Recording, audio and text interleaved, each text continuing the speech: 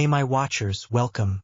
Today we are gonna see, what if Harry Potter loved Luna Hermionee? Celine Lovegood loved her job. She loved to tinker and tweak spells and charms, always with a mind to make them safer, more effective and affordable. She was very good at what she did.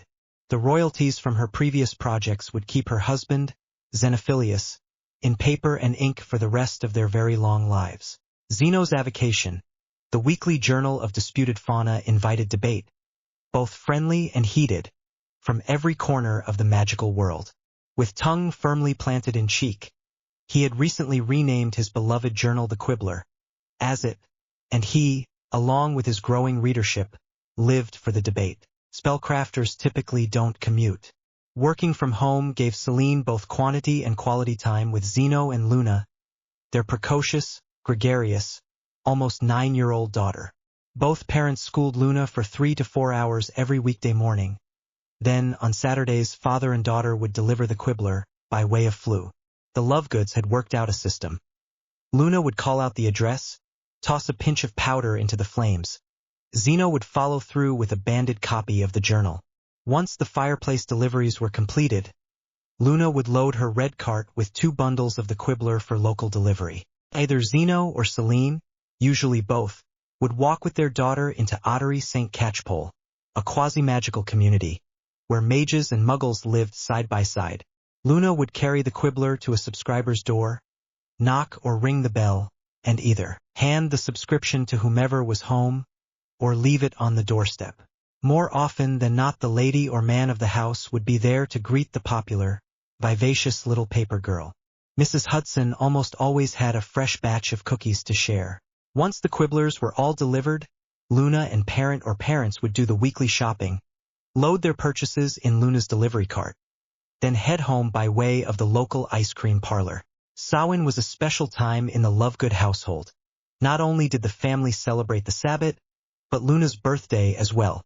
This year, Samhain fell on Saturday, and Celine sent her husband and daughter off by themselves, while she prepared the family room for the combination celebration.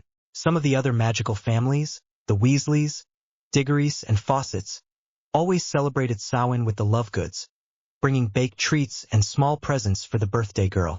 Ginny Weasley, the closest girl to Luna's own age, always brought fresh ginger biscuits. The Diggorys liked to bring cider, rendered from their own apples. The Diggorys were locally famous for their orchards.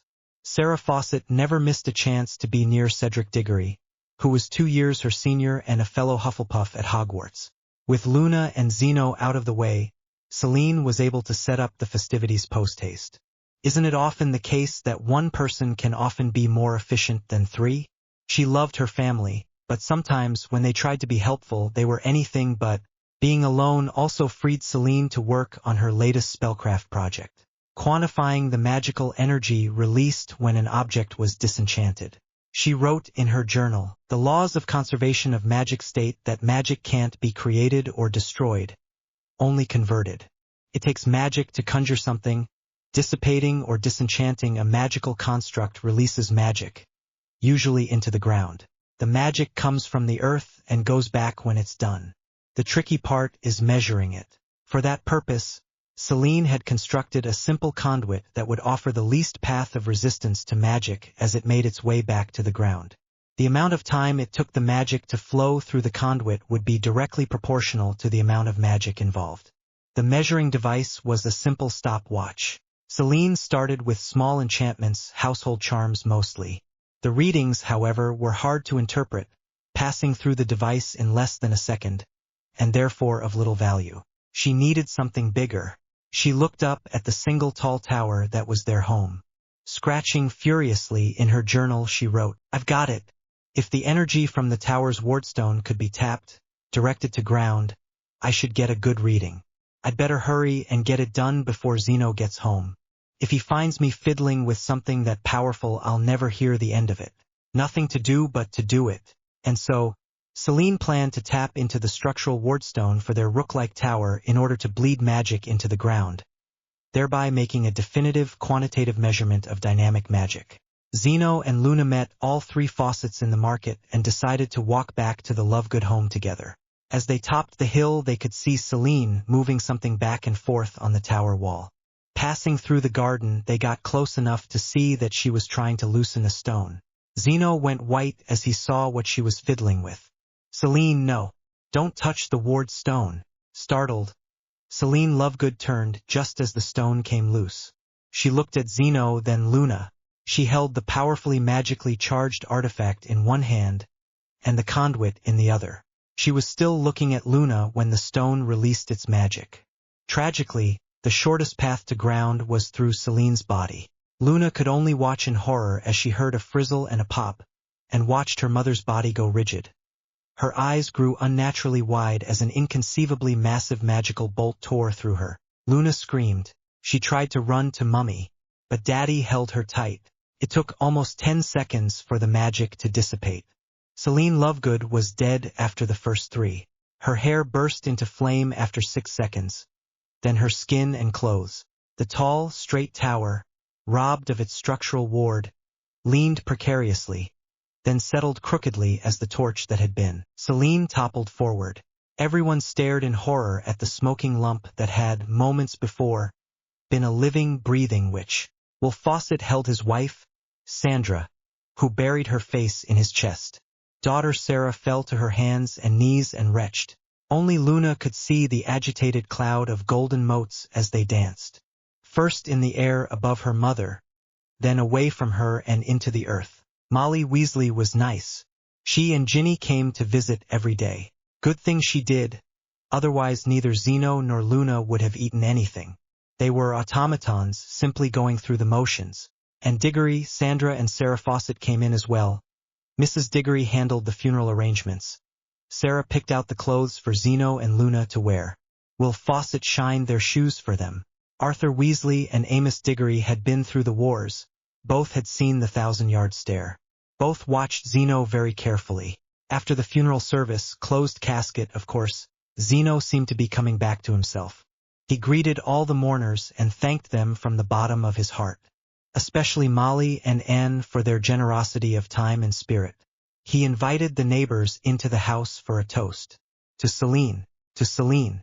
Arthur Weasley remained behind after everyone else had gone. Zeno didn't seem to notice. He moved about, picking up, putting dishes and goblets into the charmed sink. He poured one last goblet of elf-made wine, then headed upstairs. Luna, the little blonde girl, who had been drifting from chair to chair, seemingly fascinated by something only she could see, was startled. She hadn't seen Arthur. Yes, sir? Be a dear and run up to your father's room. Then come back and tell me what he's doing. She ran up the stairs. After a few minutes she walked down. He's sleeping, Mr. Weasley. So soon? He took a sleeping powder. He took a lot of sleeping powders. Dear God and the goddess, no. Arthur ran up the stairs and, indeed, Zeno was lying there, surrounded by waxed paper envelopes, each one a standard dose of sleeping potion. But this was much, much too much. Arthur Weasley, father of 7, knew many emergency healing spells. If a child accidentally swallows poison, a parent knows 3 quick treatments. Induce vomiting, purge bowels and bladder, replace blood, if necessary. Celine, good mother that she was, had all the potions right where Arthur could find them. As he gathered the vials he was going to need, he looked at the girl, the same age as his own daughter, cast a mild compulsion charm and said, Luna, sweetie, why don't you see what Ginny is doing right now? The highly suggestible girl nodded and walked away. As soon as she'd left, Arthur forced the first of the 3 potions down Zeno's throat. Suffice it to say, the next several minutes were unpleasant. After an hour or so, and a shower and change of clothes for Zeno, the 2 men sat at the kitchen table. It's my fault, you know. Distracted her. And offing yourself is gonna make it all better. Better, yeah. Better off without me. Who? Everyone. Arthur sighed. The only reason I'm not hexing you into the next millennium is that you'd probably enjoy it. Figure it's your due. Isn't it? Maybe it is.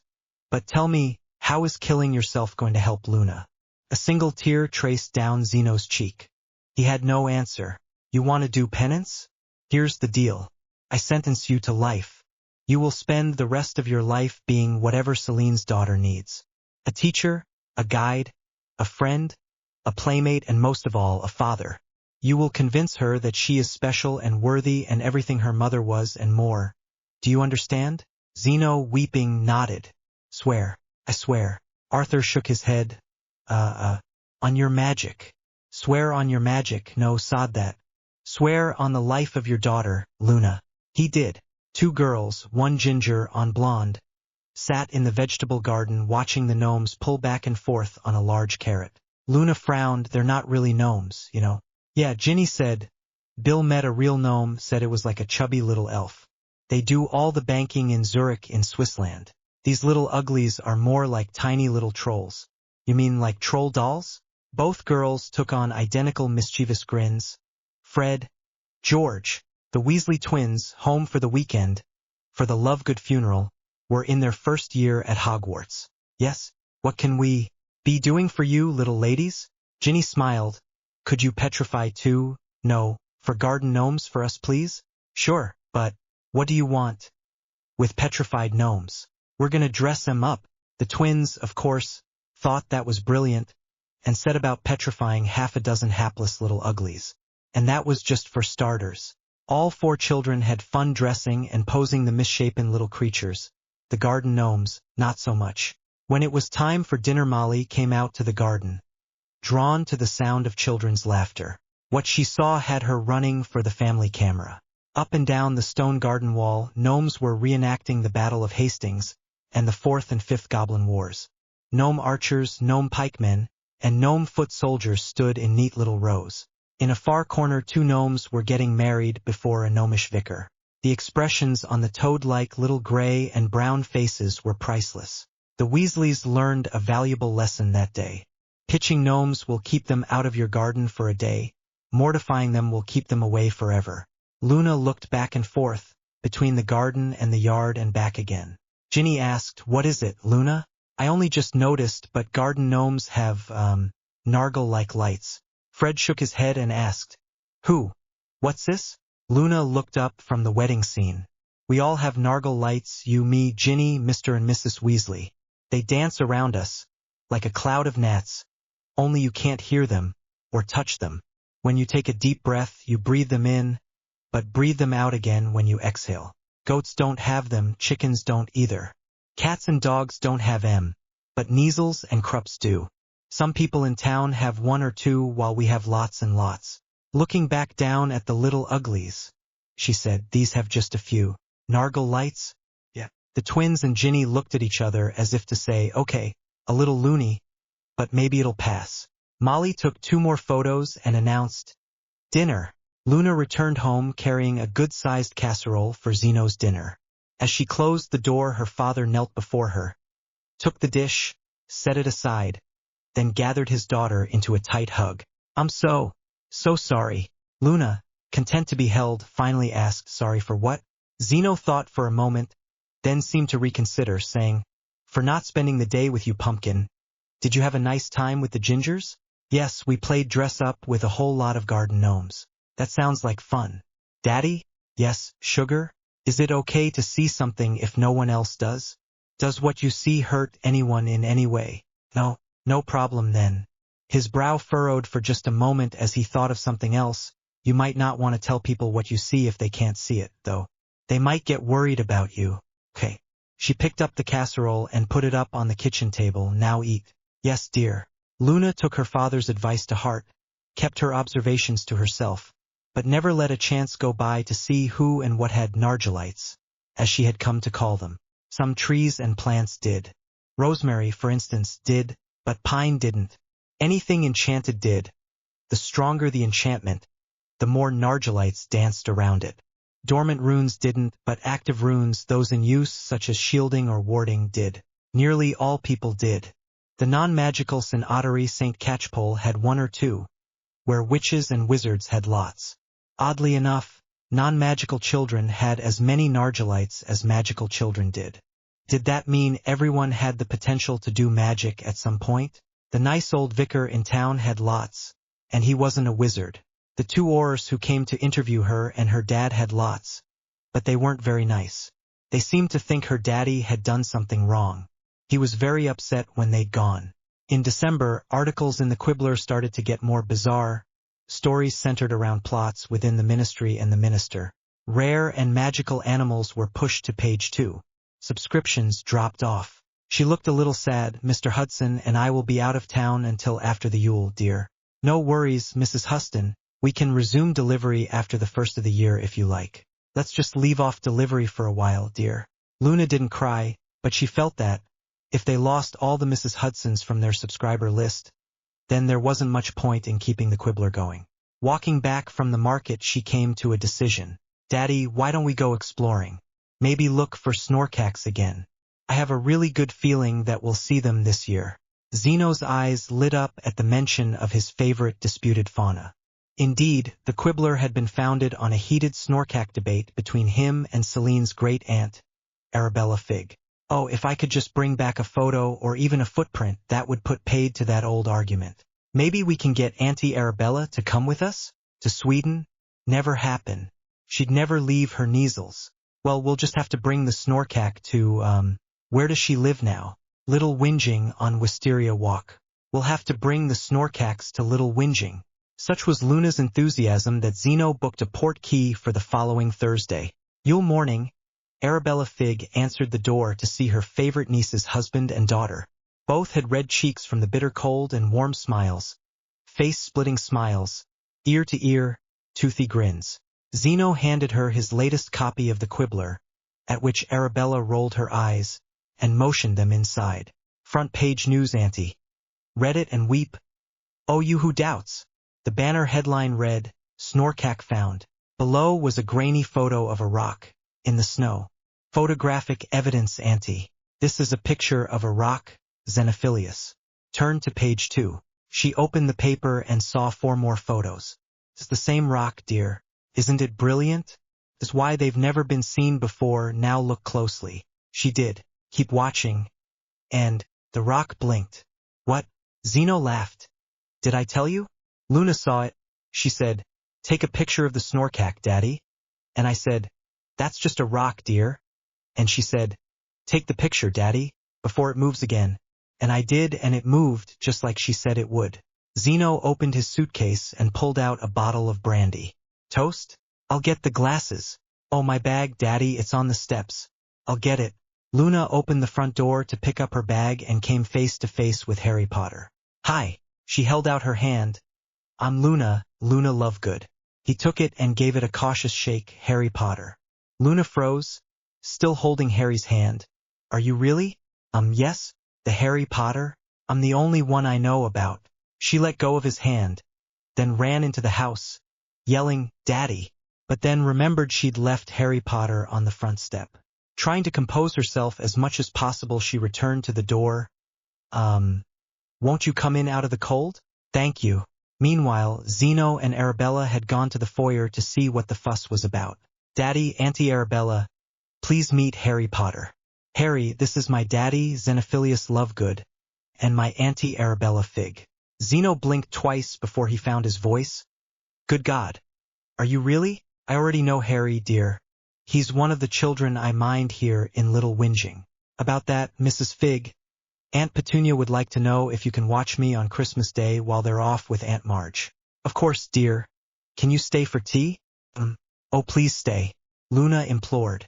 Aunt Petunia didn't tell me to come right back, so I suppose it's okay.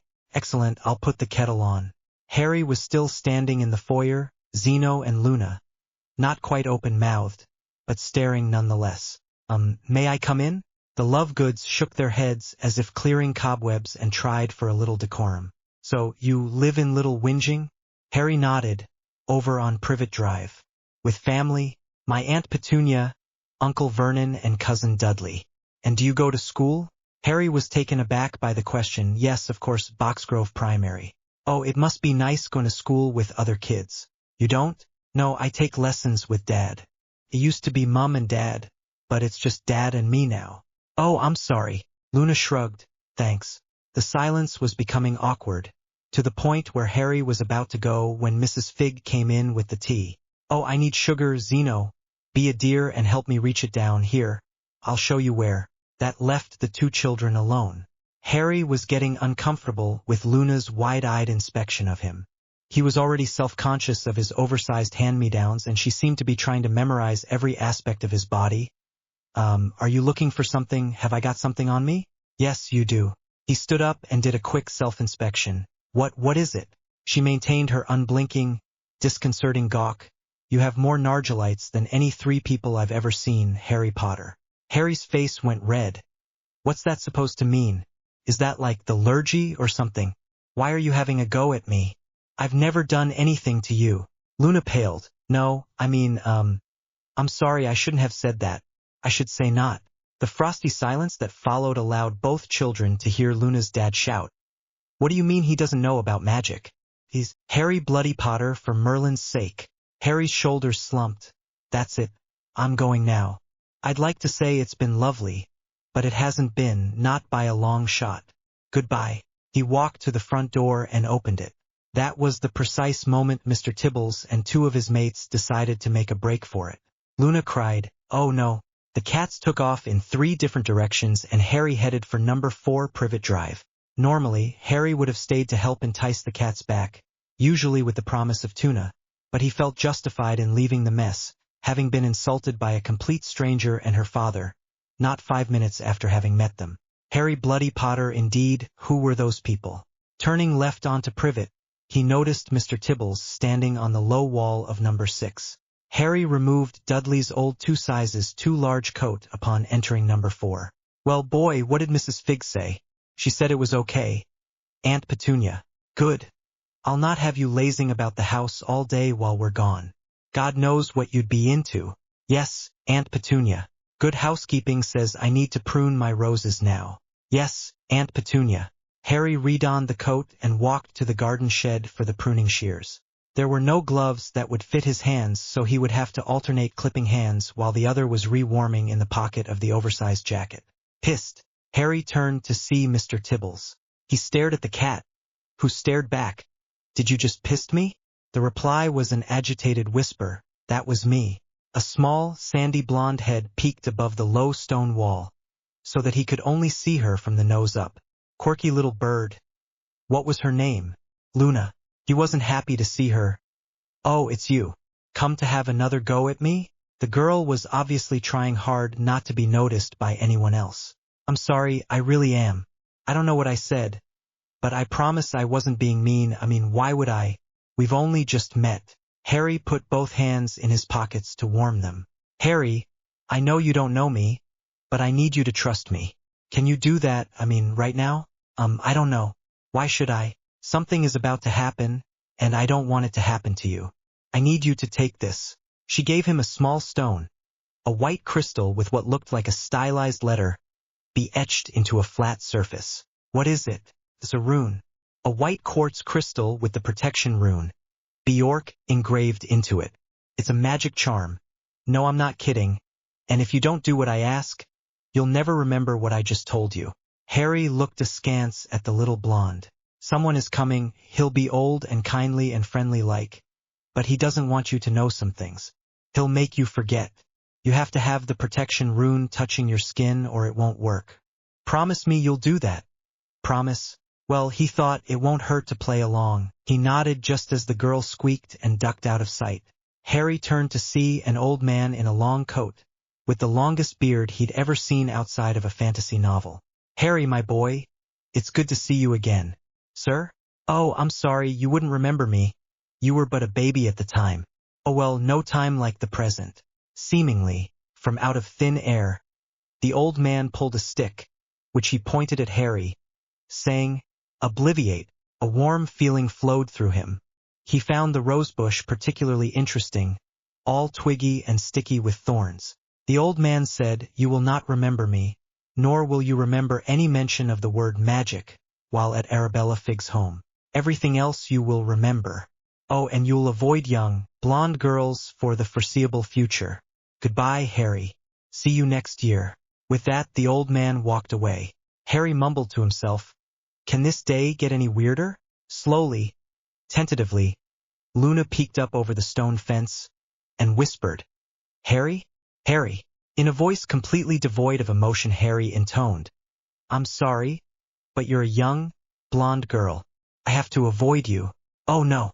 Relax, I'm just having you on. Turnabout is fair play. He pulled the rune from his pocket and stared at it. Either he's a complete fake or this thing really works. Oh, he's no fake. He's probably the most powerful wizard in the world. Can we go somewhere warm? It's freezing out here. My relatives would never let me bring anyone inside. They will if they don't notice me. She pulled 2 more rune stones from her pocket and slipped them into her bracelet and was gone. Just gone. Looking about, Harry asked, anxiously, "Hey, where'd you go?" He was startled when she took his hand, because the moment she touched his hand, he could see her. It's a notice me not charm. When I let go of your hand, you won't see me, but I'll be here. Just go inside. I'll follow you to your room, okay? But I hope you don't mind tight spaces. She released his hand and he had to trust that she would be there. Boy, are you done with the roses? Yes, Aunt Petunia. Well, go to your room. I have to take Duddykins out for his dental appointment. Yes, Aunt Petunia. May I use the loo first? Make it quick. He did, then went into the cupboard beneath the stairs. Sighing as Petunia Dursley snapped the bolt shut. Once Petunia had left, Harry heard the bolt slide open. Are you being punished? What do you mean? Why did she lock the door on you? She always does that. Where is your room? Sitting on the child's mattress on the floor of the cupboard, he couldn't make any grand sweeping gestures. So he just looked around and said, "This is my room." Harry Potter's room is a cupboard beneath a stair? Yeah. There's no place else in this big house for you to sleep? There's the guest room, but that's for Aunt Marge when she comes to visit. Then there's Dudley's room, but he doesn't share, and there's Dudley's other bedroom, but like I said, he doesn't share. Luna Lovegood was usually fairly even-keeled, unflappable. But the more she learned about Harry Potter and the conditions he was forced to endure, the angrier she got. Harry, having never known differently, didn't know why she was so angry all of a sudden. It's not normal keeping a boy in a cupboard, locking him in like he's some kind of criminal. What kind of people are these relatives of yours? The way Luna pronounced the word relatives made Harry think of something you'd scrape off the bottom of your shoe. Or, for that matter, the way his relatives would describe him. Shaking his head, he asked, "You wanted to talk?" "Yes, I had to see you to try to keep Dumbledore from obliviating you, that is, make you forget like he did Daddy and Auntie Arabella." Harry stepped out of his room and stretched. "Since I'm out, let's get something from the kitchen, and you can tell me about obliterating and magic and such." He led Luna into the kitchen and set about making tea. "First, there's something you have to know. Magic is real. If you don't believe that, if you choose to deny what you've already seen with your own eyes, then nothing I say here will matter." Unlike his Uncle Vernon, Harry wasn't about to dispute what he'd seen with his own eyes. "Go on. You saw how my bracelet works, but there's so much more. There are such things as witches and wizards. We do magic, we have wands. We fly around on brooms." What followed was a brief description of the 2 worlds, magic and mundane, and how it was important that the magical world stay hidden. As she described her world, Luna couldn't help but notice Harry's absolute economy of motion. And, indeed, in no time there was a pot of tea brewing as he made little tea sandwiches. She also noticed that he surreptitiously ate ingredients as he went along. When he cut the crusts off the bread for the cucumber sandwiches, he didn't toss them, he ate them along with the cucumber rind and seeds. He even ate a spoonful of raw scone batter.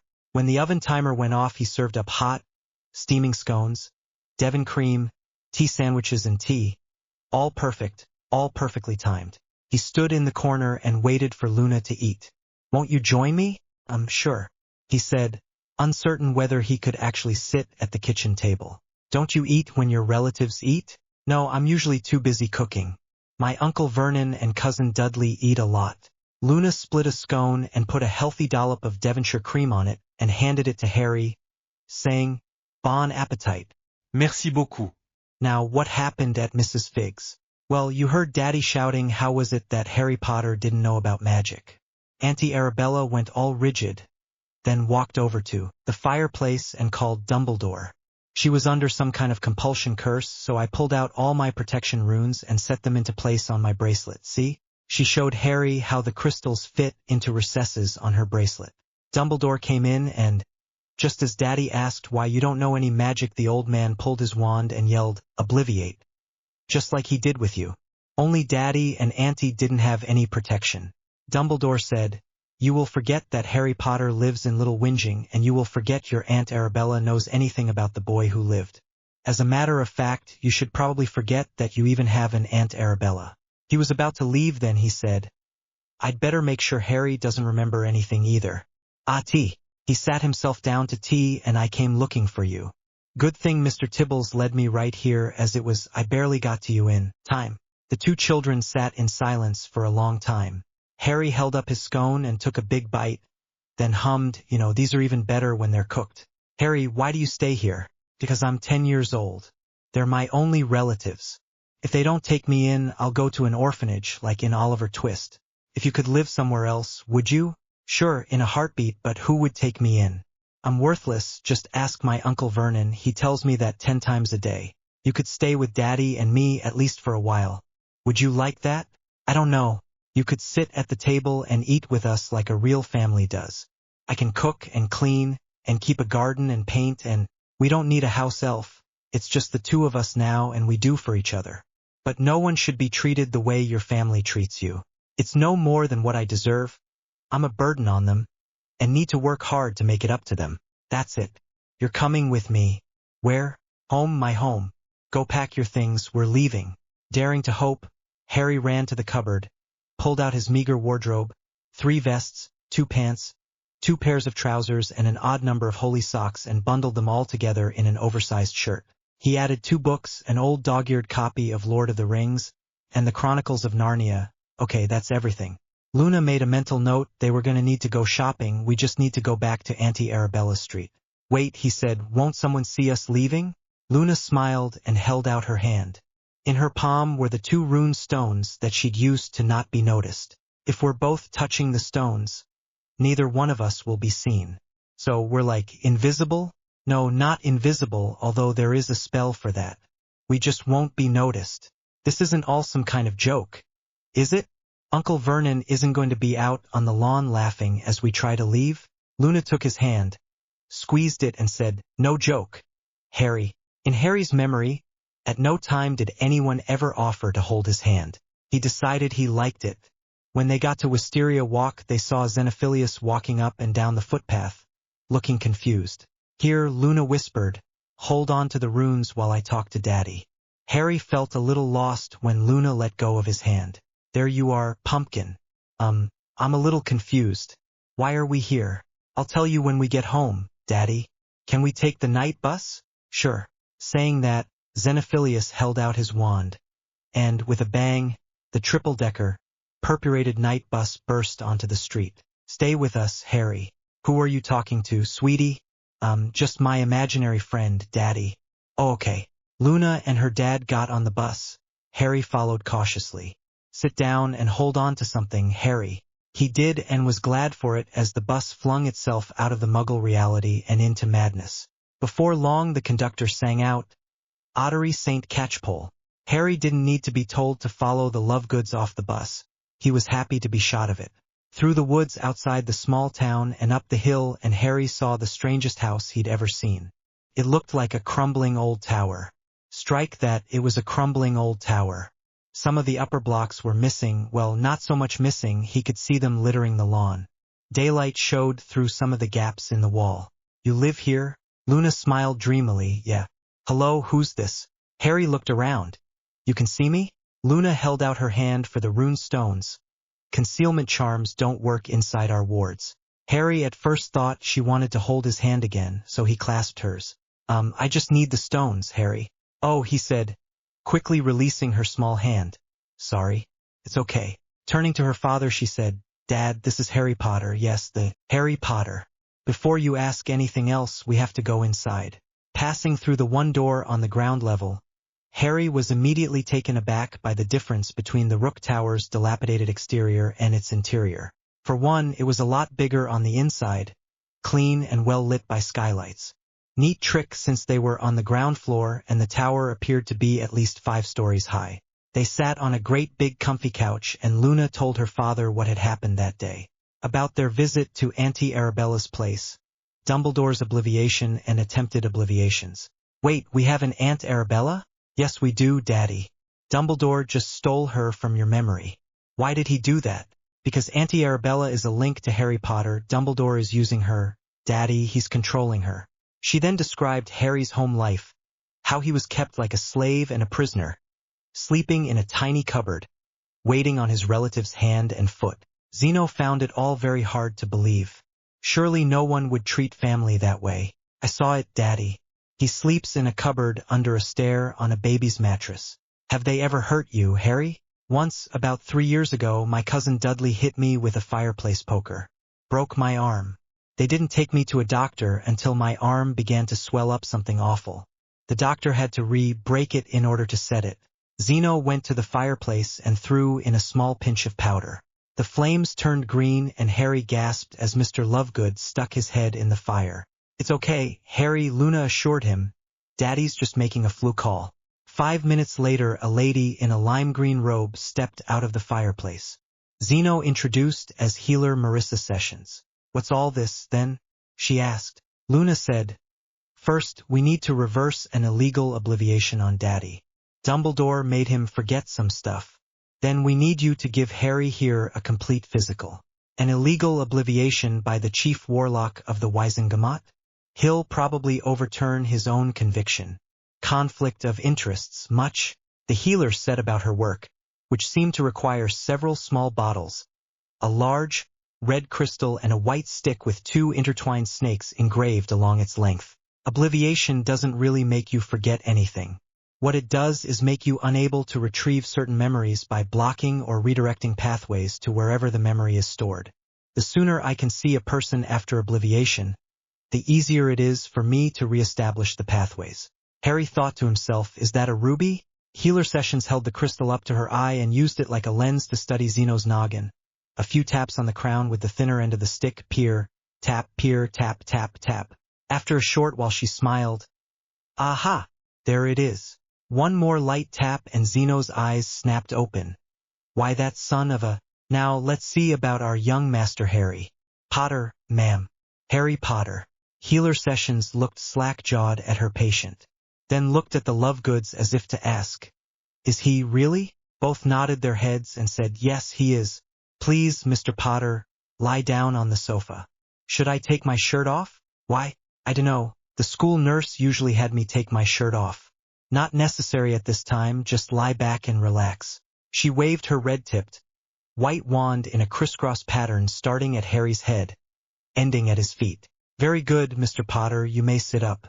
Now, tell me about your relatives, your home, friends, and school. As he spoke, the healer took copious notes. By the time he'd finished, Healer Sessions had filled a long scroll with notes, front and back. Zeno, you need to engage a solicitor for Mr. Potter's protection, and probably yours as well. I'll make a copy of my notes for you to have and another to be placed in a secure vault with the goblins. Luna finally broke her silence. Please, Healer Sessions, is Harry okay? He is as good as one can expect from an overworked, underfed boy of 10. If I didn't know how old he was, I would have thought he was 7 or 8. The good news is I have a series of treatments, including diet and exercise along with a whole range of nasty potions that will put him back where he belongs on the growth chart. Looking at Luna's dad, the healer said, I assume your home and property are still shielded from detection? He nodded, yes. I would recommend a glamour, as well as something to mask his magical signature, which, by the by, is one of the strongest I've ever seen. Mummy had some charms for that, Daddy. Zeno nodded in agreement. We can begin whenever you're ready, Mr. Potter. What now? No time like the present. He took a deep breath and said, let's do it. A big shout out to Brian over at Care Azkaban for helping me find the British equivalent of cooties. Also, a debt of gratitude to Tommy King, who volunteered to be my brilliant Brit picker, to give this story a more authentic British voice. Healer Marissa Sessions was in a quandary. Her young patient was obviously the victim of abuse and neglect, but reporting the facts of his case would bring him to the attention of the very authority who had put him in that situation in the first place. She had no doubt that the Supreme Mugwump could and would obliviate her so thoroughly that she'd lose years of medical education and experience. She kept reminding herself that she wasn't being paranoid. It's not paranoia when the danger is genuine. The healer watched the boy, a child, really twitching every few minutes as bone and muscle and internal organs played catch-up with the calendar. He'd already grown 5 centimeters, and had at least another 2 or 3 to go. He was on his 5th beaker of high-protein nutrient potions to provide the building materials his rapidly growing body needed. Luna took the time to tell Harry the story of the boy who lived. How Harry Potter, a mere toddler, had defeated the most powerful Dark Lord of the 20th century. How his parents had been betrayed by their best friend. Of James Potter's brave stand, and Lily Potter's choice, to place herself between her beloved child and a pitiless murderer. But when Voldemort turned his wand on you, he couldn't kill you. Oh, he tried, but when he did, the killing curse bounced back and destroyed him instead. Through teeth clenched in pain, Harry asked, how? Dumbledore reckons it was your mum. She used some unknown magic, old magic. And when she gave her life for yours, it gave you special protection. Truth is, no one knows really. Harry winced, then shuddered. A tear traced down Luna's cheek. How much longer, healer sessions? She checked her watch. Not long. Then he'll be over the worst of it. Did you hear that, Harry? Just a little longer. He smiled bravely, but didn't trust himself to speak again, afraid he'd cry out if he dared open his mouth. Zeno's voice echoed up from the cellar, as he shouted, "Aha! I knew it was in here." He came up holding a wide, jewel-encrusted, golden cuff. The healer recognized the goblin markings on the bangle. That isn't, Zeno nodded, a changeling armlet. Celine called it the chameleon cuff. Those are prescribed by the Ministry of Magic. So are illegal obliviations, child abuse and neglect. The healer sighed and nodded. Xenophilius handed the bracelet to his daughter. He needs to put it on as soon as possible. Luna asked, will it hurt? A little at first. Not as much as the growth potions. Will it change his appearance? I mean, isn't that the purpose of a changeling's bangle? Zeno shook his head. No. This bracelet is set to change a mage's magical signature. Outwardly, he'll be the same, well, other than the changes we plan to make. All right then, Luna said, resignedly, slipping the bracelet over his hand, then up his arm. Harry looked curiously at Luna and the odd arm jewelry. It'll hide you from the ministry. Didn't she get you anything? Luna touched her forehead to his. Just a little while longer, Harry. The healer frowned. That scar is going to be a problem. It's the most famous scar in the wizarding world. Can't we cover it up? Zeno asked. We could, but you'd have to cover it 24 hours a day, 7 days a week. Luna looked pensive, then asked, could we move it? Healer Sessions and Zeno looked at each other and shrugged. I don't think that's ever been tried. Maybe you could move it up above his hairline? Let's try and see. It was an odd feeling for Harry, as his skin quite literally crawled up his forehead to the top of his crown. It was Zeno's turn to frown. Anyone seeing that black, unruly mop is going to be reminded of James Potter. What color was his mother's hair? Lily had red hair, auburn, not brassy like the Weasleys. And he already has her green eyes. Marissa said about transfiguring Harry's hair. Easy to do since the recessive, red-headed gene was already there. She just had to unlock it. I would let the hair grow out so that it's long enough to be manageable. Now, how to register him? Luna asked. Register? Magical births within Great Britain are entered in the Ministry of Education's register. So Harry will have to be a recent arrival from where? Canada, Australia, New Zealand? Zeno smiled. Guyana. Luna asked, where? Former British colony, the magical government there is notorious for poor record-keeping. Yes, it fits. Marissa chuckled. I'll make the entry myself. Recent arrival from Georgetown, Guyana, cousin to Lily Evans. It would be best if we use your real first name, so Harry or Harold. Harry sighed. Feeling a little better. Harold. That way I can still be called Harry. Harold Evans it is. I'll take care of it this afternoon. When would you like your birthday? Doesn't matter. I've never had any kind of birthday celebration. Well, if we make your birthday on or before September the 1st, you can start your Hogwarts education next year after that, and you'll have to wait another year. Waiting another year might be good. That way I'll have more time to learn about magic before I go. Luna shook her head. No, Harry, you need to go sooner rather than later. You sure? You won't be going until the next year. Perfect. I can copy all your notes from the first year. Harry sighed. Pick a random date in August, healer sessions. Please, Harry, call me Marissa. After all, we're all partners in crime here. We should be on a first-name basis. As far as your birthday, how about August 25th? Works for me. Why that date? Easy for me to remember. It's my birthday. If Harry had any doubts about the existence of magic, they all evaporated as he stood to look into the mirror at a complete stranger. He was tall for his age, well, taller than he had been by a good 3 or 4 inches. His hair was reddish-brown, auburn they'd called it, and long enough so that it didn't stick out all over the place. He doubted that his aunt or uncle or cousin would recognize him. It was December 23rd. He had just over 9 months to learn as much about the world of magic as he could. Harry chuckled. I want to learn the ways of the Force and become a Jedi, like my father. Luna squealed at Harry's Star Wars reference. Daddy and I love the Muggle cinema. We go once a month to the Odeon in Devon, and we've seen all the Star Wars films. I love the little goblin warrior, Yoda. I watched Dudley's videos when I could get away with it. I wonder if the people who made the movies know about magic, and are just using film to show how it works. Luna looked thoughtful. Mummy asked Daddy that same question, shaking herself. She asked, you ready to learn some magic? I'll try. In her best, gravelly Yoda voice, Luna growled. Try not. Do. Or do not. There is no try. For the first time in his life that he could remember, he didn't have to worry about outshining his cousin. For the first time in his life, he could apply himself fully to his studies. He took to it like a duck to water. A large part of his studies centered on cryptozoology, mostly because there were so many books in the tower about rare and improbable, and probably mythical creatures. When he couldn't find an entry for a creature, he would simply ask Luna, what is a heliopath or what is a slurtle? She would provide the information and, most of the time, a reference. About 3 weeks into January, he asked Luna, what can you tell me about Nargilites? Luna's normal, serene expression fell, and she sat on the couch next to Harry with a heavy sigh. Did I say something wrong?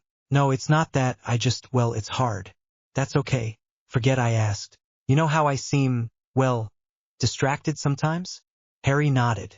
I see things. I'm pretty sure I see magic. How? I'm not sure, but when I lost, well, since that day, I've been able to see little golden motes, like clouds of gnats around magical people and animals and plants and things. I remember the first thing you ever said to me was, quote, you have more Nargilites than any 3 people I know, unquote, and I thought I'd just been insulted. I've observed a wide variety of magic gnats, nargles, and I thought the little glowing motes looked a little like them, although nargles are whitish silver. So I called them Nargilites, and then Nargilites. At first, I thought they were just different kinds of magical gnats, but when you get closer to a nargle, close enough to look through a magnifying lens, you can see it's like a little bug. But no matter how close I get to a Nargilite, it's just a speck, a tiny, glowing speck of light. I even made a microscope slide and looked at one at a magnification of 60, and it was still a nondescript, glowing little light. Luna's mother had created what amounted to a null space as far as the Ministry magical detectors were concerned, mostly to protect copyrights on the spells she crafted. One of the happy byproducts was that no magic could be detected within the tower. So Luna had been practicing with a wand since her 4th birthday. Harry tried a few basic wand magic spells, but with lackluster performance. No worries, Harry, we'll get you your own wand. This bothered him. Luna, sensing his change in mood, asked, what is it, Harry? It's just that the Dursleys were always going on about how I was a financial hardship on them, and now here I am, burdening you and Zeno. Luna turned to her father and asked, Daddy, how rich were the Potters? Not as rich as the Queen, bless her, but much better off than, say, the Malfoys. Can we go to Gringotts, please? You just like talking to the goblins. Luna smiled a tight-lipped smile, one that didn't show teeth. Harry stared at everything. The alley, the people, the new, expensive-looking, black silk robes that Zeno insisted he wear, but most of all at the goblins of Gringotts. Luna gave Harry some last-minute reminders. Remember, Harry, try not to smile. If you do, for God's sake, don't show any teeth. Let me do all the talking. Don't offer them your hand unless it's to give them the token. Understand? Don't show teeth, give them the token when you say so. Let you do all the talking. Got it. Good boy. They walked into the bank and ignored the long queues, making a beeline for the ornate, gilded doors at the back.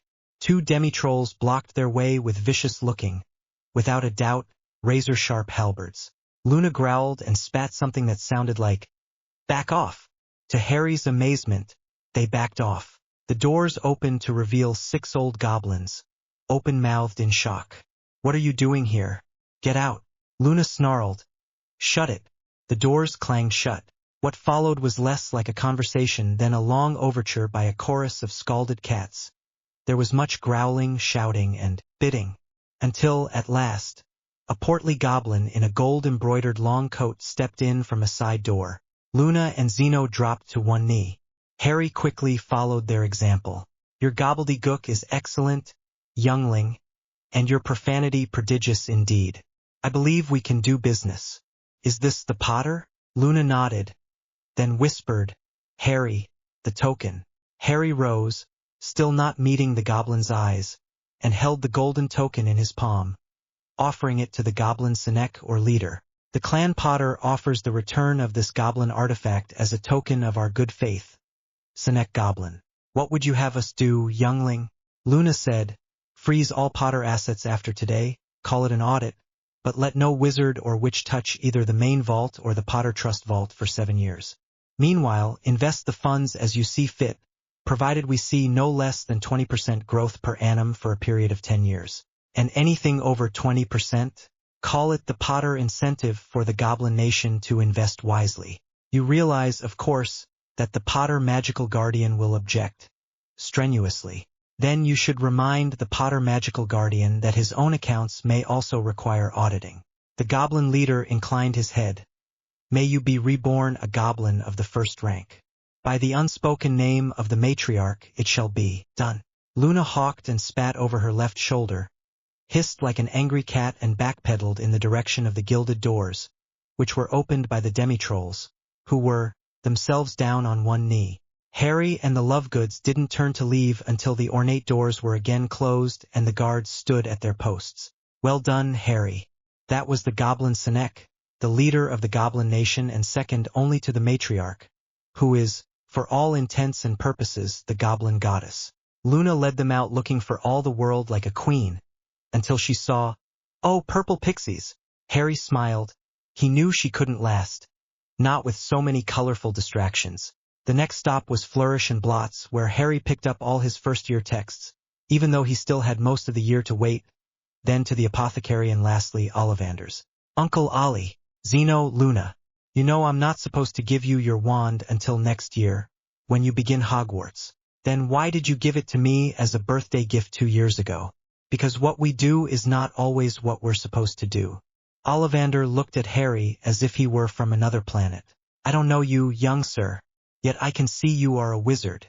Are you Muggle-born, that is, a first-generation wizard?" Luna whispered, "Harry, take off the armband." With a polite, "Excuse me, sir."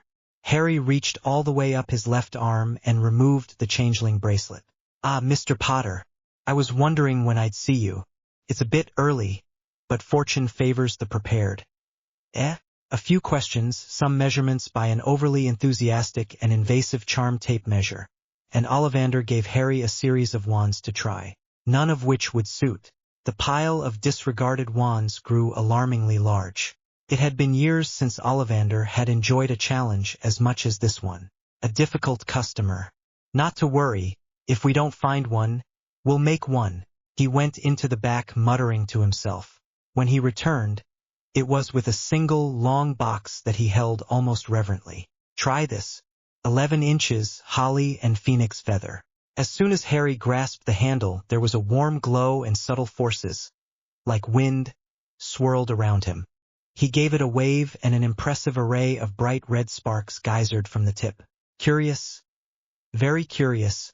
Sorry, but what's curious? I remember every single wand I've ever sold, Mr. Potter. It so happens that the phoenix whose tail feather is in your wand gave another feather.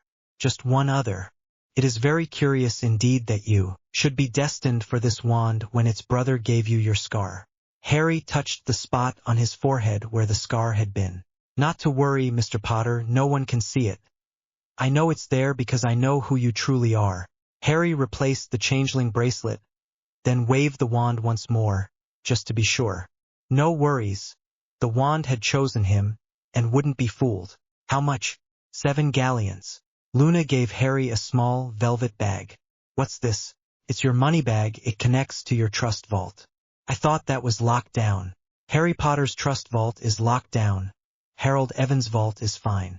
The goblins transferred the contents of your trust vault to, your trust vault. Ah, Harry's to Harold's? Exactly. Harry pulled the coins from his money bag and asked, "Is there anything I should know about maintaining a wand? Should I bring it in for tune-ups or the like?" "Very good question, Mr. Evans, is it?" Yes, when you get a little older it will be normal for you to want to polish your wand. Daily, sometimes more than once a day. Perhaps Luna will help you with that little chore." Luna smiled and gushed, enthusiastically, "Anytime, Harry. Just ask." "Thanks." If you close a chapter with innuendo, does that make it ennuendo? Many thanks to Tommy King, Brit Picker extraordinaire.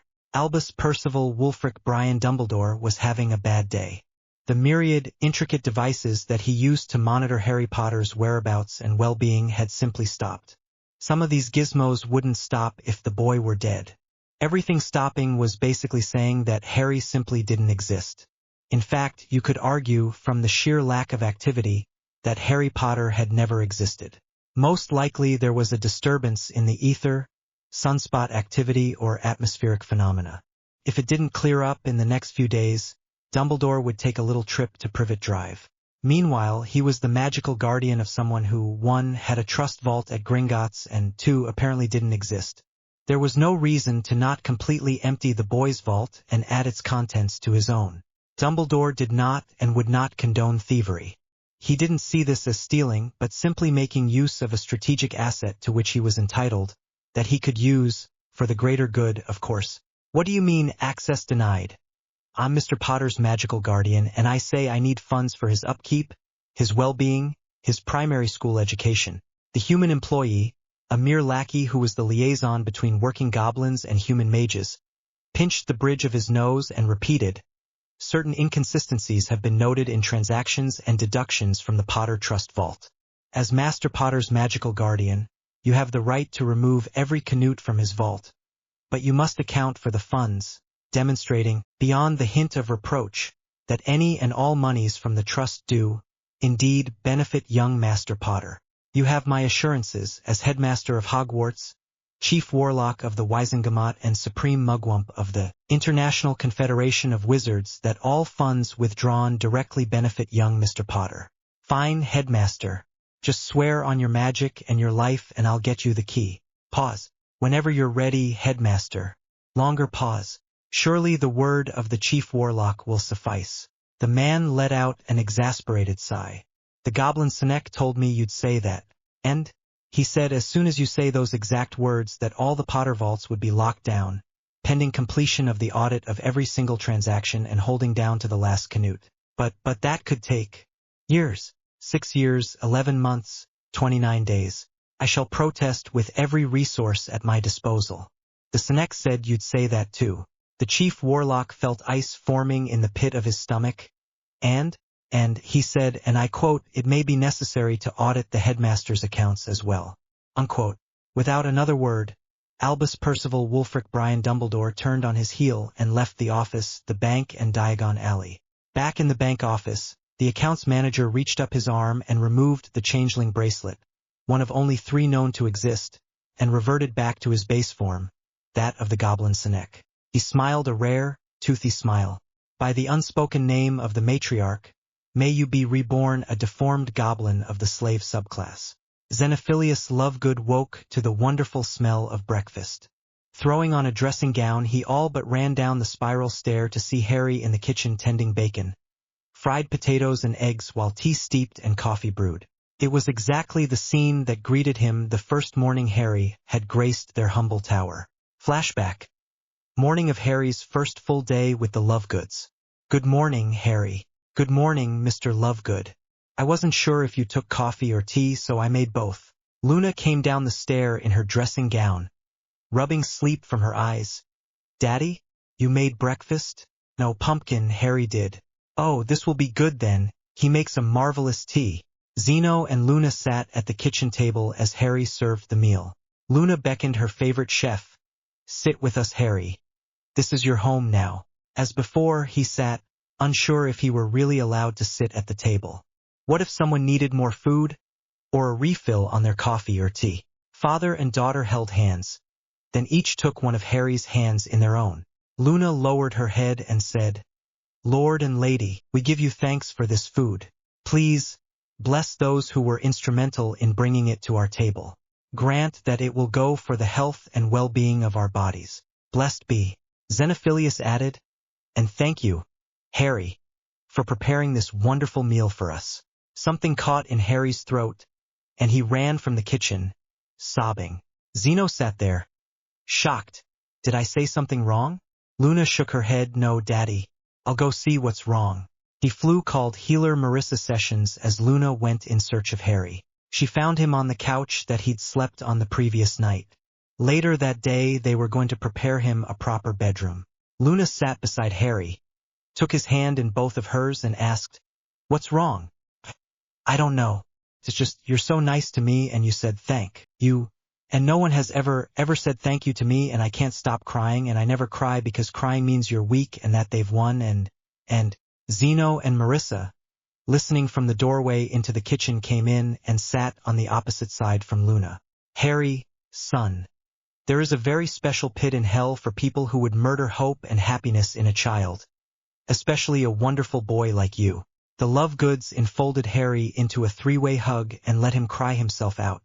Marissa said, "I wondered when this would happen." Harry's been forced to keep his emotions in check, to the point where he couldn't really express his anger or grief or despair. "Let me guess, something simple, trivial maybe set him off this morning?" Luna nodded. "We thanked him for making breakfast. Gratitude is one of the most powerful emotions." Zeno held Harry close. "Go ahead, son. Let it out. Crying doesn't mean you're weak, it means you can feel, and it will help you heal." After an age, Harry stopped crying and just luxuriated in the warmth and love of his newfound family. Then his eyes flew open. Oh no, what is it?" "Breakfast is all cold now, the eggs and the bacon and the coffee and tea, and not to worry, son. That's what warming charms are for." Luna helped him up off the couch. "Come on, I'll show you how." They reheated and finished breakfast, talked about the village and the other magical families in the area, and made plans to furnish Harry's room. Harry?" "Yes, Mr. Lovegood." "Zeno, Harry. Please call me Zeno." "Yes, Zeno? How did you start the stove?" "It's a wood stove, sir. My Uncle Vernon has a sister with a wood stove, and I have cooked on it a few times." "So you've been up for hours already?" "About 2 hours, sir." "Is that all right?" "Of course, but you don't have to get up early every day and cook and clean for us. We all do for each other in this house. For instance, Luna and I take turns cooking. If Luna cooks, I clean up and vice versa. I take care of the lawn, but we both tend the gardens. You see, we share the chores around here. That's going to take some getting used to, Zeno. Back at Private Drive, I did, well, everything." Luna put her hand on top of his, making him smile as he always did when she touched him. "You don't live there anymore." "No, I don't. I may have lived there, but I never ever thought of it as home. And now I never will." At that precise moment, in little whinging, powerful wards that had been keeping number 4 Privet Drive anonymous came crashing down. The Goblin Senec received notice that another Potter property had come to light. By 5:30, the 3 Dursleys found themselves on the curb with only the clothes on their backs, as they were evicted from the home where they had lived, rent-free, for the better part of 10 years.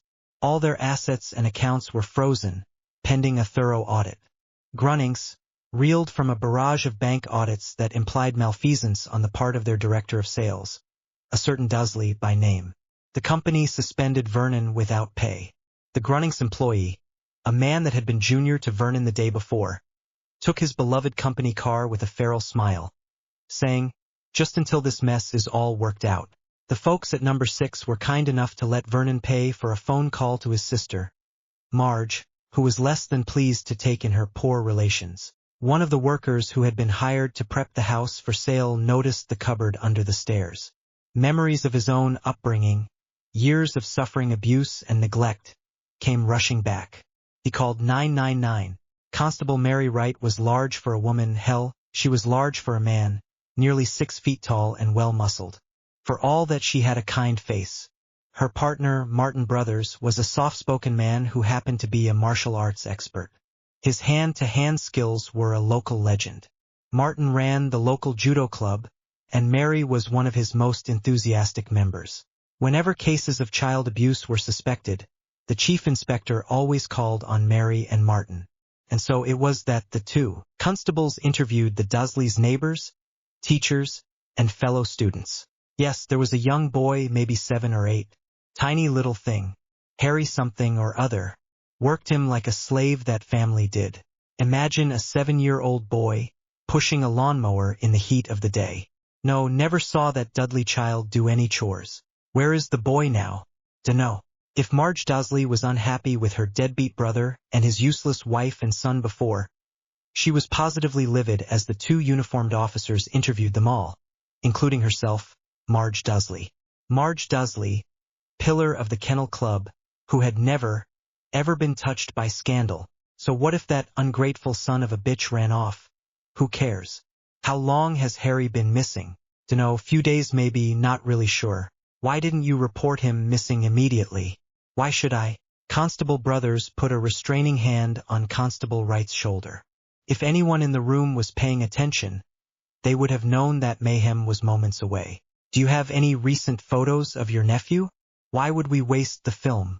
That's done it. Constable Brothers didn't bother to restrain his partner, but he did take the time to ask, "And what are you doing?" "Me?" she asked sweetly. "I ain't doing nothing. This lot, though, is resisting arrest, ain't they?" The 3 adult Dursleys made it to the police station alive, but were somewhat worse for the wear.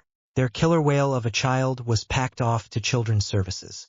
That department immediately put him on a strict diet for the grossly obese. The only picture that made it to the Surrey Herald was a grainy school photo from 2 years before. Harry Potter, age 10. Missing. Feared dead. Arabella Figg picked up her paper, read the small blurb at the bottom of page 1 and fainted.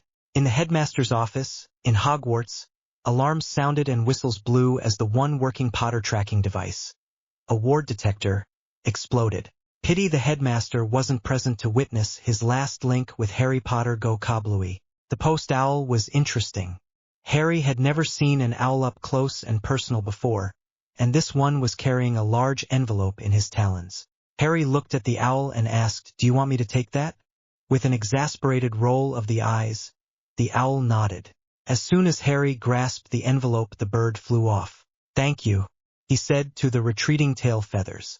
The envelope was addressed to his alter ego, Harold Evans. "First letter I've ever received in my life, and it's addressed to someone else. Delivered by a surly bird." He opened it to see what healer sessions Marissa had sent. It was everything he needed to establish his new identity: birth certificate, school records, the works. Harry shared the contents of the envelope with his family. Zeno smiled. "Sometime this summer you should receive your Hogwarts letter." Capturing the images of the hitherto unproven snorcack was a huge boost for the Quibbler. Circulation was at an all-time high. This prompted Xenophilius to go in search of even more obscure animals. Luna and Harry loved to go on these expeditions. Unfortunately, not all sojourns were kid-friendly. The elusive Demigisloth was rumored to be somewhere deep in the Amazon rainforest, and Zeno was keen to go. He'd be gone the first 2 weeks in February. Xenophilius kissed his daughter and gave Harry a manly hug. "You'll be at the Weasleys for 2 weeks. Ron is the same age as Harry, so they should get along, and you are already good friends with Ginny." Mrs. Weasley pulled Luna into an all-encompassing hug, then gave Harry a polite squeeze on the shoulders and asked, "Now, who do we have here?" "Harold, ma'am, Harold Evans, but everyone calls me Harry. The Lovegoods were good friends to my cousin Lily Evans. As were we, dear. A tragic loss that. Bad times, those were bad times. But life goes on, and here we are. Welcome, Harry, welcome." Ginny Weasley came in and said, "Harry? Harry who?" "Harry Evans, dear." Ginny looked disappointed. "Oh, hi." Luna smiled mischievously. "Ginny swears she's going to marry Harry Potter." "Well, I am. Just you wait and see. I guess I'll just have to settle for boring old Harry Evans." "Oi, That was when Ron came galumphing down the stair. Is it lunchtime yet? In an hour, dear. Come meet our new friend, Harry. Harry? Ginny piped up, Harry Evans. Blimey. Another ginger.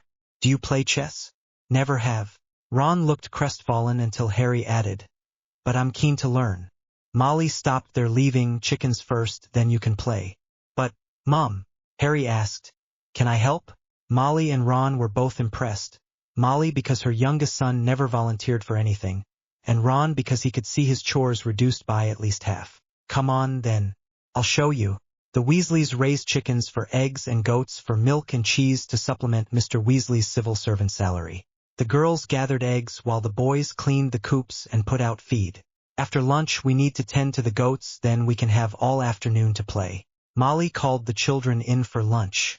Harry had never seen a human being put down as much food as Ron Weasley. And he'd lived with the Dursleys. Luna leaned in his direction and whispered, Ronald has 5 older brothers, so he eats as much as he can, as often as he can so that he doesn't go hungry. Harry shook his head in disbelief. But none of his older brothers are even here. To which she shrugged, old habits die hard, I guess. Milking the goats was the strangest thing Harry had ever done. Grab, encircle the teat, push up, squeeze, pull down, and nothing. Meanwhile, Ginny and Luna are making the bottom of their milk pails sing as stream after stream of creamy milk flowed seeming effortlessly. Ron shrugged. I can't get it as good as Mum and Ginny. My brother Bill says it's great having a girlfriend that can milk a goat, and then he laughs like crazy. Harry looked perplexed. I don't get it. Ron shook his head.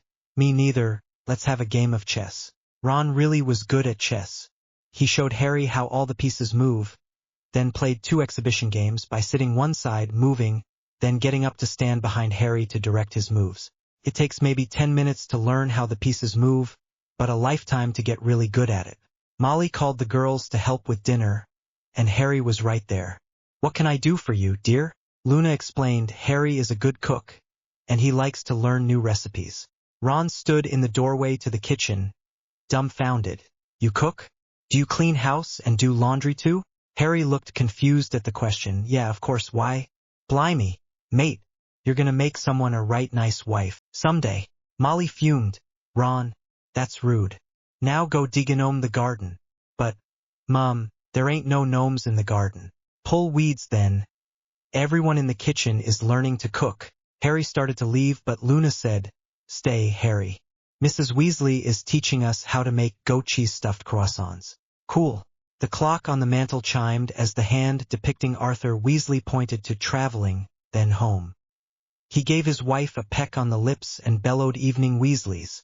The response from 2 children and 1 spouse seemed hollow, somehow. Well, that's a lot more impressive when there's 7 sprogs round the table. Arthur took his chair at the head of the table and noticed Harry for the first time. Hello. And who are you? Sorry, sir. I'm Harold, sir. Harold Evans. But everyone calls me Harry. Evans, Evans. Arthur seemed to be running a list. You're not related to Lily Evans by any chance, are you? I'm told we were cousins, sir. I don't really remember her. I see red hair and green eyes run in the family. And you're a wizard too? Looks like, sir. Very polite too, but it's okay to call me Arthur. You say sir and Mr. Weasley, and I start looking around for my dad. They all had a laugh over that. Hello, Luna. Good to see you again after, well, it's good to see you again. Thank you, sir. Ginny asked, Daddy, who is Lily Evans? Was tragic story that Lily Evans married James Potter, and together they had a son. Ginny squealed, Harry Potter. She looked at Harold and practically bounced in her chair. So you're Harry Potter's cousin. Harry looked down, not liking to lie, so he said, I'm sure Harry Potter has lots of cousins he doesn't even know about. The news that Arthur was going to share about Harry Potter being missing and presumed dead would wait for another time. Like most hard-working farm folk, the Weasleys turned in early. Luna and Ginny bunked together. But Harry was given his own room. On account of my brother's snoring can wake the dead. Lots of room, dears, lots of room. Molly said wistfully. It was plain that she missed having a large group of children and their friends underfoot all the time. Harry was well on his way to sleep when Luna and Ginny came into his room. Ginny whispered, Everyone else is asleep. Curious, Harry asked, "What's up?" Luna smiled and said, "We are, now follow us." He threw a house robe over his pajamas and followed the girls out the kitchen door and to a shed that bordered the garden. A simple "Aloha Mora" opened the door. Ginny handed out 2 stout-looking brooms and chose a third for herself. "Brooms? For your first flying lesson, Harry. Here? Now? It's freezing out here. Yes, the best time, no one else is about. There's a full moon so visibility is great, and if you fall, you'll land in snow. Perfect." Ginny assumed control of her flying class. "Lay your broom down. Stand to the left. Hold out your right hand and say, 'Up.' You don't have to shout it, but be sure to give it clear directions. Ready? Okay. Up." Harry imagined the fun, the freedom of riding up in the air, above it all and clearly enunciated, "Up," and the broomstick flew into his hand with a smack. Luna's was a close second, followed by Ginny's. "Excellent. Now step over the broom, that's it. Place your feet in the stirrups and remember, smooth movements. Let the forward, leading edge of the broom stay in the front. Imagine it's a horse. You give it its head, let it go, but always remember you're the one steering it." Harry, flanked by the 2 more experienced flyers, let the broom take him up into the cool, clear air. The freedom, the exhilaration, the awesome view as the full disk of the moon rose over the snow-covered countryside was completely and utterly indescribably beyond anything Harry had ever experienced. Thanks to a very effective warming charm, courtesy of Luna, no one had to suffer the cold, midwinter's night air. Higher, faster, climb, dive, talk. You're it. Woohoo. The trio flew for the better part of an hour, climbing, diving, looping, and rolling. They all played follow the leader through a wide-open horse barn. Harry's broom started acting sluggish, like it was getting tired. Ginny saw and understood. "These are really old brooms, Harry, we'd best be heading back." They flew back as a sedate speed, letting the slowest broom set the pace, enjoying the moonlit vista. It was the happiest Harry ever remembered being. When they sat down by the open door of the broom shed, Harry pulled both girls into a tight hug. Thank you both. That was amazing." Harry slept that night, dreaming of unencumbered flight and freedom. Meanwhile, in the master bedroom, Molly asked, "When was the last time you went woohoo?" Arthur sniggered.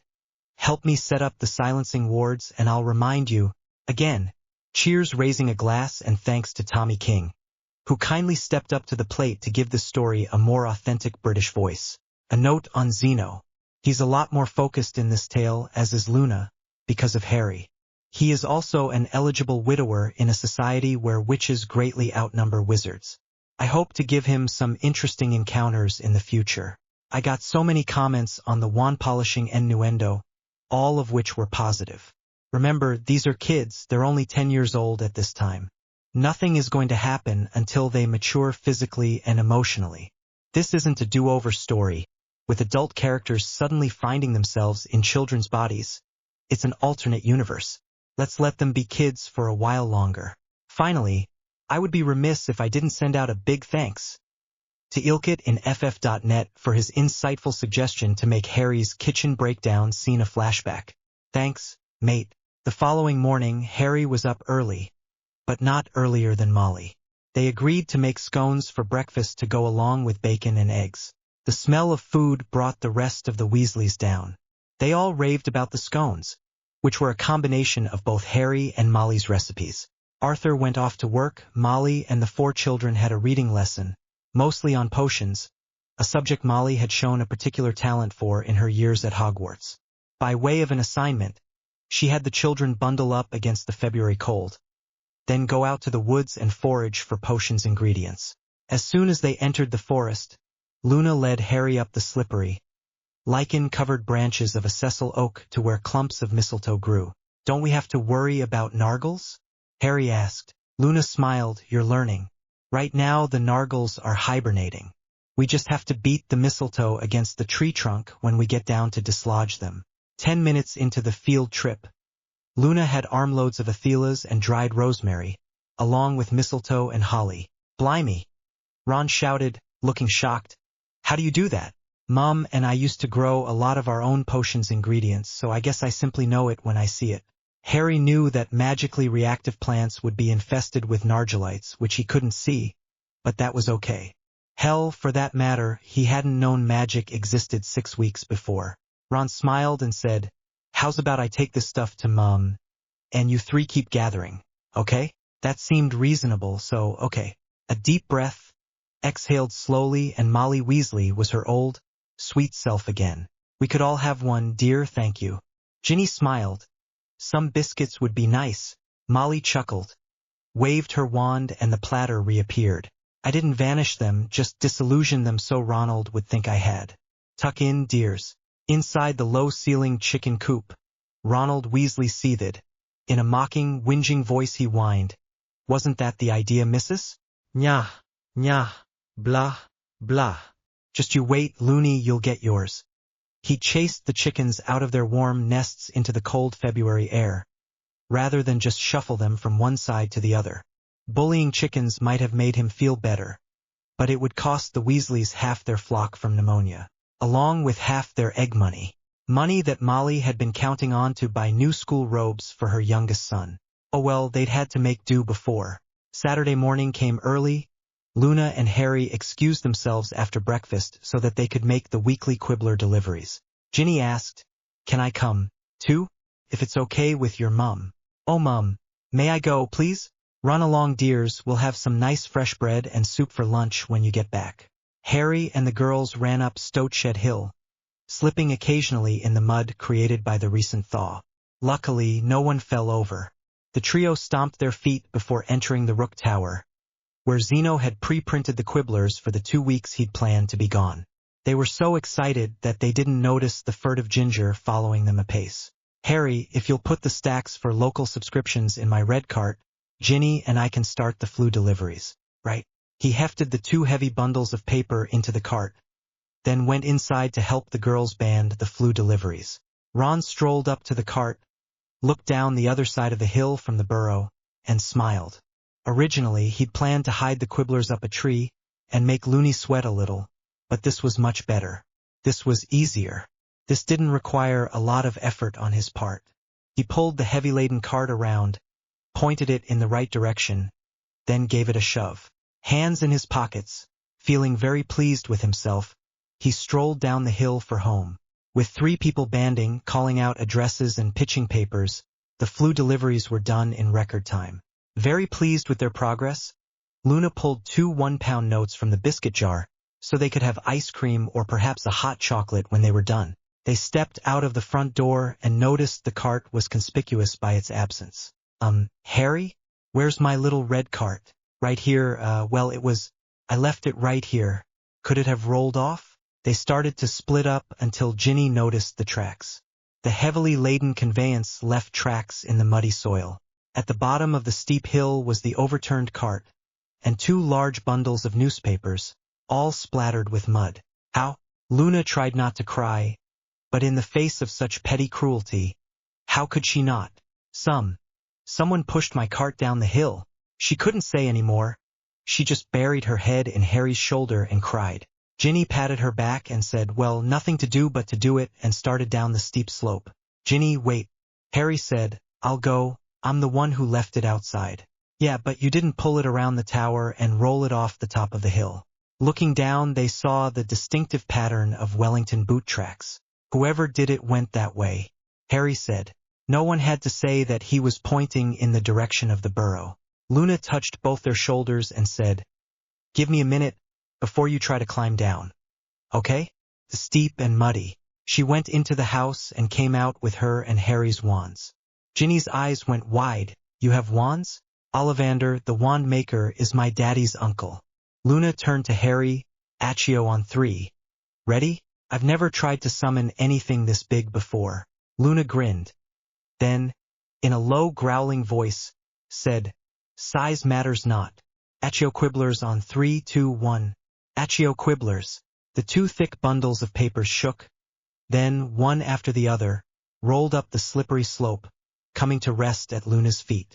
Harry looked back down the hill, pointed his wand, and said, "Accio, cart." The little red conveyance righted itself, then rolled up the hill. Luna said, "Quick, help me get these muddy papers inside." off the wet ground.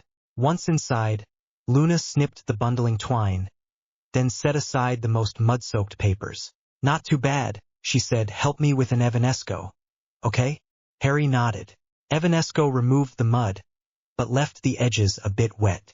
Still, it could have been worse. 5 more feet and the wagon and papers would have been in the stream, now a muddy torrent from the recent snowmelt. Daddy always prints a few extra copies. With what they were able to salvage, plus Zeno's extras, there were just enough quibblers left to fill the local subscriptions. Harry, Luna, and Ginny made their rounds, and even had a complimentary copy for the proprietress of the local ice cream shop, who then reciprocated with complimentary mugs of hot cocoa for the hard-working people of the Fourth Estate. Walking back to the Burrow, Ginny asked, "What will we do about Ron?" Harry looked at Luna, who raised one eyebrow. "If we accuse him of dumping our papers, he'll just deny it." Ginny looked thoughtful. If there was any kind of evidence. Harry said, "There were those footprints heading for the Burrow." Ginny shook her head. "They'll stop at the gravel road." Luna shook her head. Resignedly, "We'll just have to trust and believe in the rule of 3. Ginny, seething now, kicked a semi-dried lump of mud. Maybe not. When they got back to the Burrow, Molly was in the barn berating Ron about something as the 3 children removed their muddy Wellingtons. Harry frowned. Ron's wellies look practically new. Ginny, still doing a slow boil from her brother's prank, said, "Yeah, newly washed." "Luna, why don't you and Harry go help Mum with the goats? I'll be in the house." Molly was relieved to hear that the paper deliveries went well, after a small spot of bother. Ron perked up at that. "Yeah, what happened?" Harry shrugged. "Luna's little red cart did a runner. Got some mud on a few papers is all." That had Ron curious. Just a little mud? Eh? Luna, looking up from the goat she was milking, said, "Nothing that couldn't be cleaned up in a trice." Ginny came in with another pail. "Need a hand?" "Mum?" "Thank you, Ginny love, I can go stir the soup." "Smelled like chicken soup, Mum." "Well, it's like your father always says, if a Weasley is having a chicken for supper, one of them is sick." "Who got sick?" "Miss Maribel. I'm afraid we're going to have chicken for a few more days. Half the flock is looking poorly, like they've been left out in the cold or something." Molly wiped her hands on the damp towel she always seemed to carry and walked toward the house. Ginny looked sad. "Miss Maribel was gentle, and a good layer, gave us a dozen eggs a week." From the house came an altogether too familiar roar. "Ronald Bilious Weasley." Ginny grinned as Ron asked, "Blimey, what now?" After a few minutes, Ginny said, "Let's go." The trio went to the kitchen door, and saw Ron's Wellingtons, covered in mud, and muddy footprints tracking through the kitchen and up to his room, then down again. Mrs. Weasley was making him clean up the mess the Muggle way, with broom and mop and bucket. "But I didn't, Mum, I swear." Harry asked, "Didn't what, Ronald? Didn't climb up Stoteshed Hill? Didn't push the cart full of newspapers down the steep slope and almost into the stream?" Ashen-faced, Ron asked, "How did you know?" Luna said, "We didn't, not for sure, till just now." Molly was beyond anger. In a voice that was more scary than anything heard before because of its lack of volume, she said, "Go to your room, Ronald. Stay there until your father gets home." With tears in her eyes, she looked at Luna. "I don't know what to say, dear. I don't know what to do. How could any son of ours be so mean-spirited?" Lunch was taken in silence. "The livestock is well tended, dears. Why don't you try to have a little fun this afternoon?" A bit of twinkle came into her eye. "If you promise not to get caught, you can borrow some brooms from the broom shed." The 3 children beamed. "Really? Really, really? Now go. Fly, have some fun." They didn't have to be told twice. In his room, Ron couldn't believe his bad luck. How could he have been trapped so easily? Couldn't get worse. Woo-hoo. He looked outside to see Harry and Looney and Ginny flying on the family broomsticks. It was worse. He sighed as he put the Daily Prophet on the kitchen table. The headline read, "Boy Who Lived No More?" According to sources in the Muggle press, Harry James Potter, 10, who had lived in Little Whinging, Surrey, was declared missing, feared dead. His own Muggle relatives are being held in an undisclosed location on charges of abuse and neglect. The hero of the wizarding world has, apparently, for the past 9 years, been the victim of abuse at the hands of Lily Potter's sister, Petunia Dursley, and her husband, Vernon Dursley, Continued on page 2. Ginny saw the headline, dropped the stirring spoon and ran to her room. Luna followed. Ginny was sprawled on her bed, sobbing. It doesn't say he's dead, Ginny. But what if he is dead? Then we'll have to be brave, like he was, and go on living, just like he'd want us to. Harry felt like he was in a story he'd read 2 years before, Tom Sawyer by Mark Twain. In it, the boy, Tom, was thought to be dead, and he went to his own funeral.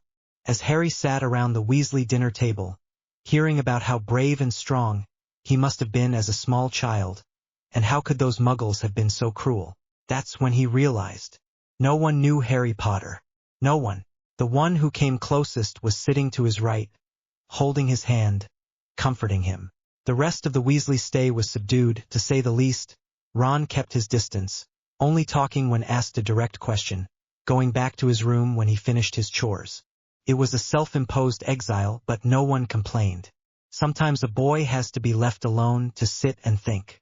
When Zeno emerged from his own fireplace flu connection, it was to a cheerful, "Welcome home, Daddy." "Welcome back, Zeno." Harry had baked a cake, Zeno's favorite chocolate with raspberry filling, and the three had fun catching up. "You did an accio on 2 bundles of paper and a cart? You fought a medicine man for the chance to see a demigeese sloth?" Harry smirked. "Who won?" "He did," Zeno said and winked. "I got killed, of course." Saying this, the world-traveling cryptozoologist pulled a leather bag from under his chair. He reached in and pulled out his hand. Well, they assumed it was his hand because his hand disappeared at the wrist. "This is a bag of the finest demigeese fur in the world. Nothing. Not even old Mad-Eye Moody's I can penetrate it."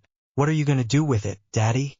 "I'm going to borrow Molly Weasley's spinning wheel and charmed knitting needles and have this wool woven into the finest invisibility cloak since the Peveril brothers." Harry looked confused. "Will there be enough for that?" Luna laughed. "Harry, it's a bottomless bag. I'll wager Daddy has enough wool for 2 cloaks.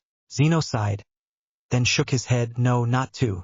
Then he smiled and held up 3 fingers. "3? You're joking, 3. Winter gave way grudgingly to spring. Harry celebrated his first vernal equinox, very important in the farming community that was Ottery St. Catchpole. He finally got the reason why there were eggs and bunnies and the like. A festival of fertility and rebirth. He loved the irony in that the holiest of days in the Christian calendar was a thinly veiled pagan celebration. Even the date was from the lunar calendar, the first Sunday after the first full moon following the vernal equinox. May 1st brought Beltane. An odd celebration, Harry thought, but cool. The bonfire was fun, and all the young couples seemed to be enjoying themselves, but it was all too mysterious to a pair of children just 10 years old. "Let me guess," Luna asked, irritated. "I'll understand it better when I'm older?" Zeno smiled, kissed her forehead and said, "That's my little genius." June brought the Sabbat of Letha, for couples from the village who had been especially close during Beltane, chose that day to be married. The kindly vicar accommodated them all. June also brought Harry's Hogwarts letter. Hogwarts School of Witchcraft and Wizardry Headmaster, Albus Dumbledore. Order of Merlin, First Class, Grand Source, CHF, Warlock, Supreme Mugwump, International Confeed. Of Wizards. Dear Mr. Evans, we are pleased to inform you that you have been accepted at Hogwarts School of Witchcraft and Wizardry. Please find enclosed a list of all necessary books and equipment. Term begins on September 1st.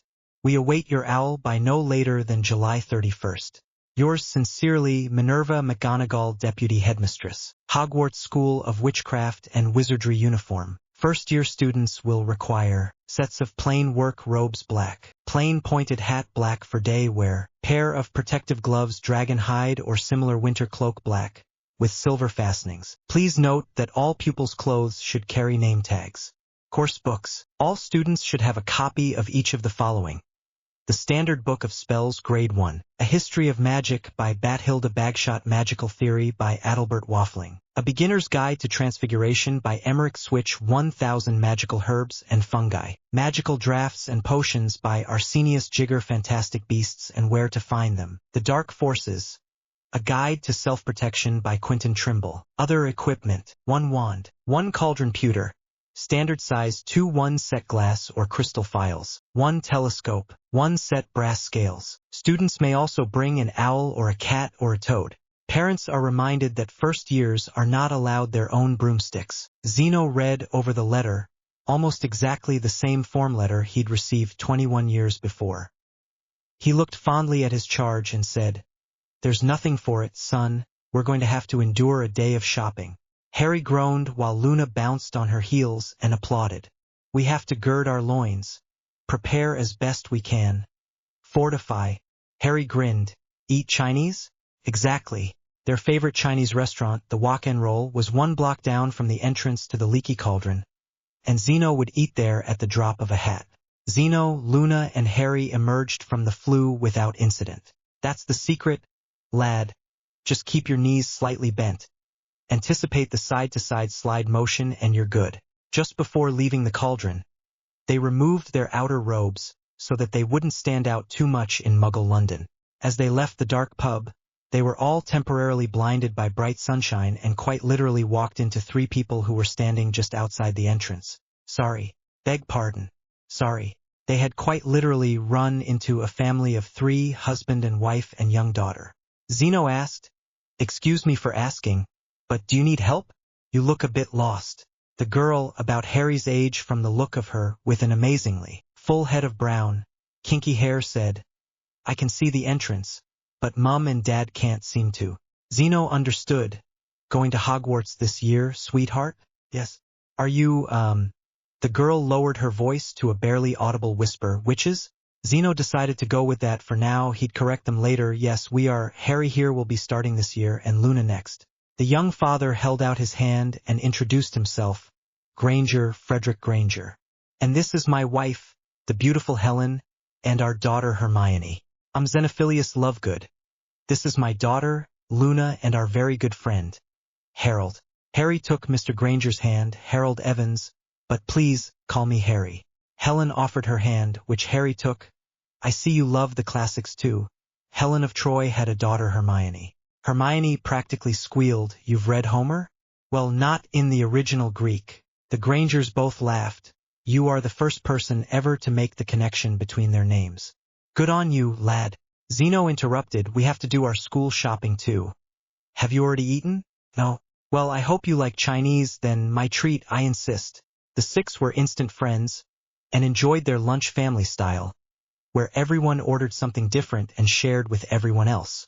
During lunch, Zeno explained some of the positive points of having a witch in the family, how magicals tended to be healthier and live longer than non-magicals, and the ease of travel and transportation which the adult Grangers would be able to take advantage of once Hermione was of age. He was candid about the less savory aspects of the wizarding world.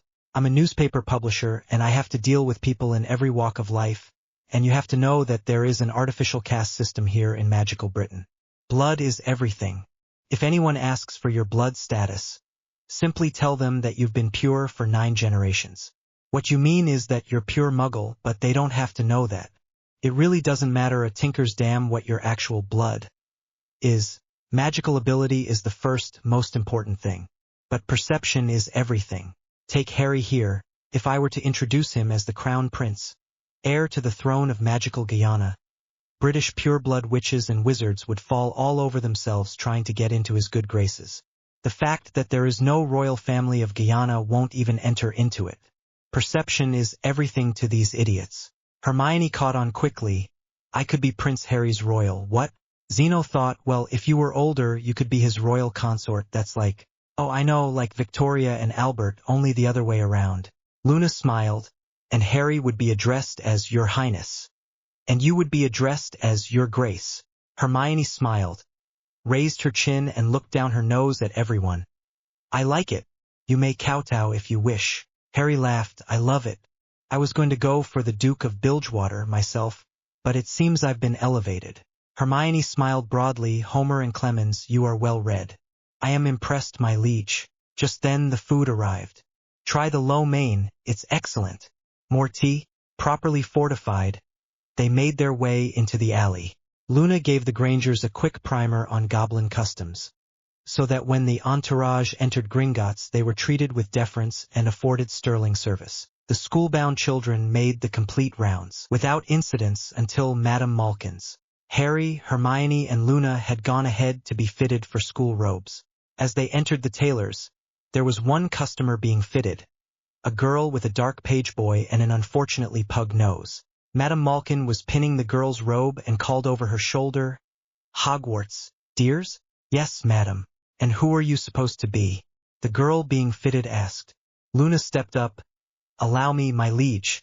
She stood tall and said, "You are addressing His Highness, Harold, Crown Prince and heir to the throne of Guyana, and his royal consort, Her Grace, the Lady Hermione." "And whom did you say you were?" The girl paled. "Seuss. Sorry, my grace, your grace, She tried to curtsy, but pins along her seams made the effort painful. Harry, barely able to control his mirth, saw that Madame Malkin was busy and said, "We shall return later, madam." "It will be my honor, your highness."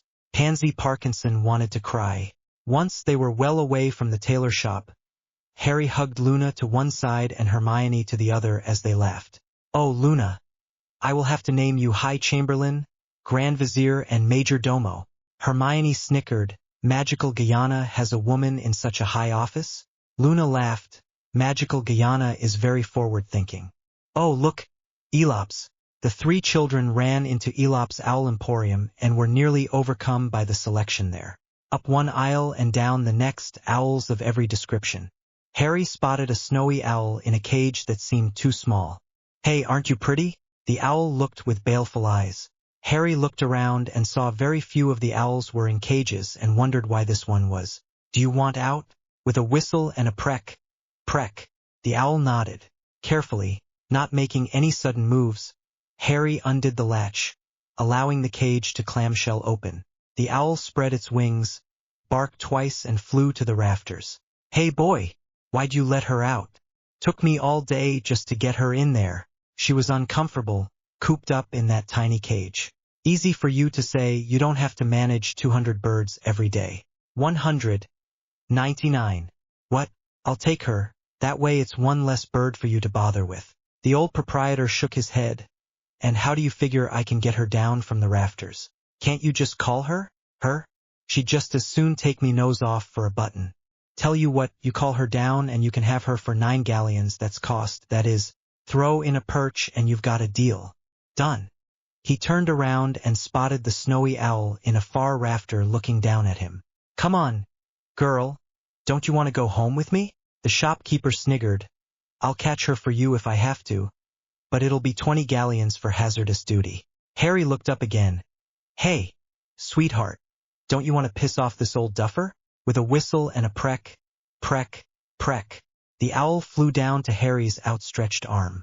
"That's my good girl." The bird moved up Harry's arm to stand on his shoulder. "You'll be wantin' a cage." "Nope, no cage, never a cage for my pretty girl." "Suit yourself, but when matin season comes around, you're gonna need another owl." Harry saw an assortment of owl treats and bought one of each, then read the post-owl contract. "Amazing, she'll always know where I am. Can fly though, apparition space, what is that?" "When you turn 17, you can apply for your apparition license. It is a way to travel by magically disappearing in one place and appearing in another." "Apparition, see? Yeah, I guess. 9 galleons for the harridan and 2 sickles for the treats." Stepping out of the Owl Emporium, Harry came upon a small, pudgy boy, crying on the footpath. "Hey, you okay?" The boy lifted his eyes to Harry's and shook his head. "No, I lost it. I lost it and Nan's gonna kill me. It was my dad's." "What was it?" "My dad's wand." Harry thought for a moment, then said, "Uncle Ollie says you need your own wand, you can use someone else's but it won't work." "Believe me, I know. I tried to use wands that weren't mine and my magic was all wonky." Without realizing it, Harry had led his new friend to Ollivander's. "I'm Harold Evans, but please call me Harry." "Neville Longbottom. We'll get you fixed up." Neville whispered, "I haven't any money. Nan keeps it for me." "Uncle Ollie?" Ollivander slid into view on his rolling ladder. "Yes, Harry? Can my friend Neville get a wand on account?" "Account?" the old wandmaker asked. "Yeah, on account he's got no money." Ollivander looked hard at Neville. "Ah, Mr. Longbottom. I wondered when I'd be seeing you here. Seems like yesterday your mother and father were in here getting their wands. In a small, embarrassed voice, Neville said, I lost my dad's wand. 11 inches, Cecil oak, very flexible, with a dragon's heart string. You've seen it? Neville asked hopefully. Of course, I was the one who sold it to your father, before you were born. Crestfallen, how am I going to explain this to Nan, my grandmother? Indeed I do. 10 inches. Teak with a unicorn hair core, very, very rigid. Oh, you do know my Nan. Ollivander thought for a moment, then scrambled down the ladder and pulled a box full of old, worn-out wands. Do you see on that is close in appearance to your father's? Neville rooted around the box and pulled one out. This one, sir. This one is close. Ollivander nodded, placed the wand on the countertop and incanted. A Duratalia. The wand spit yellow, then red flames from both ends, charring and blackening the handle and shaft. I'm sorry to say, Mr. Longbottom, that your father's wand has suffered damage from having too much magic forced through it by a potentially powerful wizard for whom it was not properly matched. Remember, the wand chooses the wizard. I can offer you a replacement wand at half price. Neville was about to object that he really didn't have any money, when Ollivander raised his hands and said, which you can pay me the next time you see me. Fair enough? More than fair, sir. Harry left Neville in Uncle Ollie's capable hands. He knew he'd find the girls in flourish and blots. Walking in with the snowy owl on his shoulder made him an instant celebrity. Oh, what a beautiful owl. What's his name? I was thinking of calling her Hetty. Preck? Eck. Oh, you don't like that? The owl stared. Luna asked, how about Hedwig? It's more formal than Hetty. The owl bobbed her head twice. I'll take that as a yes. Hedwig it is, then. Hermione smiled. Hail Hedwig, beloved herald to herald, crown prince, heir to the throne of Guyana. Both girls curtsied, which Hedwig accepted as her due. Other patrons in the store heard the exchange and added fuel to the rumors that Diagon Alley was being visited by royals. The prince has a herald who's an owl animagus. He's all of 10 years old and he's already got a consort. Damn foreigners. All told, it was a full day of shopping and bonding. Hermione had made 2 good friends in Harry and Luna, and the Grangers had their first magical friends as well. With promises to visit and exchange mail over the summer, the 2 families made their way home. Huge thanks, as always, to my brilliant Brit picker Tommy King, for reminding me that certain words just don't roll off a proper British tongue, and that, while I had a little red wagon, my Brit cousins had carts. Hogwarts coming up. Now, unless Dumbledore is dumb as a door, he should suss out Harry's secret identity, right? No simple makeover is going to fool the headmaster. Then again, Albus has a lot on his mind. He's lost his positions on the Wizengamot and the ICW. The goblins are also intentionally keeping him off balance. Add to that, the last time Dumble saw Harry, he was a timid, growth-stunted 10-year-old. Now he's taller, much more confident in his abilities. He has friends, both magical and muggle, is outgoing, gregarious. For the record, that's called social camouflage. Oh, and remember the chameleon cuff, the one he always wears on his arm? Not only does it mask his magical signature, it hides his mind from even the most skilled legilimens. That will be significant shortly. June found the Burrow raucous and full of life again. Ron had apologized and his behavior was forgiven, if not forgotten. At least Harry would know someone in the same year when he started wizard school in September. Luna still visited Ginny every chance she got. They both wrote to Hermione every other day. Percy was worried about his ordinary wizarding level exams and whether or not he'd be the 5th-year prefect. Oliver Wood was in the running for prefect as well as Quidditch captain. All Percy could do was wait and begin revising for his OWL exams. He spent quite a lot of time in his room locked away with his pet rat, Scabbers. Whenever Luna would visit, she would try to spend a few minutes with the rat. Mostly she was curious about the enchantments that made him virtually glow with nargilites. Even Hedwig, the amazing owl, didn't have as many golden motes orbiting her. I think someone put a longevity charm on Scabbers. She confided in Harry one day. Most rats only live 2 to 3 years, but he, poor dear, has been in the family for 9 years. Harry was confused. Wouldn't that make him lucky? Luna shook her head. No, that would be like you or me living to be about 300 years old. No one should have to live that long. Harry shrugged. He seems healthy enough. Maybe we can use the revelation charm, ostendo sum, and figure out what his enchantment is? Do you think Percy would mind? Not if we bring his pet some food. Okay, we'll try it this weekend. As it happened, though, it was a few more weeks before anyone gave Scabbers another thought. That Friday Percy received a bulky envelope from Hogwarts, and the villagers in Ottery St. Catchpole could probably hear the most composed, virtually unflappable, Ginger of the bunch shrieking for joy. Prefect. Mom. McGonagall's made me prefect. Molly Weasley was so proud of her son. All her sons really. Bill had been head boy and prefect. Charlie, another prefect, also captained the Gryffindor Quidditch team. And now Percy, her oldest still living at home, had been singled out for that honor and responsibility. Well, this calls for a celebration. What would you like, dear? Could I have an owl? We'll have a proper party, too. I'll bet Bill will come, and Charlie too if I ask them. And the Lovegoods with little Harry. Plans were made, owls sent out. Poor Errol was exhausted by the end of the following day. So Harry volunteered Hedwig to take the pressure off the old bird. Charlie wanted to come and spend a few days with his family, but couldn't possibly get away till the first week in August. Bill was in Egypt, but could get away for a weekend the second week in August. In the end, they decided to have a combined Percy, the newest prefect, and Ginny Weasley birthday party. When Zeno mentioned that Harry's birthday was in August too, he became part of the celebration. This came as a relief to Zeno, who knew the Weasleys were a poor but proud clan. However, they couldn't possibly object to the Lovegoods' help putting on a party that was also for the boy he had taken into his home and family. After much wrangling, Molly agreed to let Zeno buy all the food, provided she do all the cooking. Harry was keen to help as well, and wanted to bake Ginny's cake. Ginny, of course, had to reciprocate. Happily, the Weasleys' kitchen was spacious enough to accommodate all three chefs. Families and friends were all gathered in the kitchen, even though there was more room in the parlor, in the way that people always seem to congregate wherever food is being prepared. When the two oldest Weasley sons arrived by flew. Bill first, followed closely by Charlie. Bill, not William Weasley, was the tallest of the clan so far. The twins and Ron seemed to be hurrying to catch up in that department. Smartly dressed in a muggle suit, he wore his hair long, tied back in a manner Harry had noticed among pure-blood heads of families. Easygoing, handsome, and obviously fit, Bill could have stepped off the cover of GQ. Molly Weasley fussed and offered to give him a right proper trim.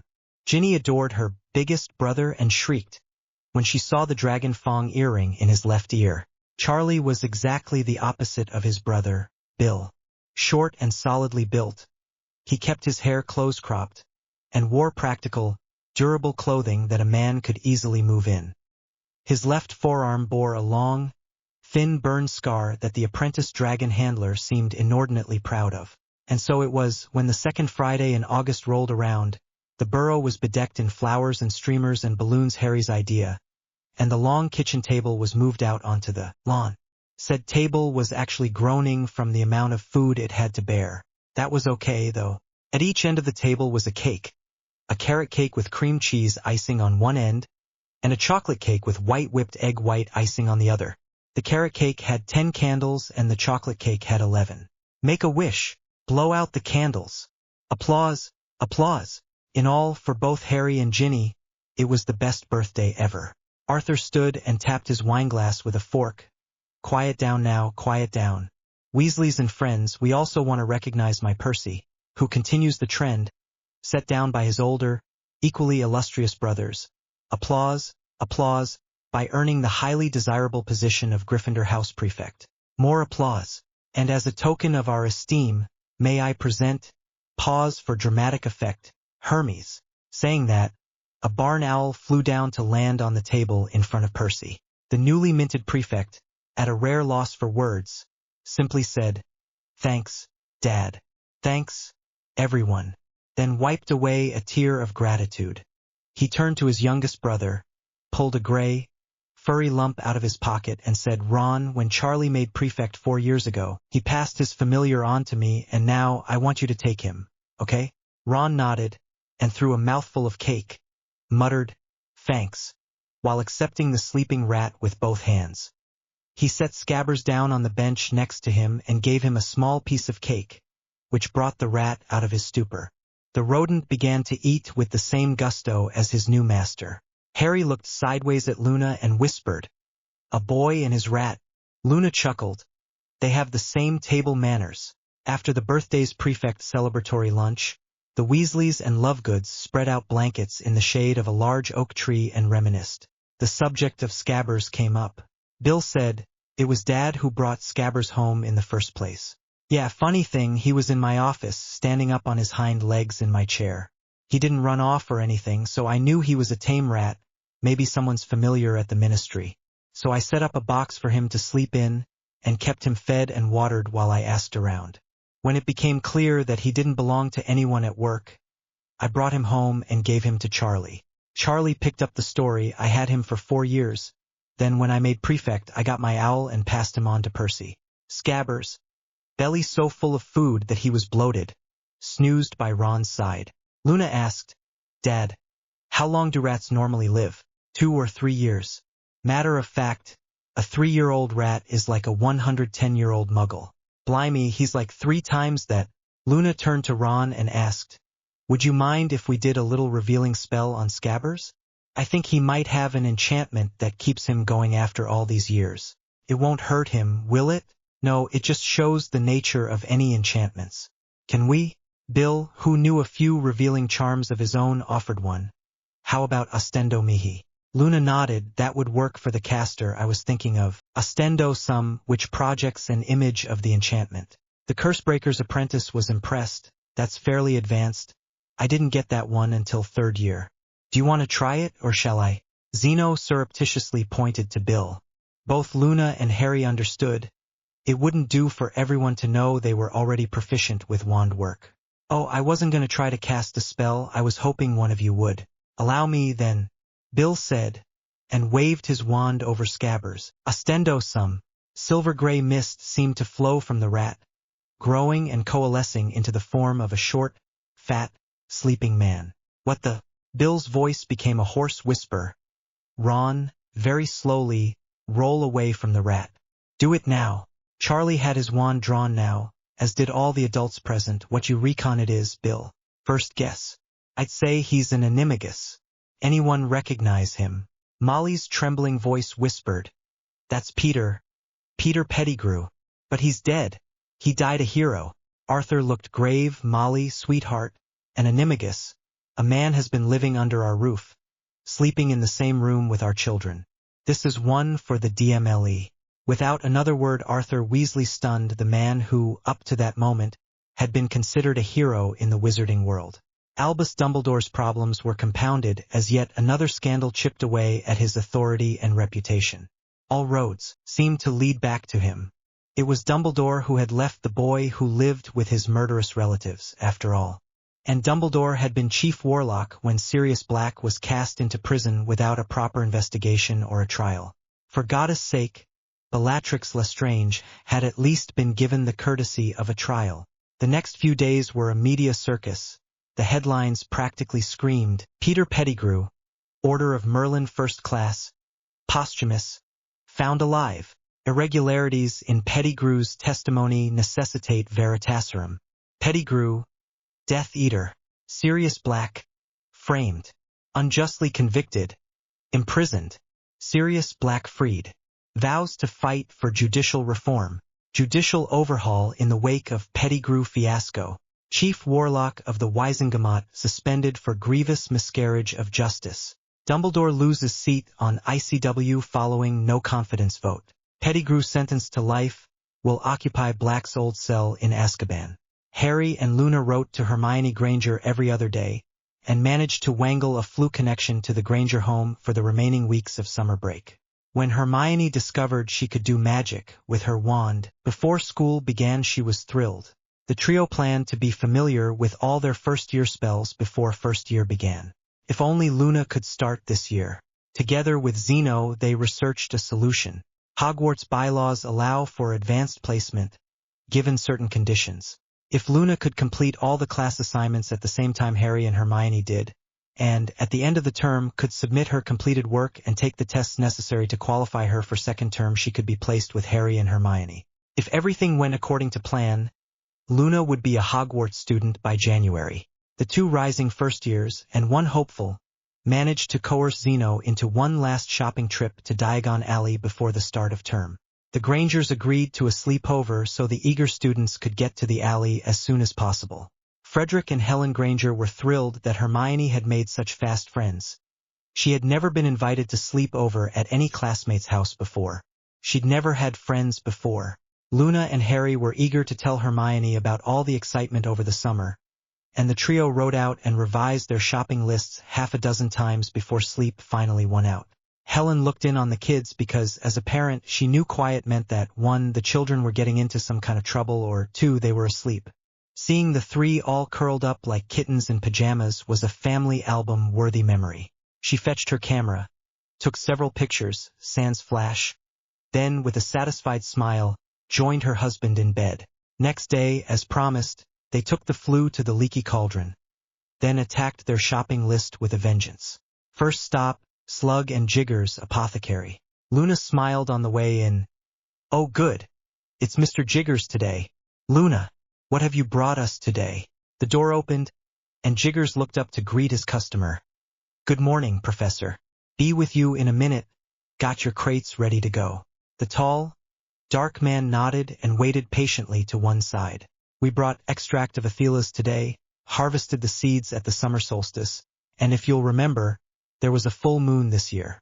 Mr. Jiggers whistled. "Oh my, this is amazing. Look, Professor. Look at the clarity." A tall man, dressed all in black, moved with absolute economy of motion, and spoke in low, melodious tones. "This is a first pressing extra virgin." Luna smiled. "I think it's better than last year's." "Indeed," the man said. "Family business?" "No, sir, my dad and Harry and I enjoy potions. We find the best ingredients are often the ones we can harvest fresh for ourselves." Mr. Jiggers added, "I'd say the Lovegoods produce a good 50 to 60% of all their own reagents, always first quality. Zeno and his late wife, bless her, used to sell half of what they harvested to my dad." "Do you mean I might actually have first-year students who know one end of a scale from another?" Harry brightened. "Do you teach potions, Professor?" The professor turned to face the boy who had spoken and nearly stumbled in shock. That hair, exactly her color, those eyes, exactly her eyes. "Sir? Snape, Professor Snape, once you begin classes, and yes, I am the Hogwarts Potions Professor. I'm here this morning to pick up supplies for the first term." "And you are?" Harry held out his hand. "Harold Evans, sir. Pleased to meet you." Severus took the hand. Good firm grip for a first year. "Evans. Are you, by any chance, related to Lily Evans?" "My cousin, sir." At that point, Severus Snape wasn't sure what the gods were playing at, but he knew he was going to be watching this young man very closely. Another magical Evans, another potions prodigy.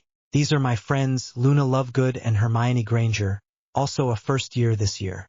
I look forward to seeing you all in class." Turning to Jiggers he asked, "Send the crates on to Hogwarts, won't you?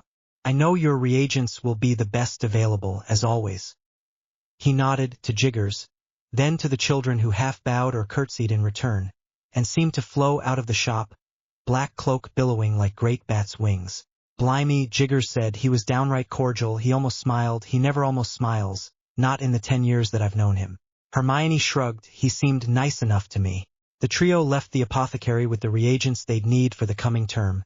Not everything could be homegrown, and were accosted by a breathless Pansy Parkinson, who practically fell over in her rush to offer a courteous curtsy.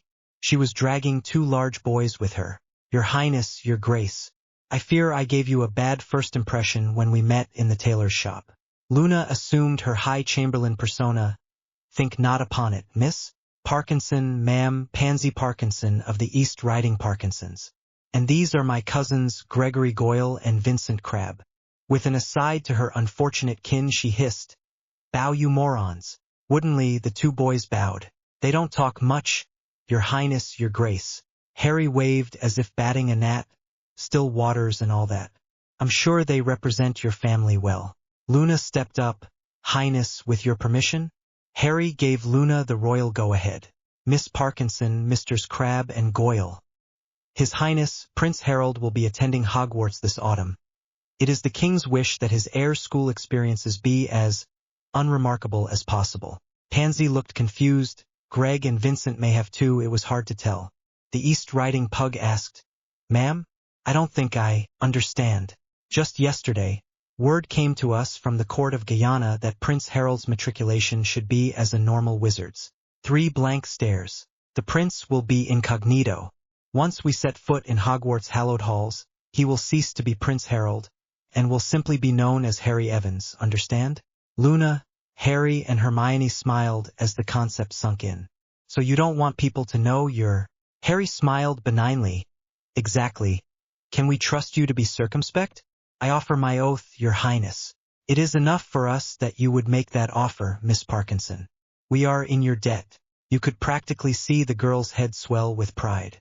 And we would be pleased if you would simply refer to us as Harry, Hermione, and Luna. Of course, Harry. Pansy, very pleased with herself, strutted off with Crabbe and Goyle in tow. Harry, Hermione, and Luna went the other direction. Once the trio rounded the corner, they fell over each other laughing hysterically. Hermione had to wipe tears of mirth from her eyes. "Oh, Luna, High Chamberlain, Grand Vizier and Major Domo, you are brilliant." Luna smirked. "If you want a secret to become general knowledge, just tell a Parkinson." Harry chuckled. "So everyone will know who we are, but no one will admit it. Oh, that is brilliant." Harry, the Lovegoods, and the Grangers met for breakfast at the Acorn on Swinton Lane, near King's Cross, giving themselves plenty of time to reach platform 9 3/4. Zeno and Luna escorted Frederick and Helen. Harry offered his arm to Hermione and said, "Your Grace, Your Highness." Wow, Frederick Granger, a train enthusiast from his youth. His voice filled with awe said, "A Great Western Railway Hall Class 460. He looked puzzled. But how can this beauty get from London to anywhere in Scotland without refueling? Zeno smiled and answered, "Magic." Luna gave Harry a nice long, "I'm going to miss you" hug, and then pulled Hermione into an equally bittersweet embrace. "Remember, copies of all your lesson notes every other day." Zeno smiled and gave Harry, Luna, and Hermione small, oblong boxes. "Go ahead and open them." Inside each box was a self-inking quill with a golden nib. "Thank you, Zeno, these are beautiful." With an enigmatic smile, Zeno said, "Remember to write." The Grangers said their farewells as well, and Harry and Hermione found an empty compartment near the back of the train, as Zeno had told them that it was traditional for upper years to ride closer to the front. Ron came on board and asked, "Do you mind if I sit here?" "Not at all. It's nice that we'll know someone at school." A small, pudgy boy was passing their compartment when a large, brown toad launched itself from his pocket to land, wetly, on the seat next to Ron. Who keeps a toad for a familiar anymore?" A voice called from somewhere down the passageway, Trevor, has anyone seen my toad?" Hermione went to the door and called out, "In here." The boy was so relieved to retrieve his errant amphibian, he practically gushed his thanks. Then, recognizing his benefactor from Diagon Alley, he cried, "Harry!" Harry gestured to the spot next to Ron. "Have a seat, Neville. May as well get comfortable. Everyone, this is Neville. Hermione Granger." Ron half-waved, "We've met." "Hey, Ron." "Harry, my new wand is brilliant. You wouldn't believe the things I can do now." Harry smiled and, in his best Ollivander voice, intoned, "Remember, the wand chooses the wizard." The train was remarkably smooth and quiet for a steam-driven relic. In no time, the 4 first years had exhausted their stores of small talk and took to reading. Some of the older students, apparently bored, walked the corridors to check out the Fursties, or to visit younger brothers or sisters. The Weasley twins stuck their heads in the compartment and asked, "All right there, Ronnikins, ready for the troll?" Ron and Neville blanched. Troll? Is how Hogwarts sorts us into houses. You got to wrestle a troll. Not to worry though, it's just a little troll, maybe 6 feet and 15 stone. Yeah, just a baby that... Hermione smirked. "Enough, you two. Ron, Neville, all they do is stick a hat on your head and it tells you what house you are best suited for." The twins looked appalled. "That's a closely guarded secret." "That is, who told?" Harry held up Hermione's copy of Hogwarts, a history. It's in the book. You two may be the only ones on this train who've actually read that. Later, a thin, blonde-haired boy with pinched features and an air of self-importance looked in. But before he could spout whatever was on his alleged mind, both Crabbe and Goyle recognized Prince Harold and his consort, and all but carried their companion back to their own compartment. As they retreated down the passageway, the boy's diminishing voice groused, "Crabbe, Goyle, are you crazy? Let go of me, I say." Harry and Hermione looked at Ron, who shrugged. "A Malfoy, my dad sees his dad at the ministry sometimes. Not nice people." Neville shook his head. "No, last time I saw Draco, he called me a useless squib. Bunch of blood purists." Hermione remembered Zeno Lovegood's warning. "Well, I know my blood is pure, and so is Harry's, but that doesn't matter. What matters is the magic and how well you can use it. Fur's years, this way. Fur's years." Harry looked up at the biggest human being he'd ever seen. "No more in 4 to a boat." Passing under an arch, the giant bellowed, "Watch your heads, now." The castle, with stained glass windows like those of a cathedral, reflected on the black waters of the Scottish lake. If it were possible to fall in love with a place at first sight, then they did. Stepping out of the boat, Harry heard the giant say, "Fur's years, all accounted for Professor McGonagall." "Thank you, Hagrid. You may go in now, enjoy the feast." "Thank ye, ma'am." Professor Minerva McGonagall introduced herself and briefly described the houses. Harry and Hermione had spent hours with Luna discussing the various houses and the pros and cons of each. Each had their good points and their detractors as well. Gryffindors tend to be brave but brash and impetuous. Ravenclaws were said to be intelligent, but standoffish, and meticulous to the point of anal retentiveness. Slytherins tend to be clever and ambitious, however, they were also insular, not working well with others. Hufflepuffs by reputation are hard-working and loyal to a fault, but, according to Zeno, looked down on by the rest of the houses, making it hard for a Puff to emerge as any kind of leader outside of the House of Badgers. Too bad Hogwarts doesn't have one house that encompasses the best qualities of the other 4 houses. Or does it? Let's just speculate this week on that last line. Evil grin. Some of the what-ifs in this story include, what if there wasn't a Harry Potter for Snape to single out? And what if Harry reminded Severus, not of his hated rival, James Potter, but rather his first and only best friend, Lily Evans? Might change his whole outlook on life. Who knows, with Luna's intervention, he might even discover shampoo. Again, many thanks to Tommy King, who corrects my grammar and British spelling to provide the story with its authentic British flavor. Good on you, mate. 5th house. Professor McGonagall called the next name on the list, Evans, Harold. As soon as the hat landed on her head, it started to call out Ray. But then it stopped. The dialogue continued inside Harry's mind.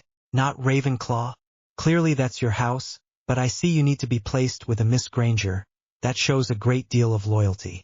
Plenty of courage, I see, and a thirst to prove yourself. But you're hiding something, and hiding it from me is no mean feat, very Slytherin.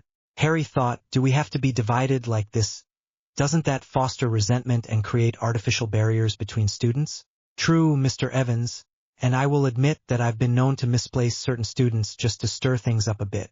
Then stir things up a bit more, put me and Hermione and Luna, when she gets here into the 5th house. The 4 houses have heads and dorms and common rooms. Would you build the 5th house from the existing foundation, and wouldn't the reformation of a 5th house further divide the student body? Harry smiled. It wouldn't be divisive if the mandate of the house was to unite the other 4. As for who would house and administer the house, wouldn't that be for the headmaster to work out? The hat chuckled. Oh, I see. You must have been privy to some of Dumbledore's mechanizations. It would put a bee in his bonnet, wouldn't it? Just so. So, what do you say? The hat called out, I say Merlin, House of the Founders. The generic crest on Harry's robe morphed into a gold shield depicting a deep purple dragon. Wings unfurled. Its head and neck reared back as if ready to strike. Where the ribbon below had read Hogwarts, it now spelled out Merlin. The lining and trim of his robe turned deep purple with gold accents. His school tie changed colors to match. There was a crash and a splash as the headmaster's golden goblet fell from his fingers and spilled wine all over the professor's table and his garish robes. A round table appeared, set halfway between the teachers and the two center rows of student tables. Professor McGonagall, nonplussed, directed Harold to the newly conjured table. Other students were called and sorted into standard houses. Granger, Hermione, Merlin, a few more names, some unremarkable sortings. Longbottom, Neville, Gryph, Merlin, Parkinson, Pansy, Selwyth. Are you sure? Very well, Merlin. Blaise Zabini, the last name called, was sorted into Slytherin. Welcome to a new year at Hogwarts. Before we begin our banquet, I would like to say a few words. And here they are: Nitwit, Blubber, Oddment, Tweak. Before each of the four at the founder's table not only food, but a parchment containing certain Hogwarts bylaws. Hermione was the first to scan the salient points. It says here that Merlin's quarters are adjacent to the library. Ooh, Harry sniggered. Easy, girl. What else? Since there are only four of us, we each have our own rooms, but there is a communal bath.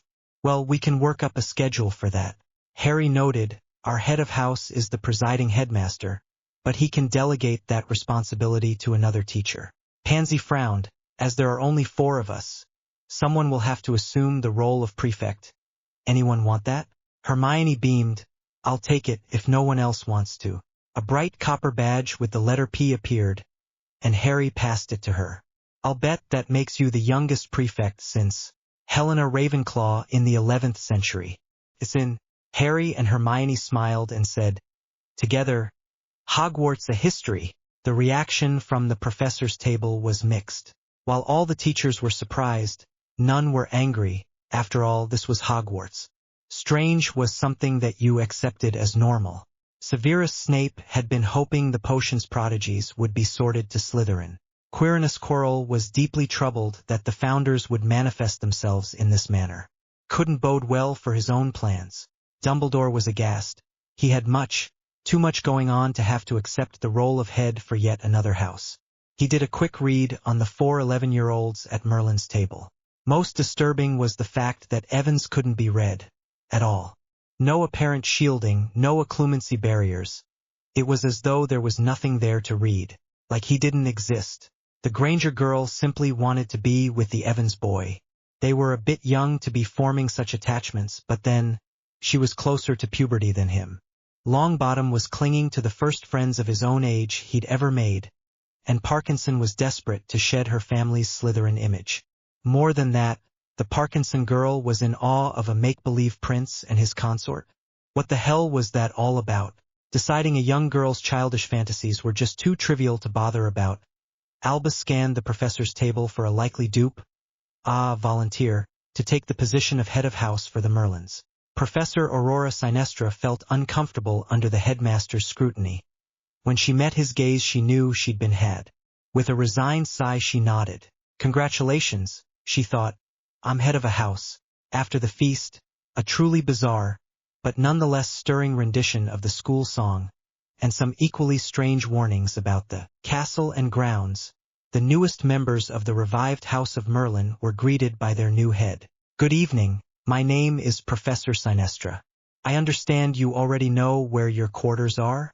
Hermione, in her role as the Merlin prefect, stood and said, Yes, Professor. Let's get settled in then, shall we? The five climbed to the 4th floor, giving pause to the 3rd floor corridor that promised trespassers a painful death. They passed the main library entrance to stop before a tall mirror. Oh my, said the mirror, what a pretty collection of poppets you are. Harry and Neville took umbrage at being called pretty, but neither said anything. Professor Sinestra told the looking glass, for new students for our house. Really? The mirror sounded delighted. Something must be coming. The House of Merlin always portends some great event. The professor sighed. Be that as it may, they need to enter their new quarters. Of course, the mirror was all business now. Say Chubby, then state your full name and pass through. Harry went first. Chubby Harold Evans. Now just step into me, dear. He stretched out his hand, and it felt and looked like he was dipping his fingers in water. The surface of the mirror rippled. Taking a deep breath, Harry stepped through into a spacious, well-lit sitting room with a large sofa and chairs set in a semicircle around a warming fire. Brilliant! Hermione followed, then Pansy, and lastly, Neville. The 4 students expected to see Professor Sinestra step through but were surprised to see a ghost instead. "Greetings, Merlins. I am the Lady Helena Ravenclaw. I will be your house ghost." Harry bowed from the waist, prompted Neville to do the same and said, "Ma'am." Pansy and Hermione curtsied, saying, "My lady." Hermione said, "Forgive me, my lady, but I thought you were the Ravenclaw ghost." "I am, when there is no one in the house of Merlin, and there hasn't been for almost 200 years. I was the first prefect of this house, and am always drawn back when there are members. As I've been here longer than most other spirits, I know all the ins and outs of this house. There are 14 dormitories, but only one will be open for each of you. In addition, there are suites for the head boy and girl, which will open, should one of you rise to that position." With a grin, she added, "Of course, since no one else will know, we'll leave those suites open for the Merlin prefects." Pansy sidled up to Harry and Hermione, and whispered, "You should take the suites, as befitting your station." "That's very kind of you, Pansy, but remember, I'm just Harry from now on. Okay?" With a conspiratorial smile, she whispered, "Of course." They all settled into their very comfortable rooms. The head suite shared a smaller version of the house common room, and Harry and Hermione decided to write their respective families. Harry sat at one of the 2 writing desks, pulled out some parchment and placed his quill next to the paper. The quill magically set itself up on its nib and began to write. "Daddy said you would be settled into your rooms by now and that I should try to write you." "Hermione, look at this. Quick, Harry, write something. We are settled in. You wouldn't believe the day we've had." "Harry, Luna, Hermione, write something to your folks. They have a pen that matches yours." "Mom, Dad? Hermione, I love magic." Harry and Hermione were exhausted, but too tired to sleep as they informed their families about the train ride, their introduction to Hogwarts and the sorting. Zeno's distinct handwriting asked, "Fifth house? I never knew there was a 5th house." After 2 hours, it became obvious that the newest Hogwarts students were beyond tired, as their writings became less than coherent. "Go to bed, you have a big day ahead of you." Harry and Hermione fell into bed together, cuddled like a pair of tired puppies, and were instantly asleep. They dreamed of a grand banquet hall. Pansy and Neville were already seated, as was the Lady Helena. The lady smiled and said, "Ah, there you are. Now we can begin." Harry asked, "Where are we?"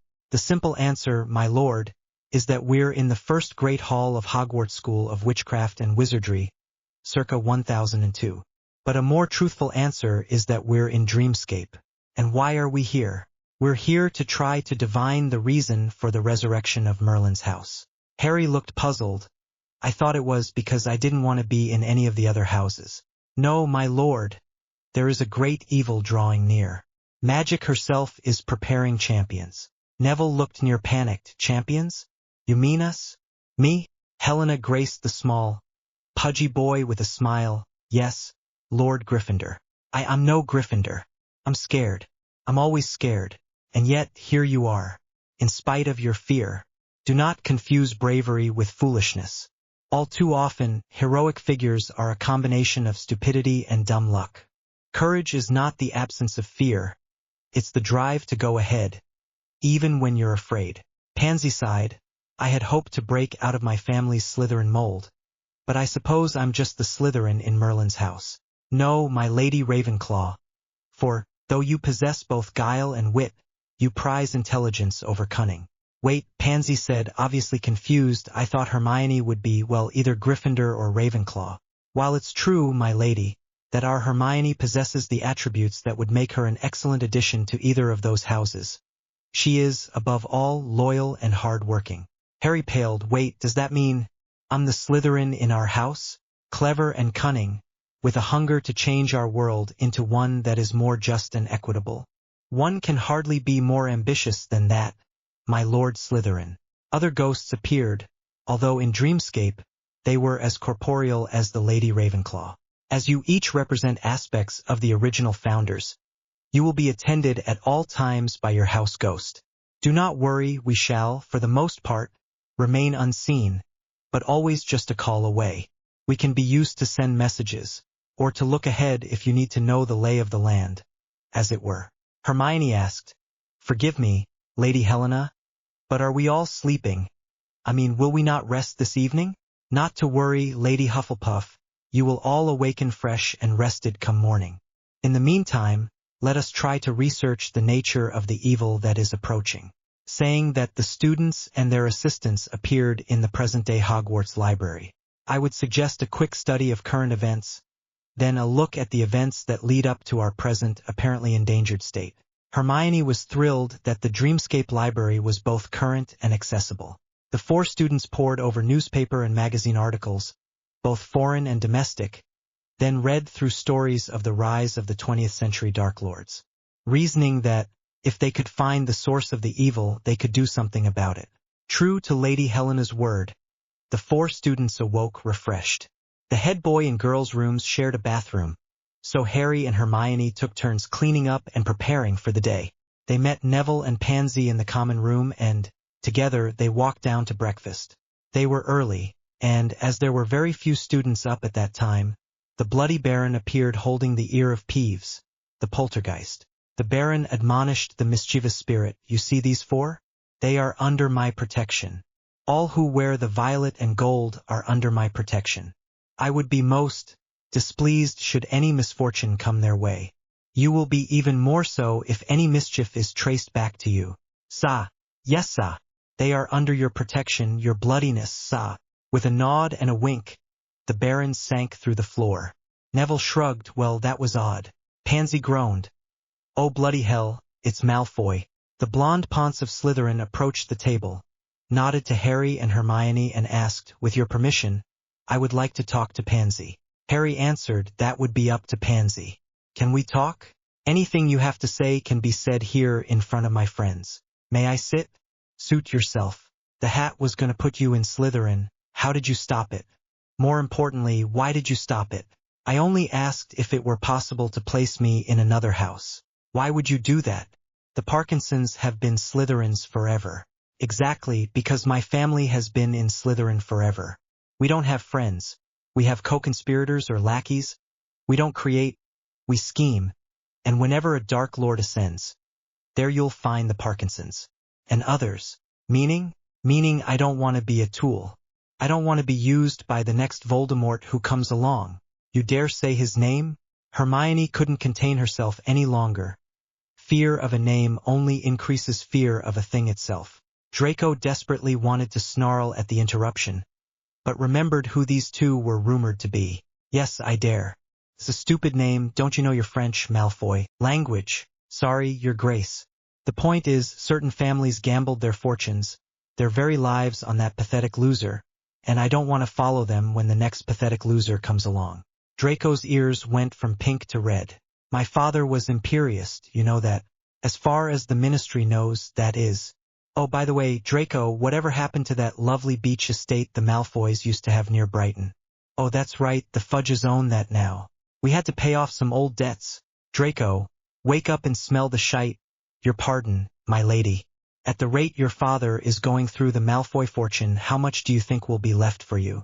The scion of the Malfoy family begged his leave and walked away, stiff-backed. "Baron," Harry whispered.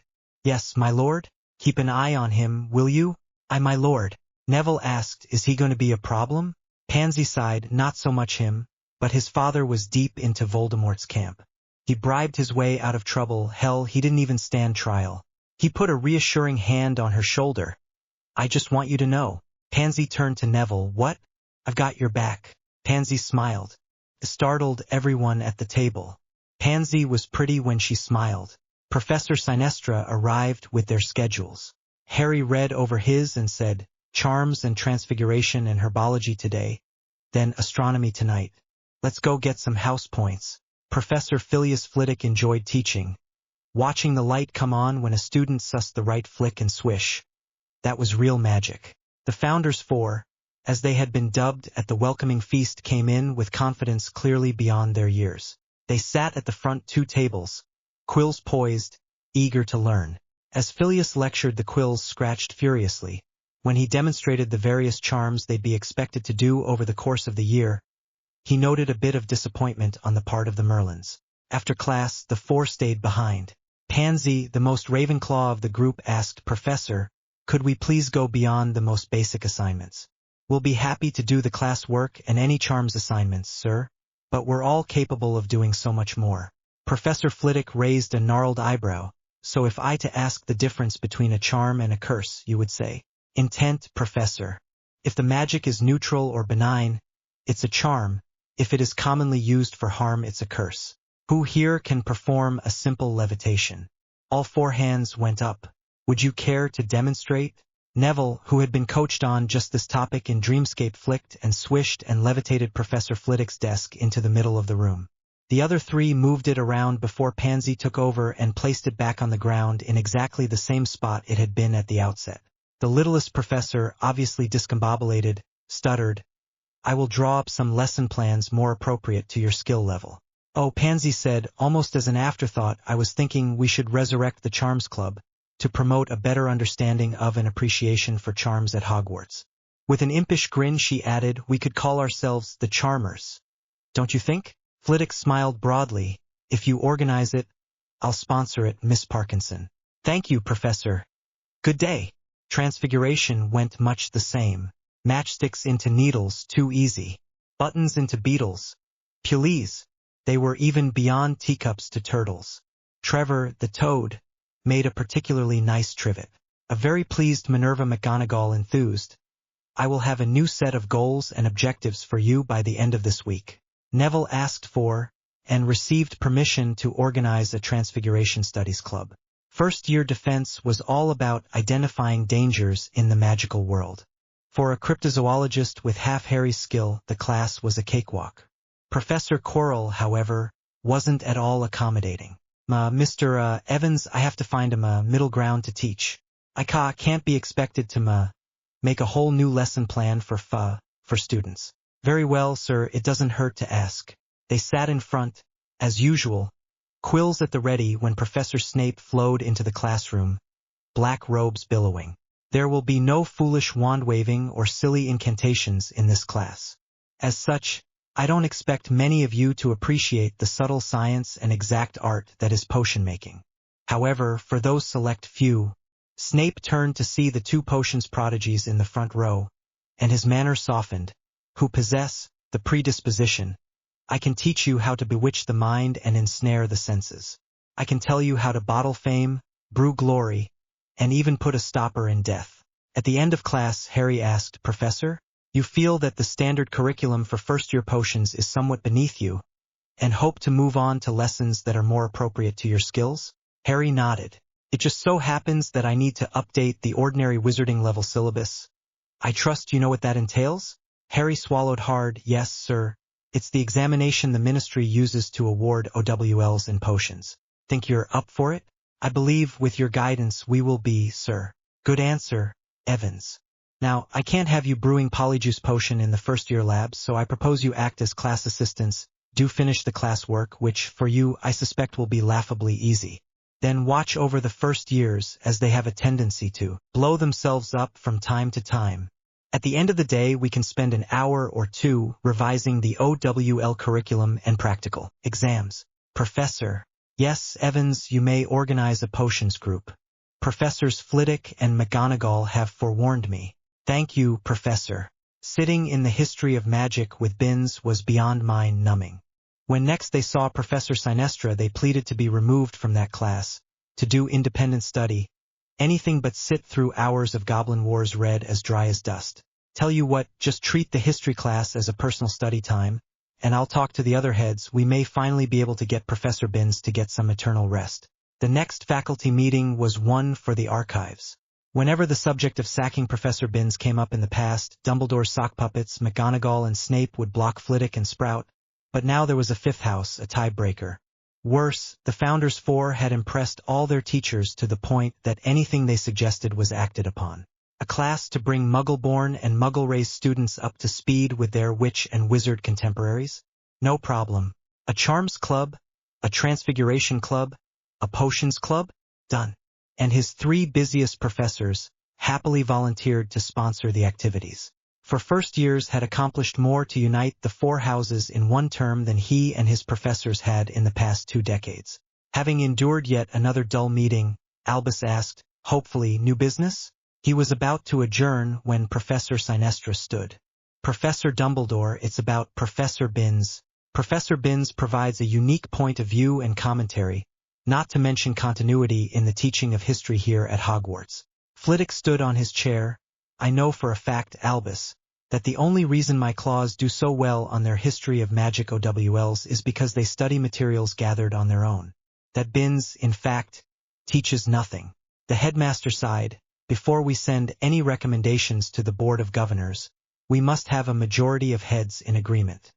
He looked benignly at Snape and McGonagall, then asked, all in favor of recommending termination of the longest-standing teacher in the history of Hogwarts. Professors Flitwick and Sprout raised their hands, then Professor Segestra. Oh, still not an overwhelming majority. No matter, the headmaster could still stalemate it by casting a vote himself. Then the unthinkable happened. Severus Snape's hand went up, followed by Minerva McGonagall's. Ashen-faced, without another word, Dumbledore stood, then left the room. The professors looked at each other and shrugged. Minerva moved to the head of the table. As deputy headmistress, I call the vote passed in favor of terminating the late Professor Binns, and wish him nothing but success in his afterlife. Meeting adjourned. The history class was moved to a different classroom and would be taught by a sandy-haired, soft-spoken wizard by the name of Professor R.J. Lupin. Binns would still teach his class. There simply wouldn't be anyone in the class to teach. Frankly, everyone was happier that way. Sirius Black sat in the dingy corner of the kitchen of number 12, Grimmauld Place. Every surface in the room was covered in layers of oily dust. His fingertips left streaks on the equally dusty bottle of Ogden's finest, aged in the barrel 77 years. The past month had been a roller coaster ride. Has it been a month? He asked himself. 1 month before, to the day, he'd heard keys scraping as they were fitted into the thick iron door of his cell. He was in his Padfoot form, flat against the door where he could transform and not be seen. For guards attended him. Where we goin'? He'd managed to croak out, and used to speaking aloud. Gotta get you cleaned up, you have to see a judge. One of the guards finally said. In here, get yourself washed. Sirius stripped without hesitation, or modesty, and luxuriated under a hot shower for a good 10 minutes. Another of the guards charmed the nits out of Sirius's hair and gave him a toothbrush, razor and comb. When the convict was finished brushing, shaving and combing, he was led to another part of the prison he'd never seen, the infirmary. Therein his vitals were recorded and he was given nutrient and restorative potions. Then he received a clean tunic, robe and soft boots, along with a soft, warm overcloak to protect him from the biting North Sea cold as he was led to the dock, where a small sailboat waited to take him back to the world. Halfway to the Scottish north coast he realized something. He hadn't been shackled and hobbled the way he'd been on the trip out. There were no magic suppression manacles on him, and he was being treated with common respect and courtesy. The boat sailed into Bucky 5 hours later. Sirius followed his guards to the Scottish Ministry office on the wharf. A local magistrate handed him a metal hoop and told him to hold on tight. As soon as 2 of the Azkaban guards grabbed the hoop Sirius felt the familiar tug at his navel. The 3 men appeared in the portkey port of the Ministry of Magic in London. He was led into the chambers, but not placed in the accused chair. Rather, he was in the gallery, where he watched with total amazement as Peter Pettigrew was questioned under Veritaserum. At the end of the proceedings, the judge, a portly man of middling years, turned to Sirius. Lord Black, I can only say that you have been ill-used, and this court and Her Majesty's government must accept, in part, some of the responsibility for that. It is my privilege to declare you a free man, and to restore to you your titles, your properties, and your fortune. And while I don't expect you to ever forgive this judiciary, I do offer you our most sincere and humble apology, Lord Black. Free. Free at last. What to do, where to go, who to see. Harry. Got to find Harry, my godson. I should never have let him out of my sight. Then I wouldn't have gone off looking for Peter. We could have had a life together. We still can. He looked up at the judge, my lord. Can you tell me where my godson is staying? Can you take me to him? His name is Harry Potter, and I am his godfather. There was an uncomfortable shuffling in the gallery. "My Lord Black, I wish, more than anything, that I could take you to him. But that is no longer possible." "What? Why?" "Because, my lord, young Master Potter is missing, and presumed dead at the hands of his Muggle relations." The unfettered fury that exploded from Sirius Black's magical core sent wave after wave of destructive energy pulsing through the gallery. The judge, having seen this type of accidental magic before, touched the shield runes that protected all the people in the chamber. People were unharmed, furnishings and papers and quills, not so much. Bailiffs moved forward to restrain the grieving mage, but the judge stopped them, saying, "We've stolen 10 years of this man's life. We can stand the loss of a few sticks of furniture." Finally his rage was spent, and he collapsed, sobbing, to the chamber floor. Several minutes later he stood, apologized to the judge and the others present, then left the chambers. 1 week later he sat in his hereditary seat on the Wisengamot, and when new business was announced he stood. "My lords, it has come to my attention, these past few years, that justice in magical Britain is broken. It is my intention to fix it." He raised a sheaf of parchments. "Let us begin with the actions of the chief warlock of this, our Wisengamot. Albus Dumbledore did not have a good week. The following week, Sirius haunted the offices of scryers, seers, readers of cards, crystals and entrails. He even sought out a necromancer. But no one could find Harry James Potter, living or dead. The large Jamaican medium laid down her last card and said, "I'm sorry, mon, truly, but the boy you seek, he don't exist.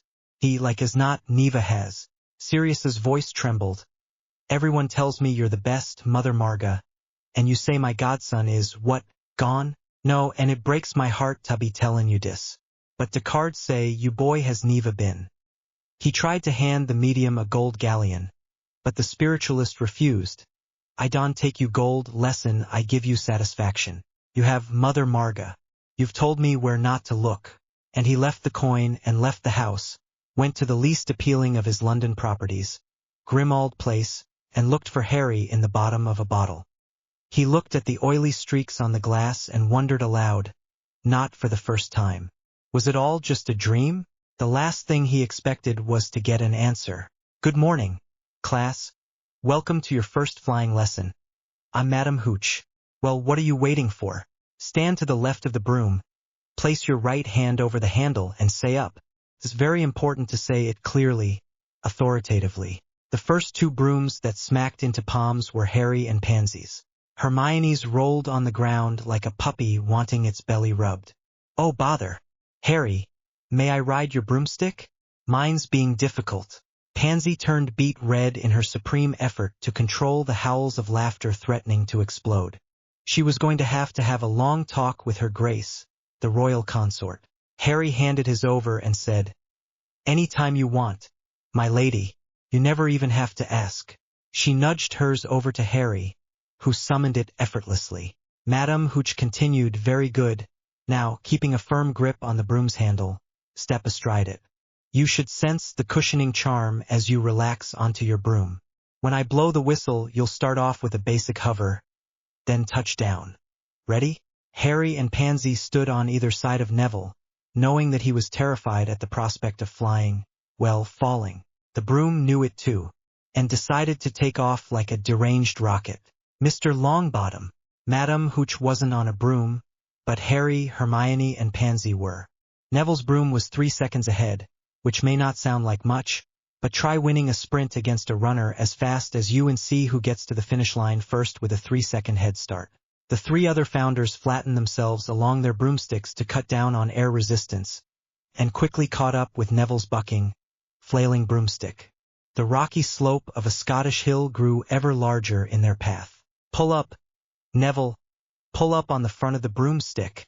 He did, and the aging besom must have known he meant business because it shot straight up, Harry and the girls in hot pursuit. Harry caught up first. "Neville, there's a stirrup back by the broom straw. Put your right foot down on it." "Good. Now your left. A little lower. That's it. Now it's just like riding a bicycle." "I don't know how to ride a bicycle." "We'll get you one for Christmas. What's your favorite color?" "What? The bicycle, what color do you want?" Neville thought about it, and the broom calmed down. Pansy flew up to his other side and shouted, "Excellent, Neville, now move the stick, slowly left and lean into it." They did a perfect left banking turn in diamond formation with Neville at the point. Now right, he did, again a perfectly executed turn. The foursome looked like a precision flying squad. Harry smiled to see his best male friend beaming. "I'm doing it. I'm really flying." A few simple maneuvers, mostly climbing and diving, always in perfect formation. After a few minutes, Harry called out, "Let's head back. Nice and easy." They touched down on the green to cheers and applause. "Mr. Longbottom," Madame Hooch said, crossly, "let me see that broomstick." Neville surrendered the broom and looked on as Madame Hooch clucked and tisked. "The fletching straws are shot. There are stress cracks all along the length of this relic. Not your fault, Mr. Longbottom. This broom should have been binned long ago." Neville held his hand out for the broom. "If you're just going to bin it." "Ma'am, may I have it, please? I'll have to disenchant it first. It's not safe." "That's fine, I would just like to have it, Madame Hooch." A quick wave of her wand, and the broom was simply a broom. "Here you are." "Thanks. Good lesson. Looking forward to the next one." Neville walked away, Pansy by his side, the broomstick that taught him he could fly over his right shoulder. He stopped at the edge of the pitch, turned back and said, "Oh, Harry?" "Yeah." "Neville? Red. Beg pardon? I'd like a red bicycle for Christmas." "You've got it, mate. Clotho, Lachesis, and Atropos did not deliver you from hell just to watch you drink yourself to death, my friend." Sirius looked up through bleary eyes and asked, "Remus? Here, drink this." Remus Lupin told him, offering a small beaker filled with cloudy, amber liquid. "Was this what you need first?" Sirius raised the beaker to my godson, the boy who never was, downed it in a single gulp, and looked up at his old marauder mate. "Got any more?" Remus half smiled. "Not just yet. Where is the loo?" "Down the hall, up the stair, first door on the right." "You'd better get started then. I don't need tich loo. You will in about 15 seconds. I get a head start if I were you." Sirius's digestive tract rumbled and grumbled in the loudest example of borborygmus ever heard in the whole of London, magical or otherwise. Eyes wide as saucers, he shot to his feet and half ran, half fell down the hall, up the stair and through the first door on his right. Whistling a little tune, Remus picked up the small rubbish bin from the kitchen corner and followed his best friend at a leisurely pace. "He'll be needing this as well." 40 minutes later, Sirius stumbled back down the stair. "What in Merlin's name did you do to me?" "A present from Poppy, a combination purgative, diuretic and laxative, guaranteed to detoxify in one dose. I hate that witch." He turned one bloodshot eye to Remus. "I hate you too, right now." "Yeah, well, you'll get over it. Harry's gone." "I know. It's like he never was." "I know, except he was. I was the first to hold him after James and Lily." Tears streaked down his face. "And now you want to kill yourself? Damn it, man, you survived 10 years in Azkaban. Now you're gonna throw it all away? What can I do? You can choose life. Harry wouldn't want you to give up. He doesn't want anyone to die for him. That won't bring him back. He needs us to go on living to keep his memory alive. That's our focus now, not dying for him, but living because that's what he would want." Sirius palmed the tears from his grimy face. "What do I do now? First thing? Take a bath, you reek. I could smell you from outside and it's nowhere near a full moon." Sirius nodded meekly and shuffled back up the stairs. Sirius did, and didn't realize how tired he was until his head hit the pillow and he started dreaming. Harry was there. He was 18 months old. James had balanced his oversized glasses on his son's nose. That, and his unruly locks made him look like a caricature of his dad. The baby boy looked up at Sirius and said, "'S-okay, Unca Patty, don't be sad." Weeping, Sirius slept. A shout-out to Jabberber69 for his suggestion. How about Merlin for a fifth house? It's a good fit for this story. This chapter was brilliantly Brit-picked by the inestimable Tommy King. Take a bow, Tommy. Albus Dumbledore was not having a good month. His income stream had just gone down by the amount of one tenured teacher with 70 years of seniority. A ghost had no need of galleons, so Professor Binns's wages had been conveniently routed to the headmaster's discretionary fund. Remus Lupin, on the other hand, actually expected to be paid. Harry Potter had dropped off the face of the earth, and the House of Merlin, the so-called Founders Four, was exerting influence over the school the likes of which he'd never seen, in spite of the fact that they were all first highs. Thursday, September 19th, Harry and Hermione made their way up to the astronomy tower to study the night sky. Neville and Pansy were close behind. Once the class cleared the top of the tower, Professor Sinestra planned to give them each a different planet to find and describe. Thursday evening classes tended to be low-key, as there were no early morning classes on Friday mornings. It didn't hurt to keep the students up late. She noticed there was a bit of tension in her own house, easy to spot when you only have 4 students. For some unknown reason, Harry seemed to be straggling behind, and keeping the other 3 with him. "Catch up," Sinestra chided. "It wouldn't do for my own house to be late for class." When they got to the top of the tower, it was festooned with streamers and balloons, and, on a massive table, an equally massive cake. As soon as Hermione cleared the top stair to the tower, 12 candles on the cake flared to life. Surprise! Hermione Granger, gobsmacked, walked to the table where candles blazed over a cake that read, "Happy Birthday, Hermione." I thought you'd all forgotten." Harry smirked, not bloody likely. "Language. Sorry, Your Grace." "Well, blow out the candles. Make a wish." She looked at Harry, smiled prettily, and said, "I already have." "Well," the professor said in mock exasperation, "we may as well eat this. Our night vision is shot for at least half an hour." The Puffs and Claws, with whom the Founders had astronomy class, cheered and tucked in. Neville and Pansy gave Hermione a lap desk. "You like to study in bed, and this way you'll have a comfortable surface for taking notes," Pansy reasoned. Luna sent her a delicate bookmark made of wafer-thin silver, with a dragon design etching. Harry gave her a box set of Patricia Reed's Enchanted Forest series, dealing with dragons, searching for dragons, and talking with dragons. "I want you to do some reading just for fun. These are very good, and I hear she's working on a 4th book in the series." Her father sent along a 3-part gold locket that opened up in 4 sections along with instructions to fill the locket with loved ones. Her mother sent her a smallish purse, and, in the purse, a sturdy wind-up wristwatch, as anything electronic would go wonky at Hogwarts. All told, Hermione insisted it was her best birthday ever.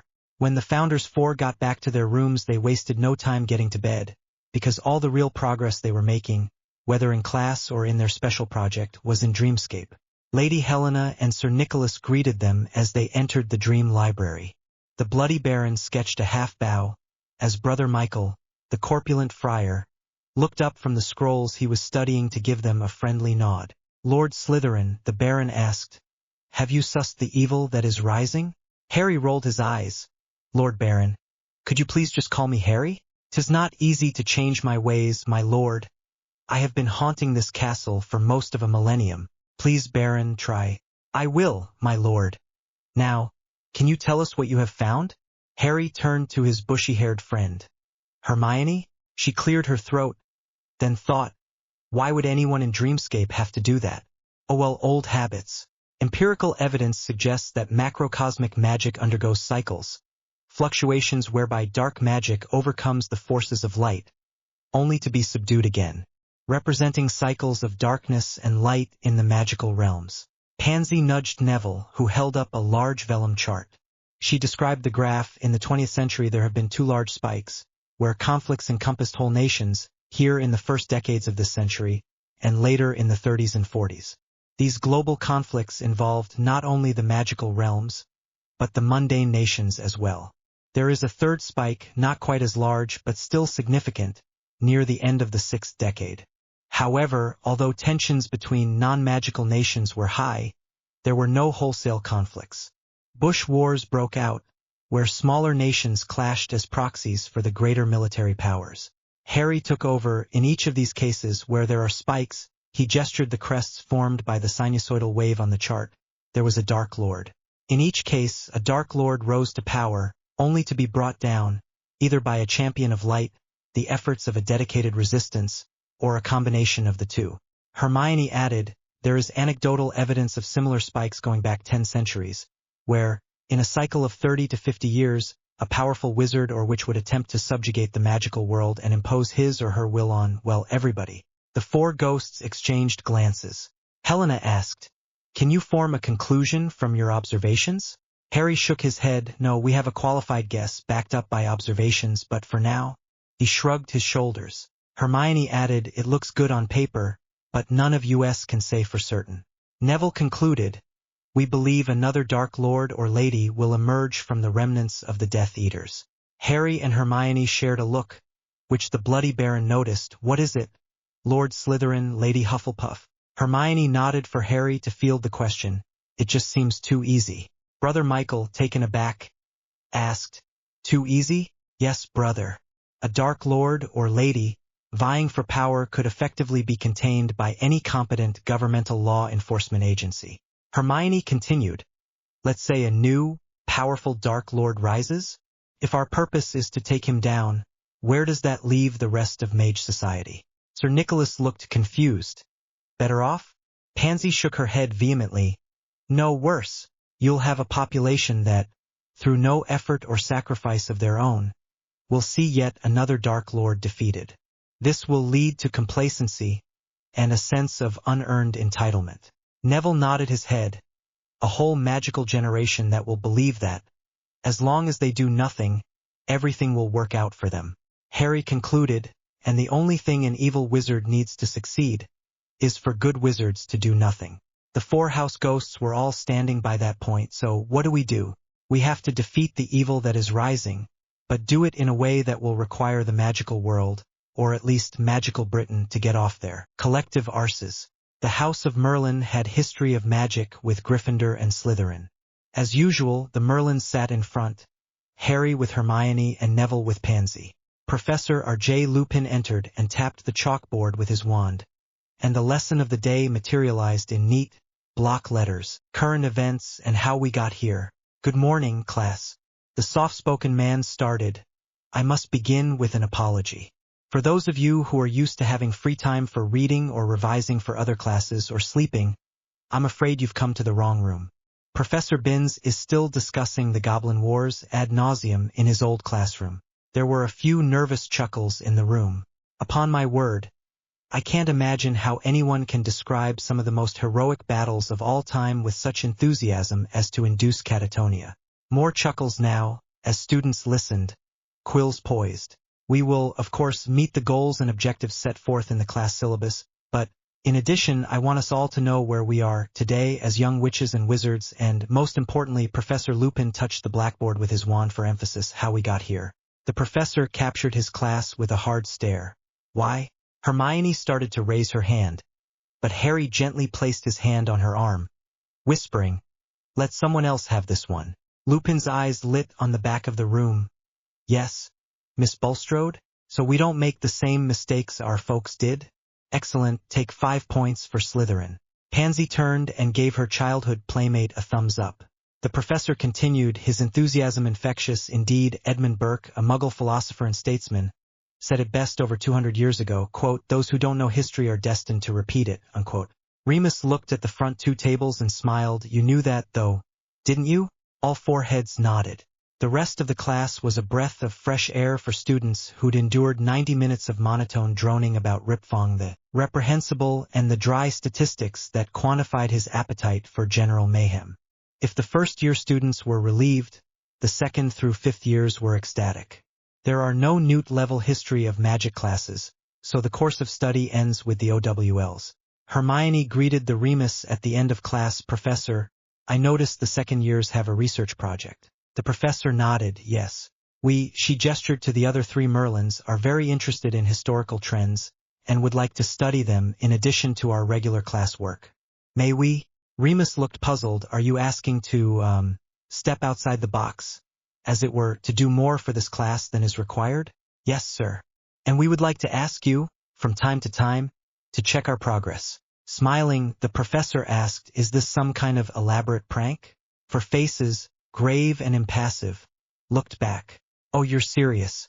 Very well, yes, of course, but you will still be expected to produce a research project in your 2nd year. Is that acceptable?" Hermione asked, "May we continue on the same topic we used for this year, Professor Lupin?" Yes, yes, of course, Miss Granger. As he answered Hermione's question, Remus's attention focused on the auburn-haired boy, and he shuddered. Remus couldn't say why, but something about Harold Evans was off. He was an excellent student, as were all in his house, however.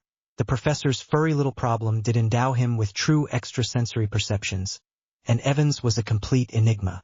In short, he didn't smell quite right. Not bad, mind you, just not right. October 31st came with a light dusting of frost and a troll, without a trace of stutter.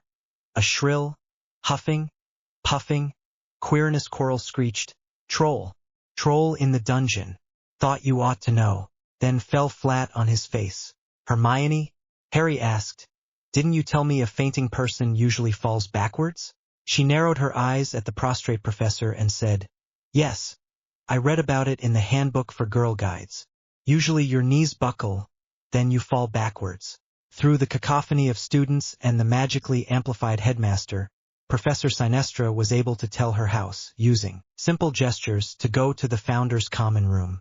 Their house was the only one in the center of the school, rather than one of the peripheral corners, so they quickly separated from the rest of the student body. As they turned the corner for the staircase leading up from the second floor, they smelled something that reeked of putrid bog and old socks, and saw the troll lumber into a girl's bathroom. Harry ran up to the bathroom door and quickly pulled it hard, setting a locking charm as the door slammed shut. "Got him, now we just need to get the professors here." Whatever else he was going to say was cut short by the sound of shattered porcelain and a girl screaming. His face went white as all his blood seemed to flow to his feet. "Someone's in there." Without a further thought, he banished the door just in time to see the troll raise his club. "Hermione, Pansy, ice the floor now. Plento glacies."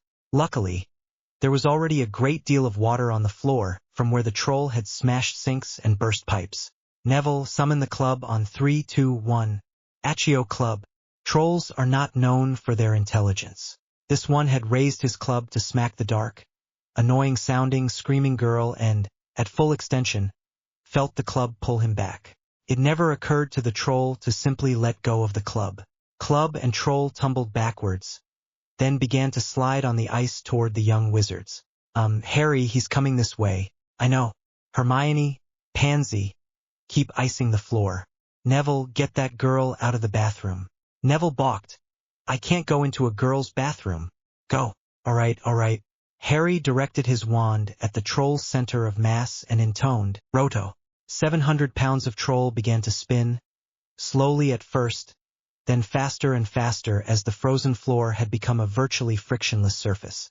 Neville slipped and slid past the rotating behemoth and into the bathroom, emerging a few moments later with a wet and cowering Parvati Patil. This was the scene that a flabbergasted Scottish deputy headmistress came upon, flanked by Professors Snape and Quirrell. "Whit day ye think you're dayin'?" Harry happily stepped back and let the troll spin down. Hermione explained, "We were on our way up to our common room when we saw the troll enter the girls' bathroom." Harry saw a chance to contain it without endangering himself or anyone else, so he closed and locked the door on it. Unfortunately, the bathroom wasn't empty. We heard screams, so we opened the door and iced the floor, making the troll slip and fall. Harry kept the troll unbalanced while Neville got Parvati out of the bathroom, and then we saw you. "And did it not occur to any of you come get a professor?" Pansy, slightly exasperated, "Ma'am, it took 2 of us to keep the floor iced." Harry's spell was spinning the beast to keep it from getting up, and Neville was making sure Parvati was okay. "We honestly couldn't spare anyone," Neville added, "and in the time it would have taken to get a professor, Parvati would have been killed." The troll, dizzy from the spin, tried to get up, only to slip and fall on the ice. Professor McGonagall snapped the 2 professors with her from their shock-induced stupor and ordered, "Somnus on 3, gentlemen. 1, 2, 3, somnus." With that, the troll slept. "I hope you realize, Mr. Evans, that not many first-year students could face a fully grown mountain troll and live to tell the tale. 25 points, for each of you, for pure audacity and more than a dram of sheer dumb luck." Severus Snape grinned, or perhaps grimaced. It was hard to tell with him. Quirinus Quirrell stood silent and amazed throughout the interview. Ronald Weasley was nervous. He'd been summoned by his head of house, and unless she was going to start a chess club, it couldn't be for any good reason that he could think of. Mr. Weasley, do you know why you're here? No, Professor. Yesterday, in Professor Flitwick's charms class, you were having difficulty using the levitation spell. Am I correct? It's not an easy spell, ma'am. Indeed. And one of your classmates, a fellow Gryffindor, no less, attempted to help you with the charm. I was mad at the feather, ma'am. I didn't mean to say, what I said. And what did you say, Mr. Weasley?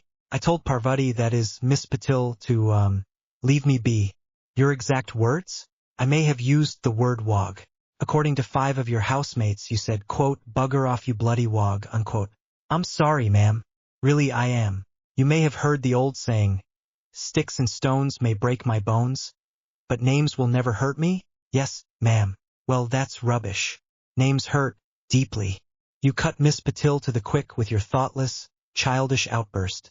And, as a consequence, she spent the rest of the afternoon in the second-floor girls' bathroom, crying. I'm sorry. And when the troll got into the castle, do you have any idea where it went? The troll? Yes, Mr. Weasley, the troll. Ashen-faced Ronald said, no, please no. Minerva nodded, seeing that she was getting through to the errant ginger. Yes, Mr. Weasley. She was very nearly killed by that troll. If it hadn't been for the skills and quick thinking of 4 of our finest students, she would have been killed. 20 points from Gryffindor for your lack of judgment and an additional 10 points for that foul, racist term. In addition, you will spend the next month after dinner cleaning out the bathrooms on all the floors. Lastly, you will apologize to Miss Patil publicly in the same classroom where you insulted her, and you will be sincere. Tears of guilt and shame coursed down Ron's cheeks as he nodded. It was no less than what he deserved, and he knew it. The Founders 4 were in the Potion Master's dungeon after their last class of the day, carefully rendering freshly shed boomslang skin. Neville pondered, aloud, I wonder if anyone has ever studied whether the green skin from the male boomslang snake makes a more effective polyjuice potion when taken by a boy or man.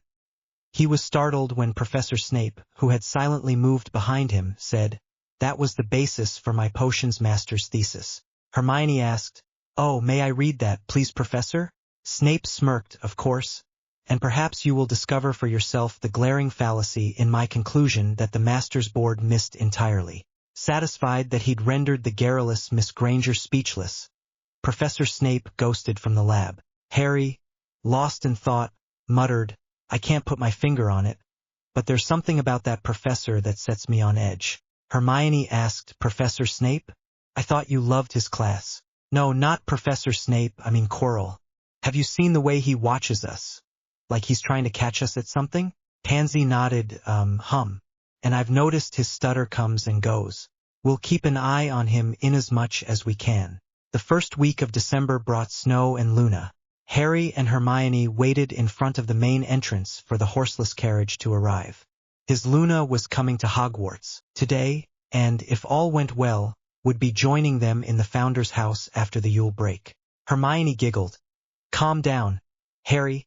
It's not like we haven't spoken with her since the end of August. We talk to each other every night through our charmed quills. I know, it's just that. There she is. Harry didn't notice Hermione's sad little smile, as he actually jumped for joy at seeing Luna again. Am I jealous? She asked herself. Maybe just a little. He thinks the world of his Luna. The girl of the hour stepped out of the carriage, then went to where the horse would be, if there was one, and cooed while stroking a non-existent flank. Thank you for bringing us. Luna. She turned her 2 large, dreamy, silver-gray eyes toward the sound of her name, then cried in delight as she spotted her Harry. They ran, collided, embraced and fell on the frozen flagstones before Hogwarts' main doors, laughing, crying, squealing like the children they were. If they hadn't been wrapped in layers of thick winter-weight clothing, they might have been hurt. Hermione groused. A little decorum wouldn't go amiss. Children. Harry and Luna lay on the wide, icy footpath and each held out a hand, clearly gesturing the need to be helped up. As Hermione reached down, the 2 miscreants pulled her down on top of them. She shrieked, then proceeded to hug and laugh and tumble on the ground, together with her best friends. And Hermione understood. They were simply, well, right together, and she loved them as much as they loved her and each other. She might need therapy someday, but for now, she was going to go with it. Xenophilius stepped out of the carriage and wished, not for the first time, that he'd brought a camera. Is this some new Hogwarts ritual? Should I find someone to roll around on the ground with here in the eaves of the main entrance? Two things happened at that point. Aurora Sinestra stepped out onto the icy footpath, extended her hand in greeting, and Zeno slipped on the ice, knocking the poised, well-dressed head of house off her feet and onto him. Harry and the girls jumped up to make sure Luna's dad and their professor were unhurt, and, once they were satisfied that the only things badly bruised were egos, helped them to their feet. They laughed and chided the old folks to be more careful. The group convened in Professor McGonagall's office, where written assignments, essays, and lab notes were evaluated. Professor McGonagall smiled at the high quality and sheer volume of the work done under Zeno's tutelage. Excellent, first rate.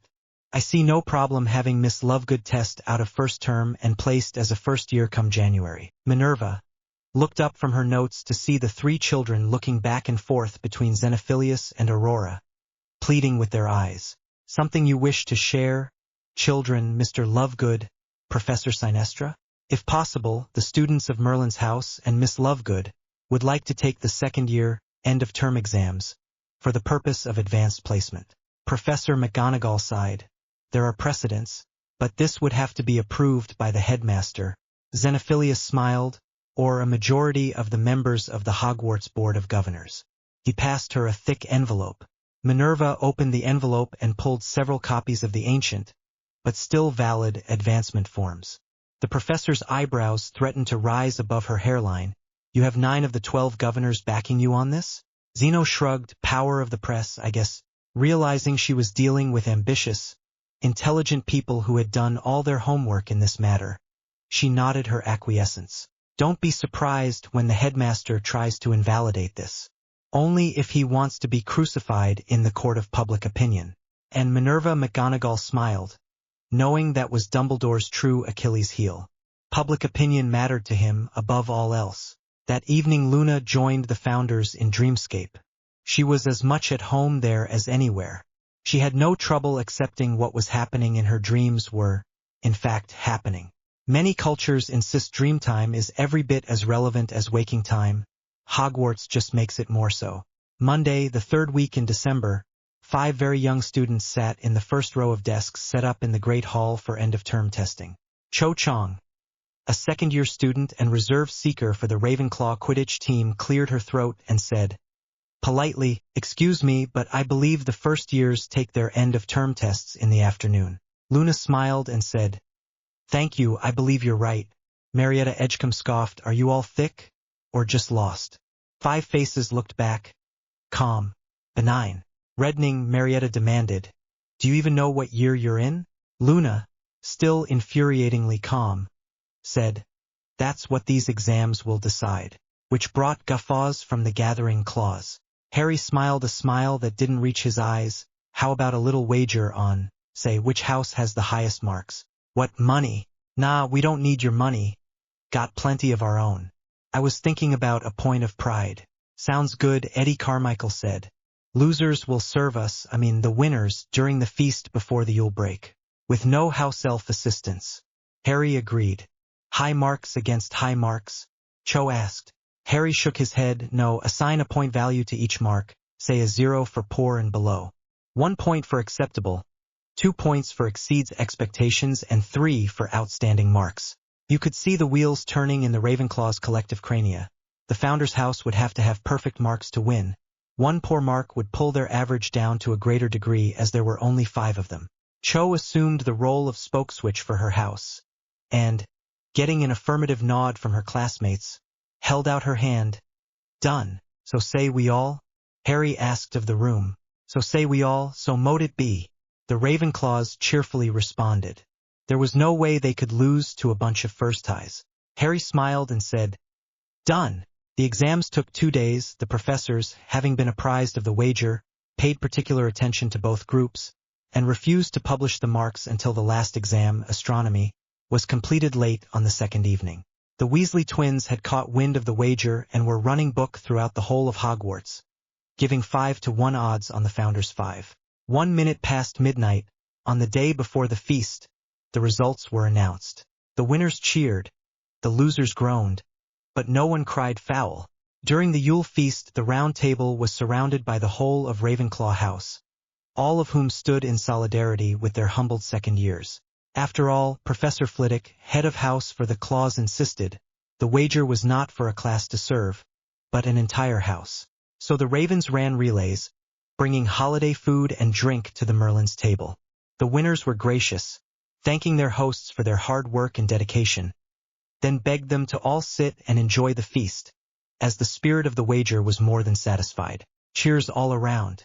The Weasley twins made a very tidy sum, as 90% of the bettors had wagered against the former first ties. The twins, having learned earlier that it just didn't pay to go up against that house, put all their savings down on Harry and company. Professor McGonagall brought out the sorting hat and announced, "We have the rare privilege of sorting a new student into her house mid-year. Miss Lovegood, if you please." Luna walked up to the deputy headmistress, studied the hat, then said, "You, Sir Hat, are very magical." "Thank you, dear. Now, may I sort you?" "Oh yes, House of Merlin, please. Shouldn't I be the one to say that?" the hat said, with an unmistakable smirk in his torn brim. Minerva raised the hat above Luna's head, but before it even touched the sandy blonde hair it announced, "Merlin." The Yuletide Express rolled out of Hogsmeade Station following the feast. 5 newly minted second years found a compartment to share and discussed Hogwarts, the coming evil, and wondered if they would still be able to come together in dreamscape once they'd left the castle. The discussion came around to defense against the dark arts, and they wondered aloud how different the second-year curriculum would be from first year. Neville mused, "Same professor, but there must be a different focus, maybe more emphasis on practical defense, like self-defense and dueling." They pondered the material on the first-term second-year exam, for which they had all earned full marks. "Professor Quirrell has a second, third eye," Luna announced, as if she were commenting on the weather. For pairs of eyes widened over 4 slack jaws as everyone in the compartment waited for the explanation. Harry recovered first and explained Luna senses magic, a form of mage sight that perceives magic as basic, fundamental particles. "I don't understand it really, and I don't see it myself, but I know it's true that she does. I see motes of golden light, which I call nargilites. The more magic in a person or any living thing or magical artifact come to that, the more nargilites. First time I met Luna, she told me I had the most she'd ever seen. I thought she was taking the piss. In people, nargilites concentrate around certain parts of the body. The head, of course, the spine, hands and feet, and once we're a little older, in our more private areas." Trying to move Luna out of the TMI territory, Harry prompted, "Third eye?" "Oh yes, every magical being, witch or wizard, Kneazle or Krupp or Snorcack, all have a third eye in the center of the forehead, equidistant from their 2 eyes. It's the third eye chakra, sometimes called the inner eye." Neville nodded. "My Nan is into meditation, and she talks about her third eye all the time." Luna smiled, relishing the level of acceptance her housemates were granting her. "Nargilites tend to cluster near the third eye, and Professor Quirrell has one on the back of his head, as well as the front." Pansy snorted. "So he's two-faced?" Luna nodded. Wait, I thought you were joking." Harry's eyebrows furrowed. It might be interesting to see what's beneath Quirrell's turban. They discussed different ways to deturban their defense against the dark arts professor for a while, when there was a polite knock at the sliding glass door. Malfoy and his 2 shadows. "Miss Parkinson, a word please." "Very well. Crabbe, you stay here. Luna, would you come with me please?" Draco looked hurt. "Don't you trust me?" "Oh yes, Malfoy, like I'm going to accompany you and your 2 bully boys anywhere." "Don't want to stay here," Crabbe said, in a surprisingly high-pitched voice for such a large boy. "I'll go with you, Pansy. That way the numbers will be even." Pansy smiled. "Works for me. Luna, do you have your mirror? I need to powder my nose." Luna handed over a small square plastic case. "Thanks." The 6 began to amble in the direction of the engine as Hermione pulled a mirror from her purse. Harry raised an eyebrow. "Charmed mirrors?" Hermione nodded, tapped hers and said, "Listen." Draco was whispering, settled on a bride price. Your dowry is the title on the Parkinson lands after your parents are gone. Did they even ask if this is what you want, Draco? The Merlins heard a barking noise that was a combination snort and laugh, as if they'd even ask me for my opinion. No, it's an old pureblood family thing. She lowered her voice. There may be another suit. Longbottom? Maybe. At this point, all I'm supposed to do is tell you that an offer has been made. I haven't been told to get you to say yes yet, and if they do, let's hope they don't. I want to go back to the others now. There was a rustle of cloth. A few murmured, beg pardons, and the odd entourage returned. See, Draco said with a smile that was more than a little forced, all safe and sound. With that, the Slytherins walked away. Pansy took her seat, smiled and hissed. Hermione, listen to your mirror. You didn't, what, drop my charmed mirror into Malfoy's pocket. That would be devious and underhanded and clever. Everyone in the compartment got quiet and listened. Another voice asked, well, what did she say? Draco answered, she didn't say no. But a man's voice, albeit tinny and seemingly far away, said, probably trying to drive up the bride price. Who is it? Longbottom. Laughter, that squib? No problem, he'll just have an unfortunate accident. More laughter, what of the prince and his consort? The far-away sounding voice demanded. No one touches them. At least not until I can make some inquiries. That's Lucius Malfoy, Draco's dad, Pansy said. I've heard. Enough. Then opened the window and threw Hermione's mirror out to smash along the gravel rail bed. Everyone present knew that smashing one of a pair of magic mirrors automatically disenchants the other. I can feed them information about the reclusive nature of the court of magical Guyana. It'll be enough to satisfy Lucius Malfoy's curiosity. Wizards are far too lazy to do any real research on their own. Good thing for us. Hermione smirked. Pansy, how long have you known? Since that first day in Diagon Alley. I thought I'd really put my foot in it, mouthing off to royals, but then I remembered my cousin Felix, who lives in Colombia. So I found a public flu and called him to ask about South American royals. He told me there are none. No royal titles, aside from a few peers who have winter homes in Cartagena, Colombia and Georgetown in what used to be British Guyana. So all this time you've been playing along? Her only answer was to smile a brilliant smile. The compartment rang with laughter. Neville, who was in the dark about the royals' prank, was clued in. Hey, don't I rate a knighthood at the very least? Of course, Sir Neville of Longbottom, Knight of the Court of Georgetown. Pansy groused. Oi, what about me? Without me, half the school wouldn't even know about the supposed blueness of your blood. Harry touched her shoulder and said, solemnly, we shall always honor Dame Pansy of Parkinson, special friend to the court and their majesties the king and queen. Dame Pansy, she mused, I like it. Pansy, do you want me to talk to Gran about, Neville, we're both 11. Do we need to be having this conversation? Neville sat upright. I told you, Pansy. I've got your back.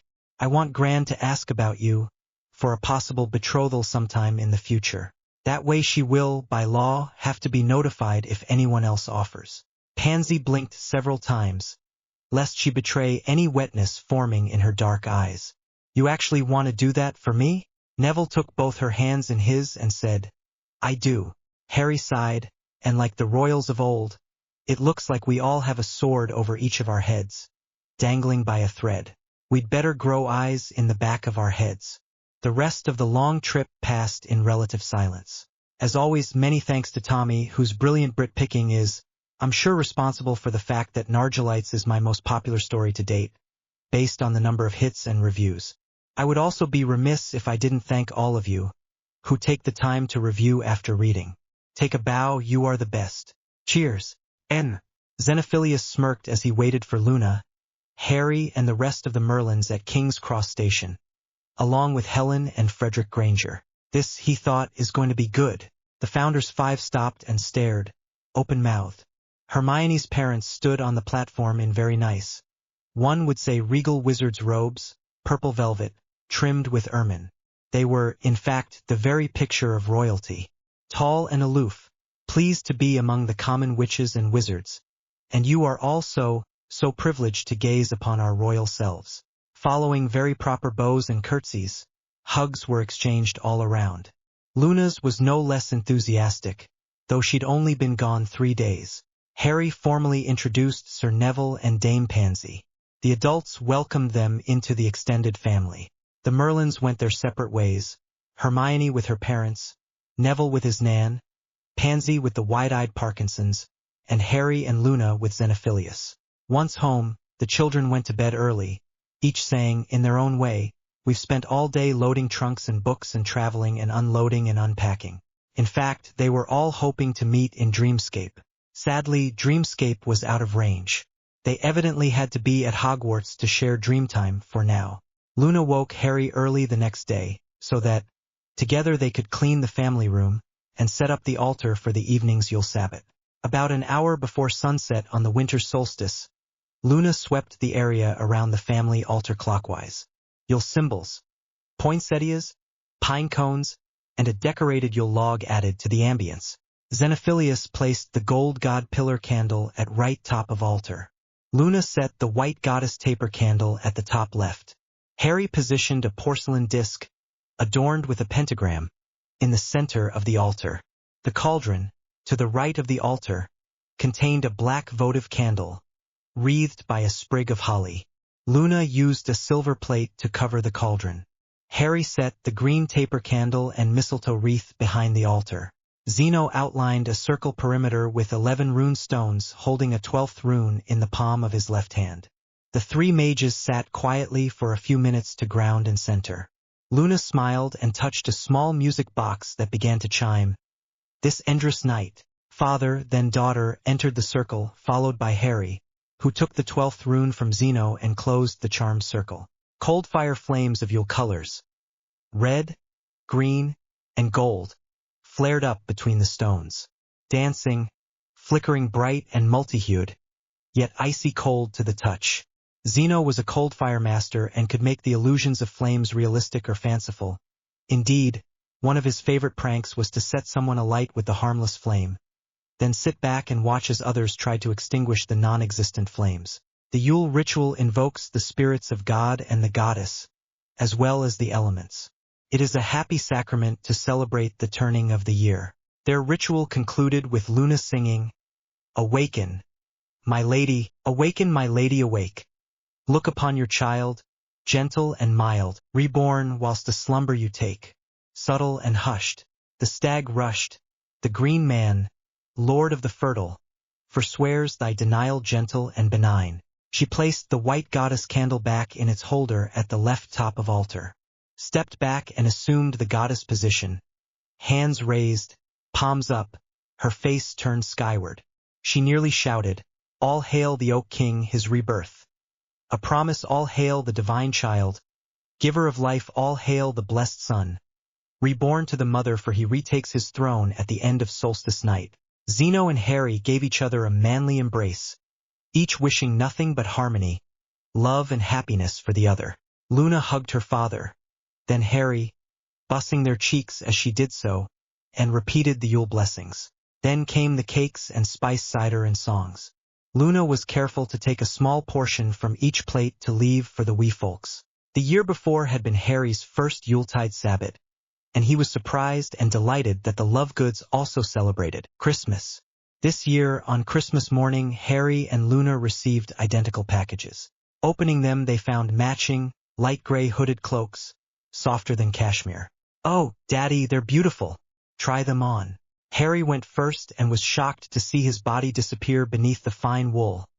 "I'm gone. Daddy, you made these?" "Well, I had some help. Molly Weasley lent me her magic spinning wheel and 3 sets of charmed knitting needles, and, healer sessions came by for a couple of nights, days when I couldn't figure out how to work the damn things. Anyway, she was very, obliging." "Oh yes, indeed. Very obliging." For some reason, Zeno was getting redder by the minute. He coughed and said, "Ahem. Anyway, do you like them?" Luna twirled hers above her head, then disappeared below it like a cheesy stage magician. Her disembodied voice sing-songed, "Love it, love it, love it." Boxing Day, the house of Merlin converged on the Longbottom estate, where Augusta was let in on the royal prank. The matriarch did a classic spit take with her tea, then laughed so hard she ended up in a coughing fit. When she'd finally gotten control of herself, she sputtered out, "Oh yes, I can definitely use this in the Grande Dame circle. By the time we're through, everyone will know young Harold is royalty of the first water, and that my grandson is very well positioned in the court." Pansy sniggered. I let on, by way of my family's spheres of influence, that the royal family of Guyana is so reclusive, and so exclusive that only someone truly worthy and magically powerful could even know of their existence. Hermione guffawed. It's like the Emperor's new clothes. Only the worthy can see them. Xenophilius finally said, "Enough of plots and politics. It's Christmas. Let's enjoy it." There were games and forfeits. A heroic snowball battle, followed by hot chocolate around the great fireplace. Harry nodded to Zeno, who raised his wand like a maestro, conjuring fanfare from an invisible orchestra, as Harry wheeled a bright red Raleigh Roadster bicycle into the family room. The Longbottom heir stood in awe and a little trepidation. "Hey, Neville, you've mastered a broom. This will be a breeze." Happily, the Longbottom estates included 3 greenhouses with broad footpaths between tables laden with greenery. After a few wobbly starts, Neville got the hang of it. Soon he was zipping up and down the rows of tables. Ruddy-faced from exertion and excitement, Neville panted.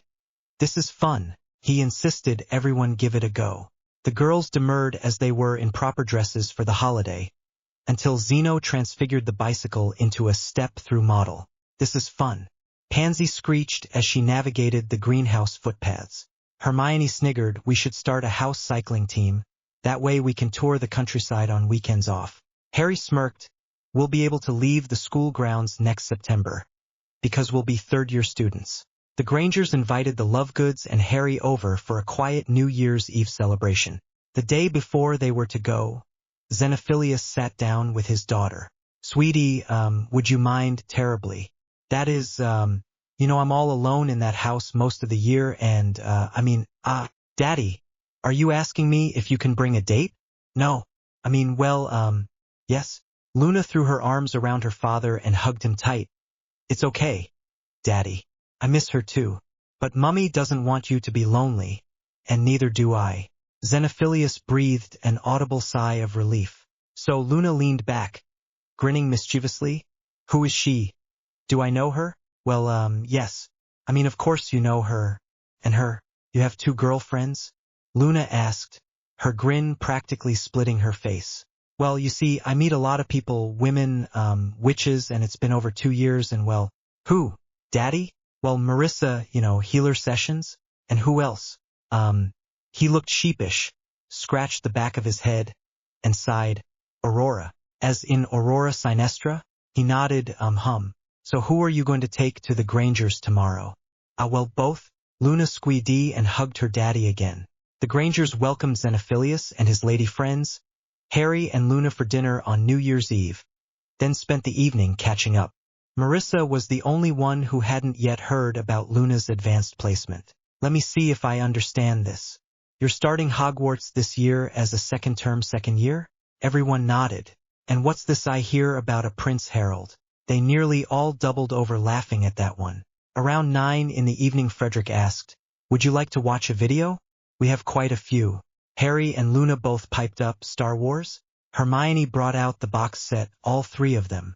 The children plopped down on the floor before the screen. Zeno's dates, Marissa and Aurora bracketed him on the couch. The witches and wizards cheered during the climactic scene when Obi-Wan's spirit told young Skywalker, "Use the Force, Luke."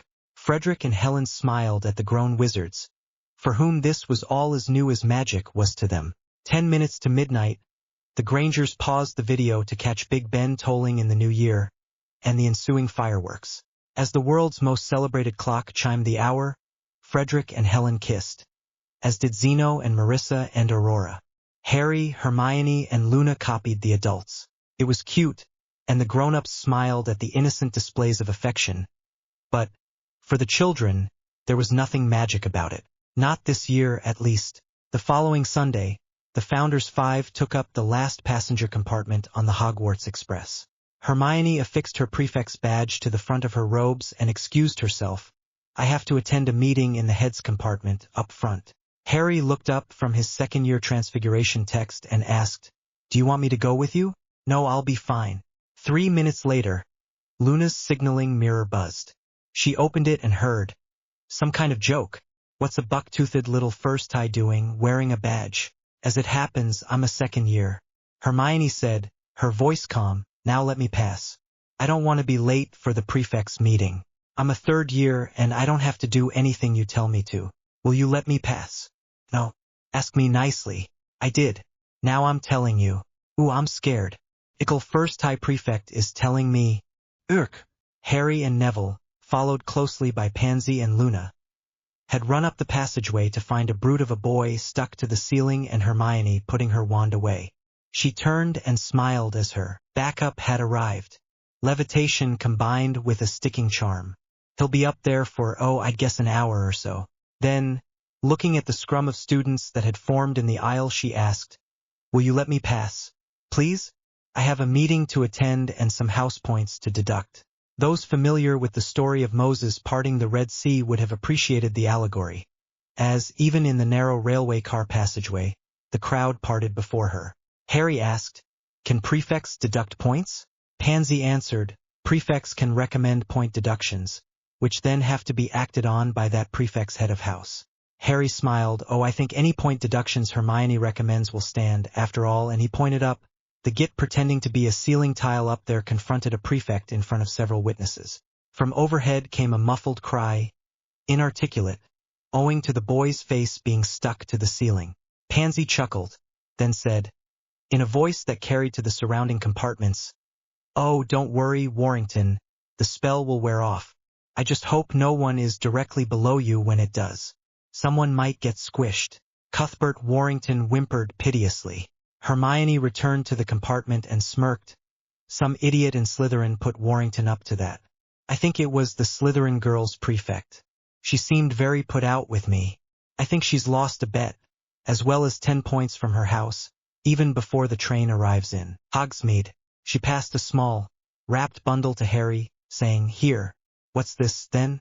Open it. Harry unwrapped his own prefect's badge. Oh great. It's not as if I don't have enough to be getting on with. The head girl reminded Dumbledore that houses had to have 2 prefects, regardless of their size.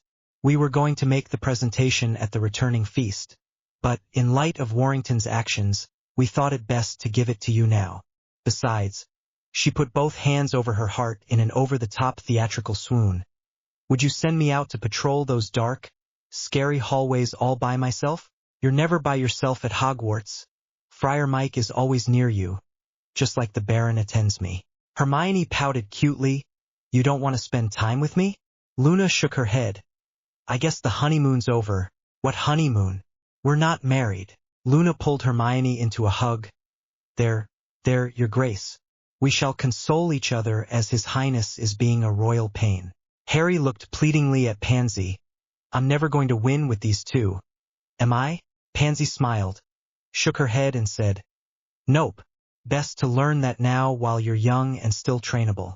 With a heavy sigh, he pinned the prefect's badge to the front of his robes. There. Happy? Hermione looked at Luna, then nodded. Better, but you have to work more on your groveling if this marriage is going to work. Harry groaned as the girls laughed. At Hogsmeade Station they got off, then helped direct students, especially the first years, to the carriages. Neville stopped and stared at what he could see pulling the coaches. What are those? Luna took his hand and walked him over to the thestral. Here, see? He's very gentle. He reached out his hand to touch a leathery flank. Harry, Hermione, and Pansy could only see Luna and Neville petting thin air. Luna held out her hands to her best friends. Come here. Feel this. Harry and Hermione were dumbstruck as they touched the unseen animal. Both could feel the ridges and furrows of a massive ribcage under taut, thin skin. Invisible what, horses? Harry asked. No, Luna explained. They're a little like horses, but they have great big wings folded along their backs. Hermione was impressed. Like Pegasus? No, more like big bat's wings.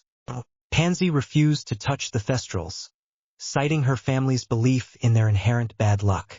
They got into the carriage, Neville and Pansy on one side, Harry, flanked by Hermione and Luna on the other. "So, how is it that you and Neville can see them?" Harry asked. Luna looked up, eyes brimming with unshed tears. "To see one, you have to have seen someone die." In a moment of terrible clarity, Harry remembered what Zeno had told him about the horrible and tragic death of his wife. He cursed his own stupidity and pulled Luna into a fierce hug. "I'm sorry. I'm so sorry." Hermione leaned over and put a consoling hand on Luna's thin shoulder. She knew Luna had lost her mother, but hadn't been privy to any of the gory details. Pansy was holding both Neville's hands. "You okay?" He nodded, then said, "I was my granddad. He and Nan were having one of their rows, and he suddenly just stopped. He grabbed his arm and looked at me, and then at Nan and said, oh, and died." Luna, sniffling on Harry's robes, said, "It was my mum. It was horrible." Pansy said, "That's why people don't like thestrals. If you can see one, it means you saw someone die." Luna sighed. "It's not their fault, and they're really useful and sweet and very intelligent. They're like post owls, they'll carry you anywhere. Just hop on and say where." Pansy snorted, "Like I'm gonna get on a bloody great, invisible, bat-winged horse." Hermione, rubbing Luna's back as she held Harry tight, caught Pansy's eye and nodded. "I can't think of any good reason why I'd want to." Soon enough they were at the welcoming feast, enjoying their new status as second-year students. Right up until the moment when Dumbledore singled them out for recognition. "And welcome to our newest second-year students, including one who has never set foot in a first-year's classroom," all at the Merlin's table. Grumbles of resentment ensued, until Professor Sinestra stood and raised her goblet, "Owing to their willingness to work twice as hard as any 5 students I can name, and more than one professor. The praise is well earned. Very well done, Merlin's house." Spatters of polite applause, amid residual grumbling. Phileas Flitwick stood on his chair and added, "And the end-of-term exam marks were the highest I've seen, particularly for those students in the Charms Club, yet another of their innovations." Minerva McGonagall stood and raised her goblet for the stellar marks in the last term's Transfiguration exams. More applause, which stilled as Severus Snape stood. "At this rate, members of the House of Merlin will be testing for their newts by 5th year, and bringing as many as they can along with them." Pomona Sprout stood and shouted, "Anyone willing to work hard enough, that is." Laughter and cheers filled the halls. Harry and company ducked their heads in embarrassment from the spontaneous accolades.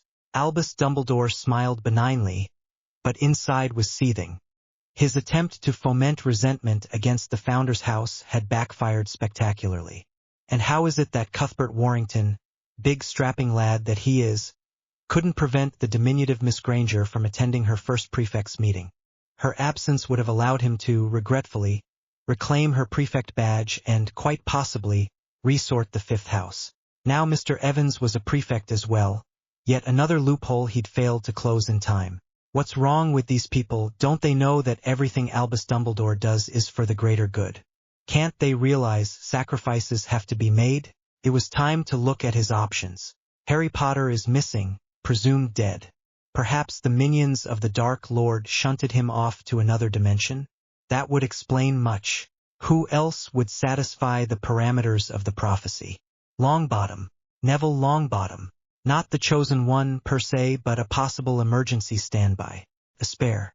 Neville, enjoying his meal and the company of his best friends, felt a sudden chill.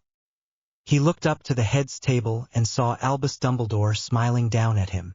As the House of Merlin prepared for bed and dreamscape, Neville asked, "Did you see the way the headmaster was staring at me all through dinner?"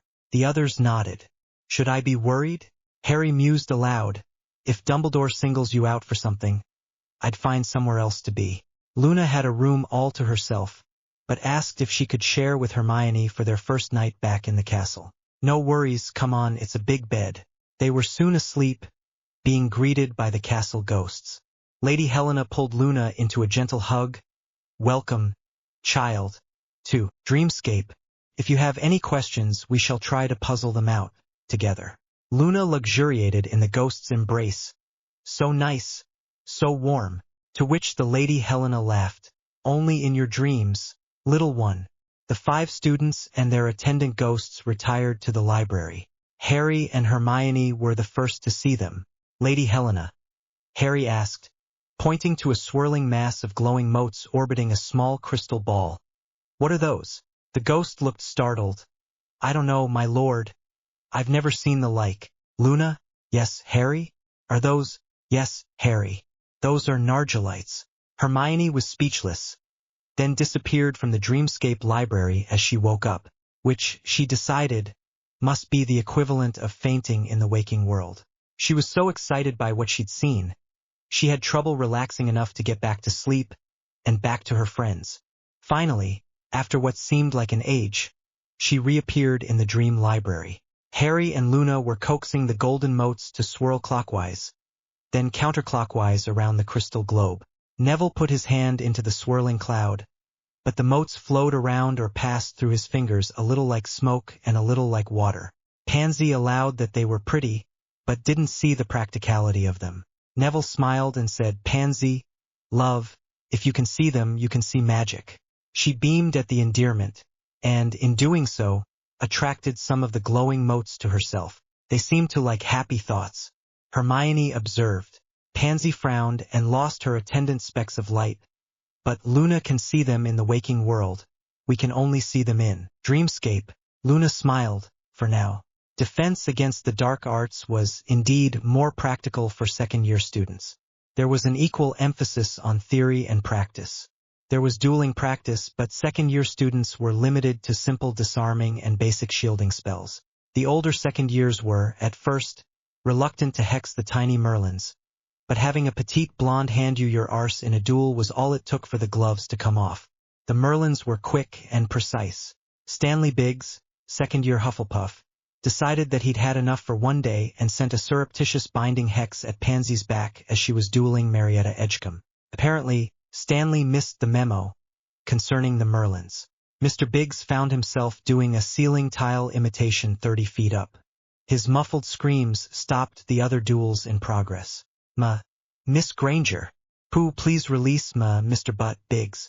Certainly, Professor, as soon as you remove 5 house points from Hufflepuff for conduct unbecoming a puff. There were several intakes of breath. In a house known for cooperation and fair play, to be charged with conduct unbecoming was tantamount to a scarlet letter. But I didn't see him, do anything. Hermione tapped her copper badge. I saw him, Professor Quirrell. Harry stood by his housemate, as did Luna and Neville, who first undid the binding hex and helped Pansy to her feet. Very well, 5 poo points from Hufflepuff. Hermione didn't bother to look up. She simply pointed her wand skyward and whispered, Fin ite, stretching out the syllables as she did. Biggs screamed as he fell to the stone floor, stopping mere millimeters short of serious injury. Harry smirked. How did you know I'd cast a silent cushioning charm? Hermione answered, loud enough to be heard by the students standing near. I didn't. The message was loud and clear. Do not mess with a Merlin. Walking into the hall after class, Harry looked back at his housemates and said, All set for tonight? He was answered by 4 grim smiles. Albus looked over the student tables and smiled. A benign sovereign in his own little kingdom. Everything and everyone where they're supposed to be. So why were they all suddenly screaming? Everyone in the great hall was staring and pointing at the professor's table, specifically at Quirrell, whose turban was now a brightly blazing torch, to which Quirinus was completely oblivious. Dumbledore saw the flames, smelled the unmistakable odor of burnt hair, and did the only thing he could think of at the moment. Pointing his wand, he shouted, Inundantia Maxima. Those Muggle children familiar with a wide-open fire hose would have recognized the torrent of water that pummeled Professor Quirrell, knocking him sideways and back from the table. Sputtering, he rose and screamed, Are you insane, old man? You could have killed us. He doubled over in pain and the screaming renewed, not because Quirrell's turban was on fire. Said turban was plastered wetly against the far wall. No, the children were screaming because there was a face. Ugly and reptilian, with slits for nostrils and bright red eyes, sticking out of the back of Quirrell's head. Merlin's beard. Stop him. Stun him. Get the children out. The one table where there was no panicked screaming was Merlin's table. And it was to this island of calm that Quirrell directed his gaze. Why can't I read you? The reptilian face screeched. I can read all those around you, but I can't read you. You did this, didn't you? Harry shouted, stupefy and incarcerous on 3, 2, 1. Stupefy. Incarcerous. But Voldemort wouldn't be so easily caught. Quirrell, unconscious and bound by thick ropes, slumped face first onto the table. A menacing buzz filled the room, increasing in volume and pitch until it was almost physically painful. Then stopped. The ominous silence that followed was shattered when the back of Quirrell's head exploded blood and pus and a sickly yellowish fluid. Voldemort exorcised himself from his host. A floating, disembodied brain hovered above the staff table, trailing fibrous ribbons that must have been, at one time, blood vessels and nerve tissue. Luna screamed, "Don't let any part of him touch you." The brain bobbed toward Aurora Sinestra, who fired off cutting hexes, to no avail. The brain still came. Dumbledore reached for his wand, but whatever he'd planned wouldn't be fast enough. Hermione cried, "Harry, no!" 11-year-old Harold Evans had jumped onto his house table, then onto the professor's raised platform when Luna screamed. He smiled grimly at his housemates, half-turned, and did a flying tackle over the staff table, knocking Professor Sinestra down just as the gory tendrils would have touched her. Instead, they touched Harry. The side of his face, the back of his neck, his forearms and hands. Where the tendrils touched him they sizzled and crackled and burst into flames. Harry took a few burns, but the thing that had been Voldemort flared up, then blazed like a torch. There was something eerily reassuring about an unholy terror screaming in unholy terror. Harry looked away from the retreating, flaming obscenity, then regarded his left arm. He heard himself say, "Is it supposed to bend that way?" just before he blacked out. Big shout out to Tommy King, Brit Picker extraordinaire, who volunteers his valuable time to give this story an authentic British voice. Cheers, mate. I wrote about 3 pages describing a Wiccan Yule Sabbat, then realized that, as beautiful as it is to experience, to read about it, not so much.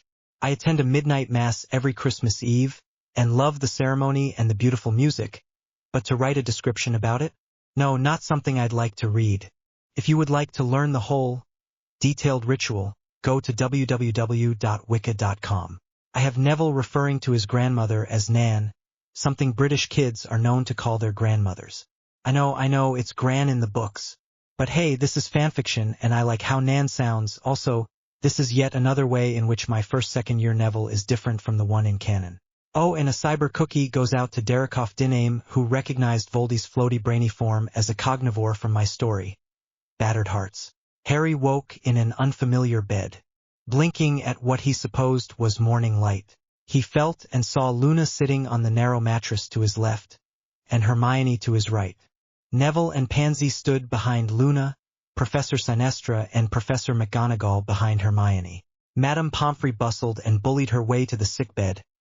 "Oh, do stand aside and let me work.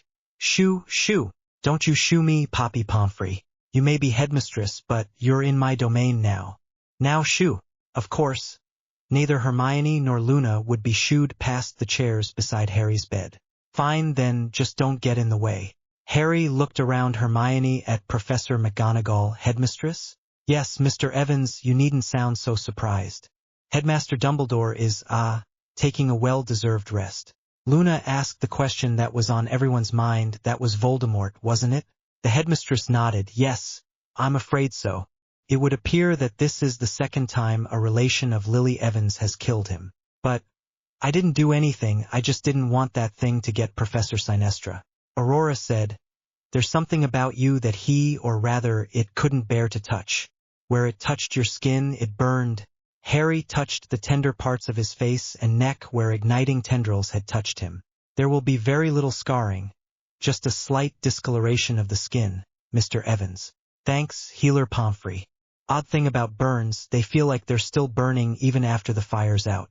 Poppy nodded, then asked, "Any pain?" Harry shook his head, more like a dull throb. "What happened to the floaty, brainy thing?" Professor Sinestra repeated, "It caught fire. And the sheaths that surround nerves, indeed, the whole brain is just so much tallow." Neville spoke up. "It went out like a flaming comet, Harry.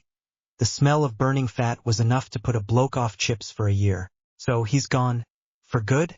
Minerva looked thoughtful, then resolved, amne richt share he's dade. Poppy declared Mr. Evans well enough to be discharged from her care. He hopped down off the bed and said, "A comfortable bed, healer Pomfrey, but I don't think I'll be back any time in the foreseeable future." As the Merlins were leaving, the headmistress remarked, "Odd thing about Professor Quirrell's turban. It was blazing bright, but no one near it was burned or felt any heat. Come to that." Hermione raised both eyebrows and asked, "Really? Sounds like cold fire." And there was a tight braid of what looked like cat hair, smoldering at the headmaster's feet. Harry looked pensive. Someone wanted the headmaster to believe that Professor Quirrell was on fire. Minerva concluded, or someone suspected there was something beneath Quirrell's turban, and wanted it exposed publicly. Pansy asked, "Headmistress, how is it that a powerful, magical being, like Voldemort, could go undetected here at Hogwarts for months?" Someone must have suspected. Minerva half smiled. Apparently someone knew something, or we would still be blissfully ignorant of the threat among us. "What will happen to the headmaster?" Neville asked. "He's been ordered by the Board of Governors to take a holiday, and while he's at it, to submit to a complete examination. If after that he is deemed fit, he will resume the post of headmaster. And if he's not..." Minerva gave a Gaelic shrug. The students left and Minerva turned to Poppy. "Schedule complete examinations for all staff members. Immediately. From now on, anyone wishing to teach at Hogwarts must pass a full physical, mental, and magical examination annually." "Excellent idea, headmistress. Hop up on the table." "What now?" "Yes, now. I'm just carrying out the orders of my superior." "On the table." "Now." With a sigh, Minerva submitted to the tender care of the school healer. At the end of the day, all the professors, the caretaker Argus Filch, and the groundskeeper Rubeus Hagrid were all given a clean bill of health. Much to Poppy's surprise, Albus Dumbledore came last. His expression was dark as he said, "I begged the Board of Governors for the courtesy of having you conduct this travesty." He shook himself and sighed. "Forgive me, Madame Pomfrey. I'm not angry with you." The healer smiled and said, "You have been avoiding me these past few years, headmaster." The man nodded, and Poppy couldn't help but think, "I've never seen him looking so old." At the end of the examination, she called for Minerva. The headmistress was as surprised as Poppy to see Albus Dumbledore in the hospital wing. The old headmaster was looking very subdued. Without waiting for any distracting greetings or pleasantries, the healer said, "We need to talk." She looked sternly at Dumbledore. "First off, Albus, how long have you known?" "I suspected that my reasoning wasn't what it once was 10 years ago." "And that's when you started self-potioning?" The old man nodded. "It helped, for a while. For a fair few years." Poppy turned to Minerva. "Professor Dumbledore is suffering from senile dementia. He can no longer be expected to head a school. He may be well enough for a time to teach 4 or 5 years, perhaps. But his condition from now on will need to be reviewed every 6 months. Albus smiled wryly. "This year I could teach potions or runes, but not after next year. Indeed, as my capacity diminishes, I can see myself in 20 more years as the keeper of keys and grounds." The horror of Dumbledore's condition was driven home as the old man sobbed. "I may have done more damage already than can be undone. I simply don't know what I don't know." And it all became clear. Leaving the Potters as bait for Voldemort to find, packing Harry off to his murderous relatives, bringing the Philosopher's Stone to the castle again as bait for Voldemort, foisting more and more of the responsibilities for running the premier magical academy in the United Kingdom on his deputy. And worse, doubting more and more every day if he were making the right choices, if he could make the right choices for everyone. Minerva put her arm around her old mentor. "You will finish this year as headmaster. Just be sure to continue leaving all the decision-making to me. We will inform the Board of Governors, who will, I'm sure, agree to allow you to retire gracefully as headmaster, and perhaps continue in some advisory capacity." Grateful tears streaming down his whiskered face, Albus Dumbledore nodded. Poppy prescribed a cheering draught, which she shared as a libation with her 2 senior-most patients and friends. "To our continued good health," she said, as they downed their draughts. Now, where to find a defense against the dark arts teacher? Minerva mused aloud. Contact Amelia Bones, Find out if any of their senior Aurors are on the sick or injured list. The other professors can take turns teaching the class until a suitable replacement can be found. Minerva beamed, and Albus did too as he chuckled. Not bad for an old man with diminished capacities. Poppy said, you'll have good days and bad. You should view most of your behavior, decisions and actions from the past few years as suspect. Dumbledore thought hard, then opened his eyes wide. I have to contact Nicholas Flamel. I have to tell him. Minerva laid a calming hand on the headmaster's shoulder. I'll see if he and his wife, Perenelle, can join us for dinner. Very well, he said, nodding. I think a short nap may be just the thing. The witches watched as Albus Dumbledore, looking all of his 148 years, shuffled out of the hospital wing. He was a great and a good man once, Poppy said. That's how he should be remembered. Minerva agreed, indeed. Neville accepted the thick envelope and thanked the delivery owl. Be sure to stop by the Ollery for food and water before you go. The bird bobbed his head once, squawked, then whistled before flying off. Pansy, ever at his side, looked at the envelope. Aren't you going to open it? It's from Nan. I think I know what it's about. Well, I don't. With a chuckle, he untied the twine binding the thick parchment envelope and removed the topmost document. Document with intent, tendering suit of marriage, ancient and noble lineage. What? Neville had gone pale. Am I that bad? Pansy asked in mock exasperation. He barely whispered, it's not from your family. What? It's from the Patils. He handed her the documents. With our most fervent wishes that this will redeem current and future claims upon the life debt owed on the occasion of the evening of the 31st of October, 1991. But I didn't do anything, he groused. You and Hermione iced the floor. Harry and I both brought the troll down with a summoning charm. Pansy finished the thought. But you went into the bathroom and brought her safely out. Because Harry told me to. He was busy spinning the damn troll. Nevertheless, you went in and you brought her safely out. I'm sure that, in her eyes at least, you are the real hero. Neville pounded his forehead on the table in front of him. But I don't want to marry Parvati.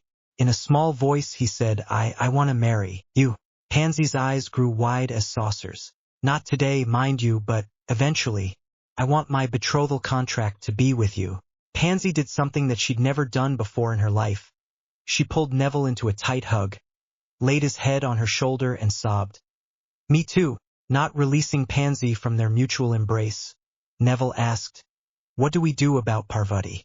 We'll read over the contract. If there's another way to satisfy the life debt, then we'll do that. And just because someone else wants you to marry doesn't mean you have to, marry. They ended their embrace, and Pansy began to pore over the parchments. This is not a contract. It's a statement of intent, similar to the one you sent my father a few days ago. Your grandmother hasn't signed it. She sent it on to you for your consideration. That's all. He slumped in relief. So we have time? At least 6 years. Pansy said with a smile. Neville let out the breath he didn't know he'd been holding, then looked down at the table and said, all right, pudding. Pansy shook her head at the abrupt change of topic and mood, then thought, he's 11. Of course he'll be distracted by a pudding. Ooh, treacle. Neville and Pansy had a celebratory treacle pudding and agreed it was the best ever.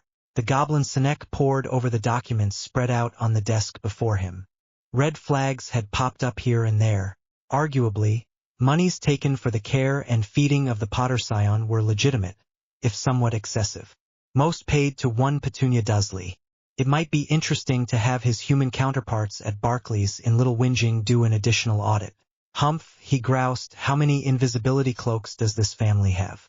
Great-grandfather John Harold Potter had one, grandfather Harold, father James. No, that's not right. Even the finest demiguise we've loses its light-bending ability after 30 years. And this, by the blessed matriarch. The Snape rang for his clerk. List all significant ancestors, patriarchal and matriarchal, in the last 1,000 years. The clerk, reciting from memory, started with Harry, and gave a millennium's worth from the patriarchal line. When he got to Peveril Ignatius, the Snape said, that will be all. So, the old story is true, and one of the Hallows is the property of our most favored client. The goblin Snape recalled his clerk, Order a trace on Lot 6, Item 57, 1 invisibility cloak, a Potter family heirloom. Find who has it, repossess it on behalf of our client. The diminutive clerk bobbed once then vanished. Classes continued. Professor Lupin welcomed the Merlins into second term history of magic, and smiled. You lot knew there would be a research assignment in second year, didn't you? I was about to announce the research topics for second term, but I dare say you're well nigh done. Am I right? Almost, Professor. We have several points to go over with you during office hours. Harry handed Remus a tightly wound scroll so thick that it resembled nothing less than a tree branch. The professor's eyes widened. Is this the whole thesis? Harry shook his head. No, sir. Only my contributions to date. Hermione's is twice as thick and her writing is much smaller and neater than mine. Feeling the weight of the research in his hand, all Remus could think was, there go my next 5 weekends. I'll start on yours this Saturday, Mr. Evans, then tackle Miss Granger's. Harry smiled. It would be nice to have an outsider, an independent observer to go over their research. If he came to the same or even similar conclusions, then they might begin to change the water. Change the water. The night before, in Dreamscape, Luna set 3 small cauldrons to boiling. Into one boiling pot, she placed 3 peeled potatoes, into another, 3 eggs, and into the third she put 3 teaspoons full of Earl Grey. She covered the cauldrons and removed them from the heat.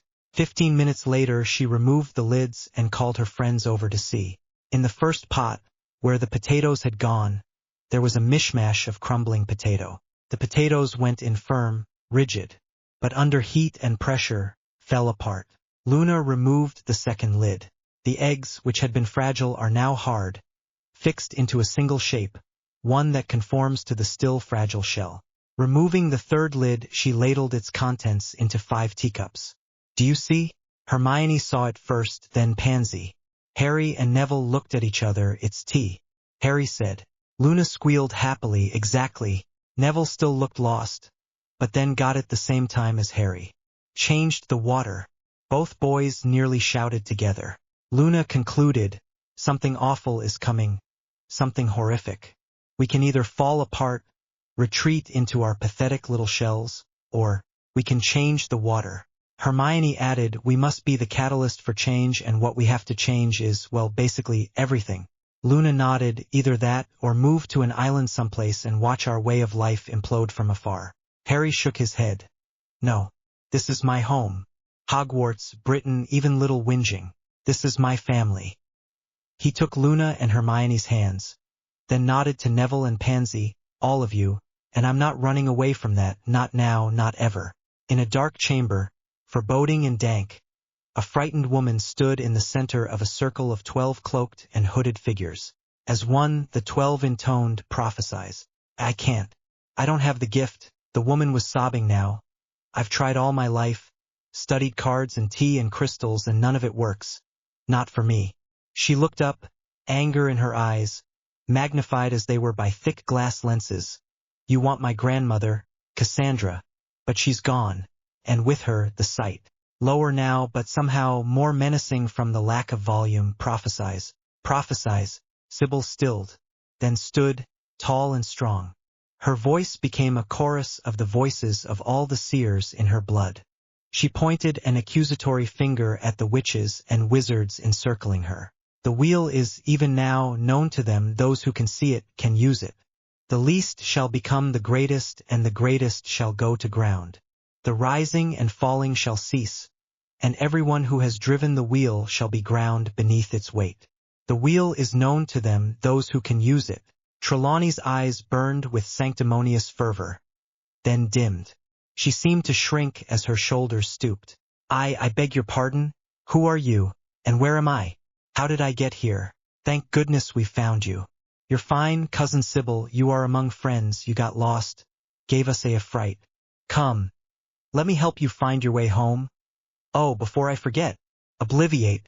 The next morning, as Luna and Hermione rose, dressed and were preparing for their day, Hermione called, Brother Michael?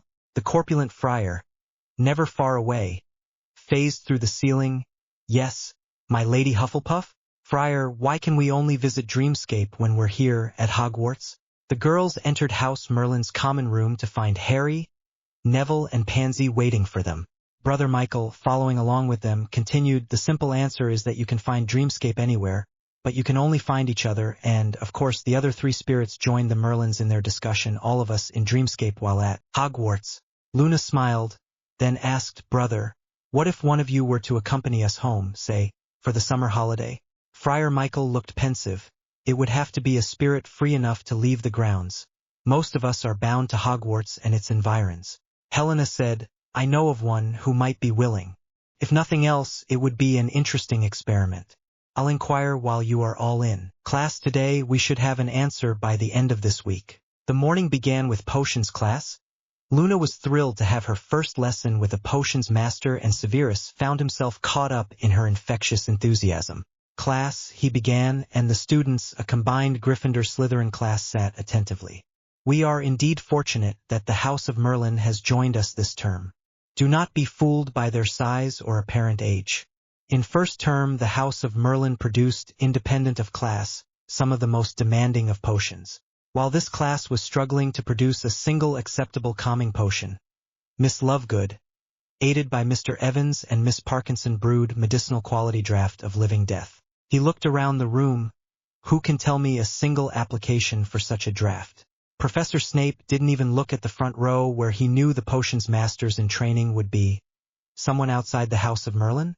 He regarded his star pupils. "Well, it appears we have our work cut out for us this term." A beefy hand went up in the back of the room. "Sir?" "Yes, Thompson?" "Sir, the draft of living death can be used to induce a healing coma, so that people can stay unconscious while serious injuries are being treated." "Very good, Thompson, take 5 points for Slytherin." Severus regarded the room at large. A glimmer of hope. At last. The class reviewed the calming potion from the previous term, and, as the practical lab began, Hermione noticed that a scrum formed around the reagents cupboard. She also saw that, when the students went back to their tables, many had greater quantities of essence of chamomile or lotus extract than needed, leaving others with less than adequate materials. Each student had their own cauldron, but gas burners were in short supply, so that most tables only had one. Having to share a single burner meant that potions could not get consistent heat when necessary. Every student had his or her book open and was trying to read directions while chopping or pouring or stirring. 10 minutes prior to dismissal, another scrum formed at the back tables and cupboards as reagents and materials were shoved back into place. Some not-so-good-natured shoving was also taking place between Gryffindors and Slytherins. At the end of class, Harry spoke for the Merlins. "First, the students in this class see everything as a competition, who gets the most first. That sort of nonsense." Hermione stepped forward. "In a gourmet restaurant, there are different people with different responsibilities, prep chefs who slice and dice and portion out ingredients." Neville spoke up. "Gas burners are in short supply. I'll write my Nan. She's on the board of governors. We'll have enough burners by the end of this week."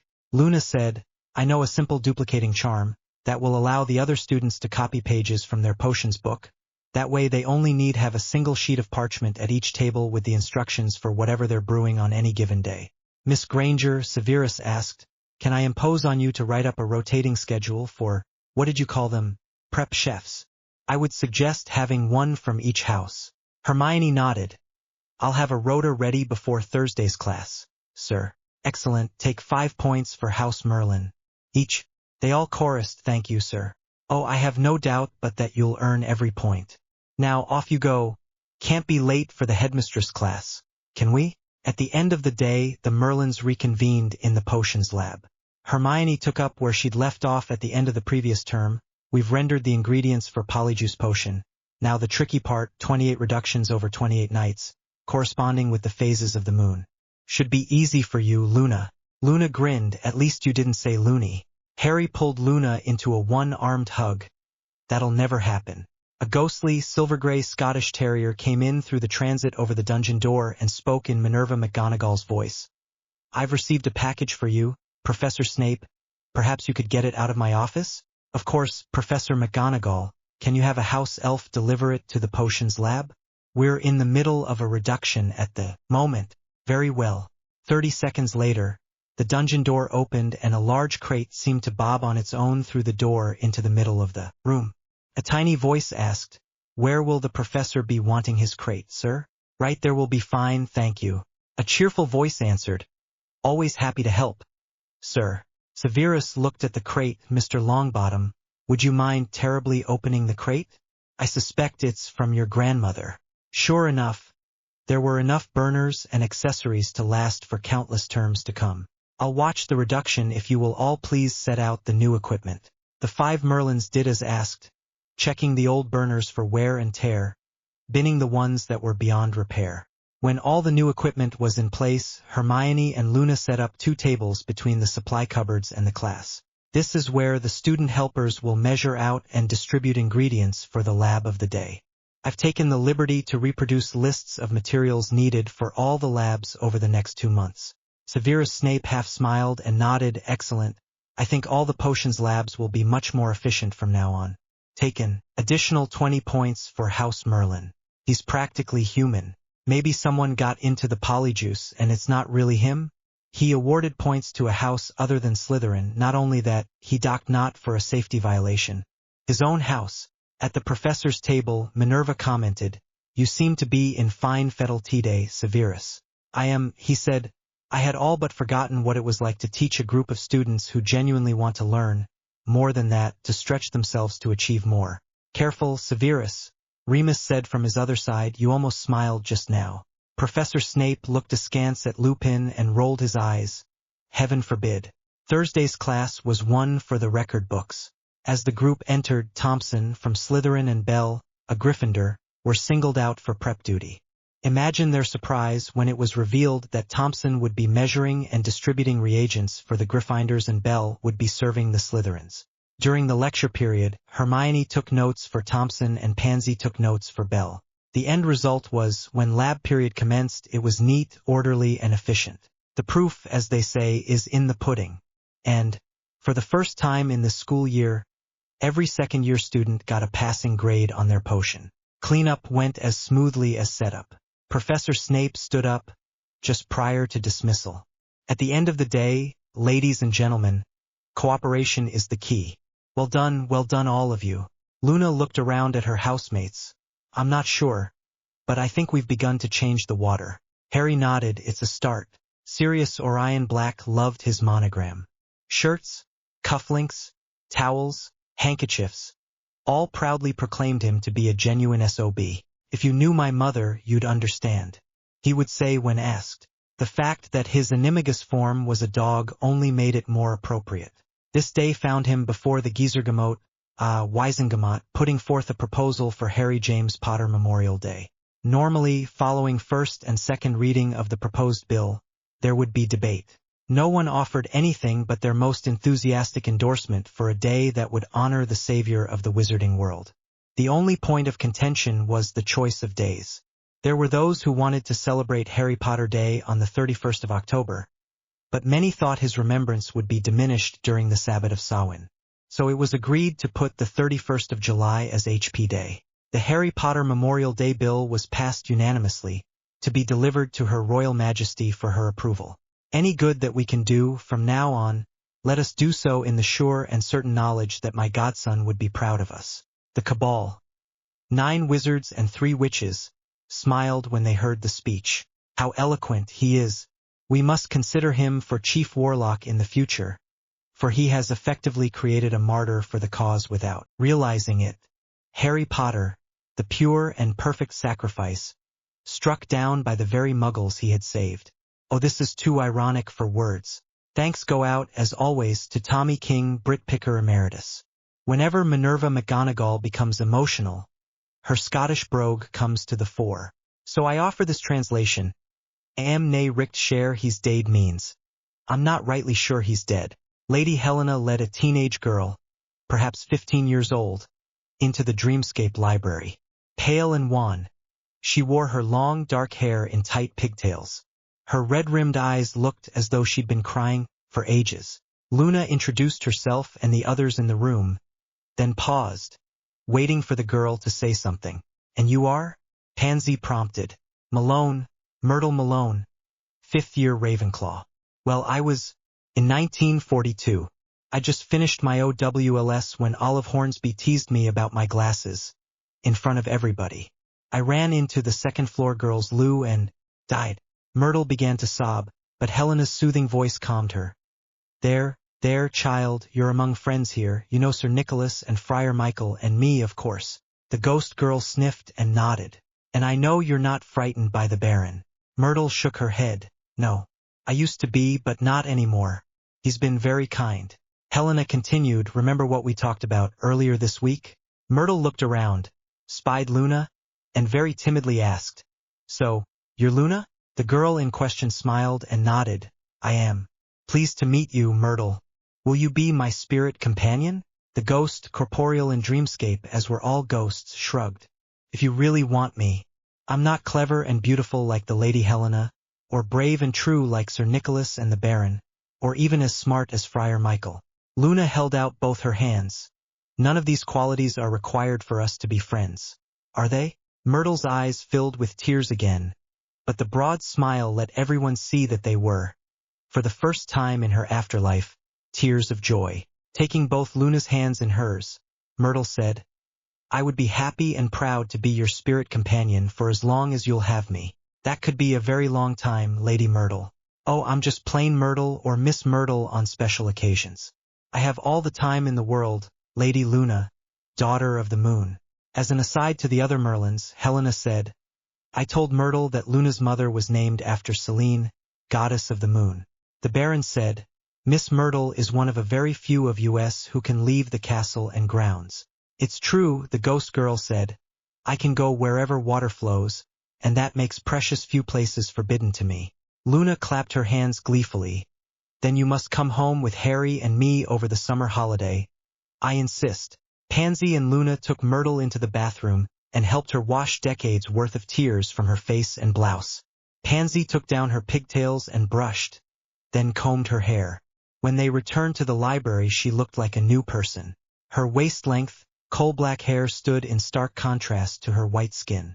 She, in fact, cleaned up nicely. Brother Michael explained the role of spirit companions, how they were to help the members of Merlin's house during dreamtime, and to watch over their charges during waking hours. There are people who would harm them, and we can summon help should anyone need it. But I've been watching, Myrtle said, confused, and everybody loves the Merlins, or at least everyone respects them. Sir Nicholas shook his head. Sad to say, some are jealous, and others are under the influence of people outside these castle walls. Myrtle's eyes narrowed. Well, they'd better not bother our Merlins. Not while I'm anywhere near water. And I'm always near water. At a back table in the main library, 3 people huddled over a small mirror. I don't like this, Mr. Malfoy. The Merlins are powerful beyond their years. They are very popular here and are said to have influential friends. Draco sniffed, we're not asking you to hurt anyone. Simply get one of the girls alone, but not Lady Granger. Parkinson or Lovegood should be easy to isolate. One of you can stun the girl. The other can give her the Veritaserum, then ask the questions. Once that's done, obliviate the girl. You can perform a simple obliviation, can't you? The 7th-year Ravenclaw sniffed, of course. From the mirror, a cultured voice drawled, do this, and your family's debts will be forgiven. What if we're caught? Then this conversation never took place, and your family can kiss their ancestral lands goodbye. The 2 Ravenclaws, brother and sister, nodded and left, taking the small, clear bottle with them. Pansy left Hermione and Luna in the Hogwarts library for her evening stroll with Neville. The weather was unseasonably warm for March, and they both liked to walk near the shores of Black Lake in the late afternoon just before dinner. As she made her way down the cobblestones, she had a thought. Lady Helena? Yes, Lady Pansy? I've noticed that the skills we develop in Dreamscape carry over to the waking world. 'Tis true, Lady Pansy. Why do you ask? Well, I've always been afraid of the water. I can't swim. Neither can Neville or any pureblood I know. On the other hand, nearly all the Muggleborns do swim. Most have had lessons, some, like Hermione, even have pools for swimming at home. Lady Ravenclaw's ghost looked thoughtful. What brought this about, Lady Pansy? Well, Neville likes the water so much, but I'm afraid of it. I nearly died when we had to ride in those tiny boats at the beginning of first term. and he's asked me to picnic with him on Green Island. The moss-covered rock in the middle of Black Lake? The very same, my lady. He was disappointed when I said no. You go on to the lake with your betrothed. The ghost smiled at Pansy's reddening cheeks. I'll see if there isn't a pool we can use in Dreamscape. Pansy had to leave Lady Helena at the end of the walkway, as the Ravenclaw ghost was bound to the castle proper. Neville was there presumably with Sir Nicholas, who had the run of the grounds as well as the castle. Presumably, because Sir Nicholas de Mimsy-Porpington was the soul of discretion and only appeared when called. Neville and Pansy walked along the pea-gravel shore, hand in hand, and talked about everything and nothing. Already the best of friends, comfortable with each other. Harry met his girlfriends in the library. He sat in the empty chair between them and said, "Sorry I'm late. I had to get the stink sap out of my hair and clothes. I must have shampooed 4 times. He pulled the end of a strand from his shoulder length, auburn hair, and gave it an experimental sniff. I think it's all out now. Hermione reached out with her left hand, and Luna with her right, to run their fingers through his thick locks. Growing it out had been the right thing to do. The same properties that made his hair untamable when short gave it body and natural wave when worn long. Luna grinned. I know girls who would kill to have hair this gorgeous. Hermione smirked. Yeah, me for one. Harry looked at her and smiled. Your hair is perfect, Your Grace.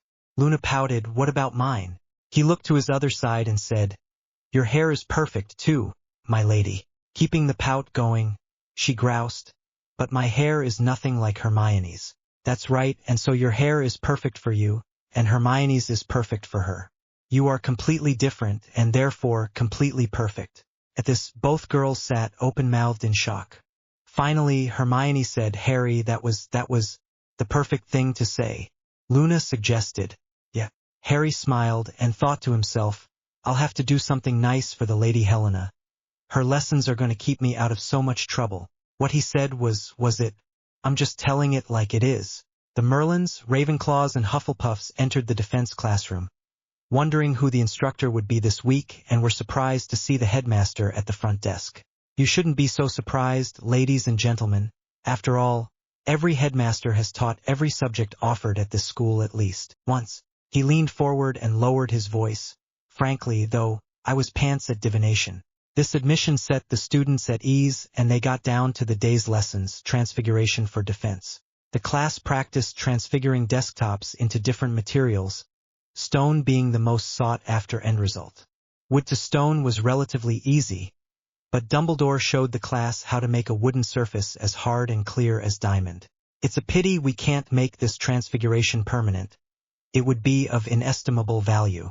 The headmaster had the students move all the furniture to the walls, clearing the center of the room for sparring practice. Mild stinging hexes only, Dumbledore admonished, unless you want your next opponent to be me. Everyone got the message.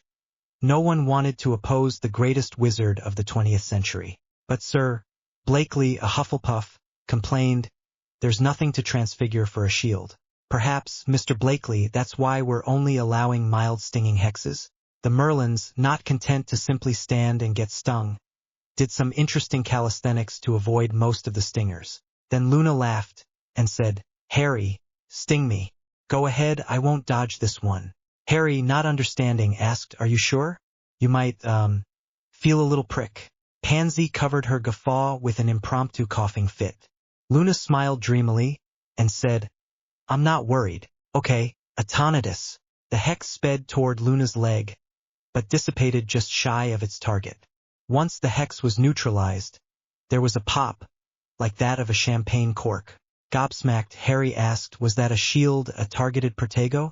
Albus Dumbledore, smiling broadly, said, No, Mr. Evans, Miss Lovegood is simply applying today's lesson in defense.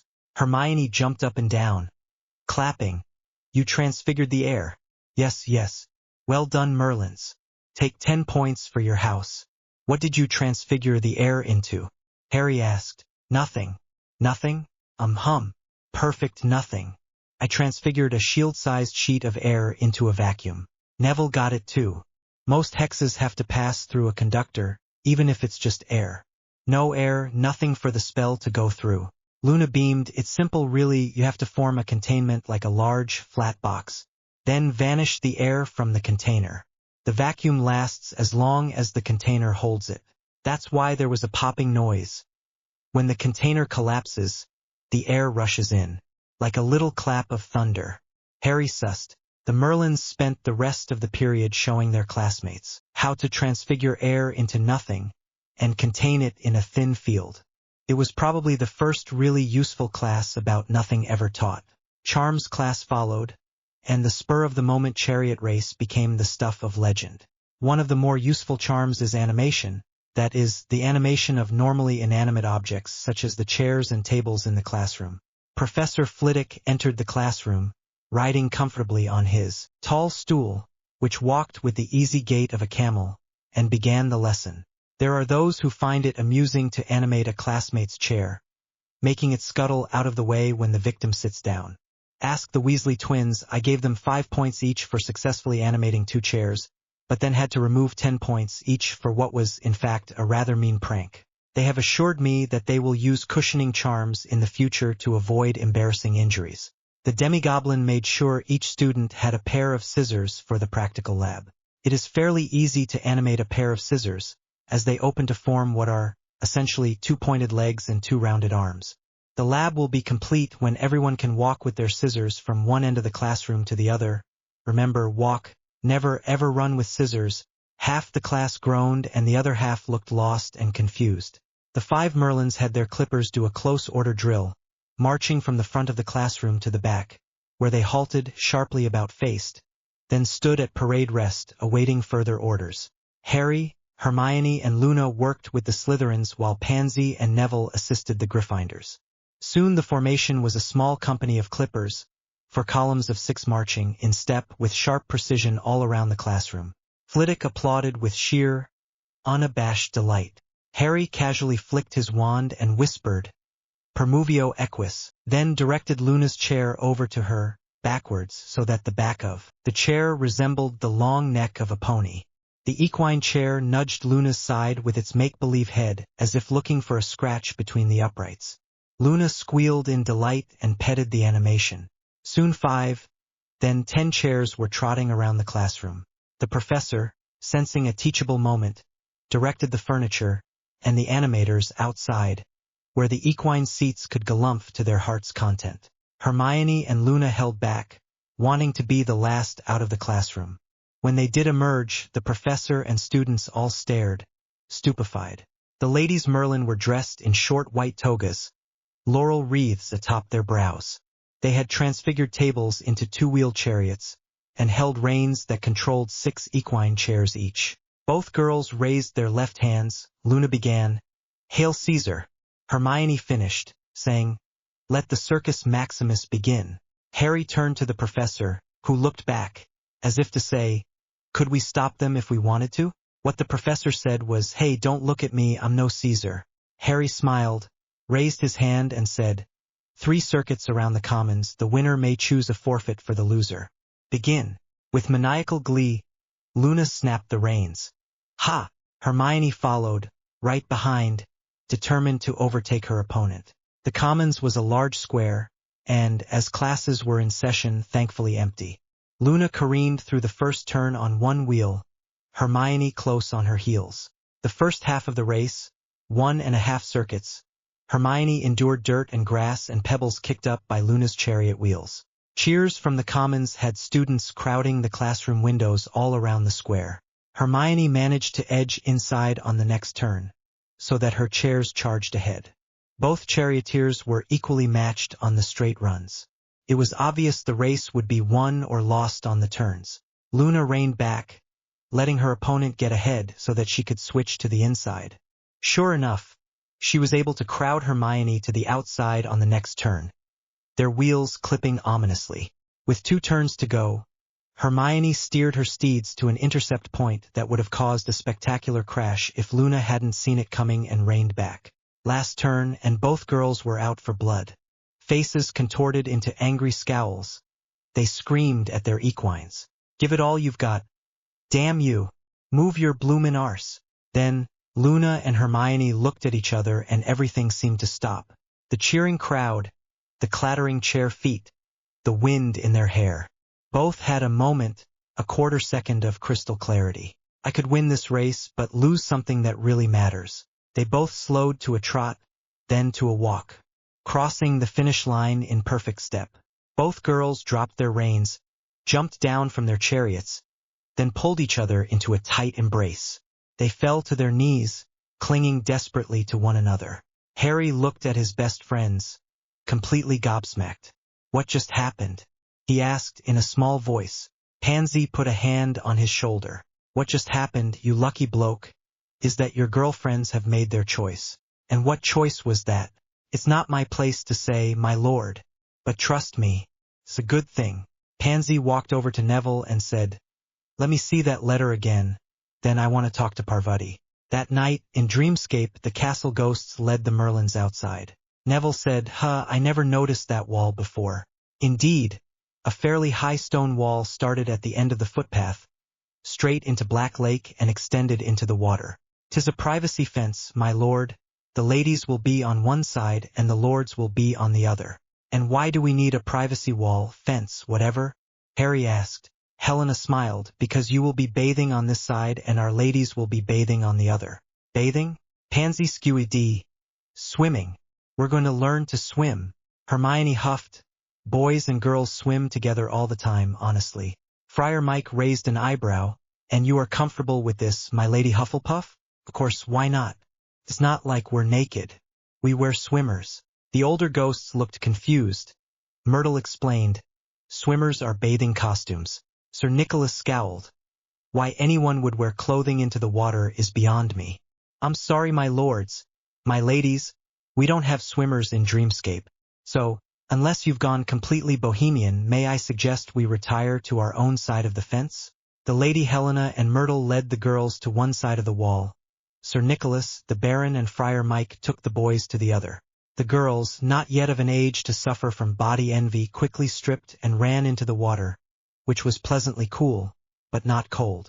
Pansy and Luna each had a personal swim instructor, as Hermione and Myrtle were both Muggle-born and were already expert swimmers. The boys, however, had to endure the droning of Friar Mike reading instructions from a manual he'd found in the library. The first lesson was ominously referred to as drown-proofing. The girls called over, how's it going over there? Harry groused, great, just great. We're learning how not to drown. Give us a minute, we'll be right over. Neville sounded panicked. What, over here? It's okay, we're mostly underwater, and the water's all murky. The boys watched the edge of the wall in the deeper water and soon saw Hermione's head. Then Myrtle's, followed by the others. Hermione worked with Harry. Myrtle and Pansy gave Neville tips, advice, and encouragement. Harry turned out to be a natural, picking up the breaststroke, the Australian crawl, and the side stroke with preternatural ease. When, after just a few minutes of instruction, he'd managed a perfectly acceptable butterfly, Hermione squealed and pulled him into a tight hug. Tight, naked hug. And it was okay. The dreaded hormones were yet to awaken. Myrtle blushed, wondering, was I ever that innocent? After several hours of swimming in Dreamscape, the Merlins were very comfortable around water and each other. Mid-April was damp and dreary. Dreamscape aside, the Merlins were feeling restless. Even the library, their favorite haven in the real world, seemed a bit stifling. And for some unknown reason, Hermione was feeling cranky. Luna looked worried. Hermione, your Nargilites are looking a little wonky. Are you feeling okay? Truth be told, she wasn't feeling particularly okay.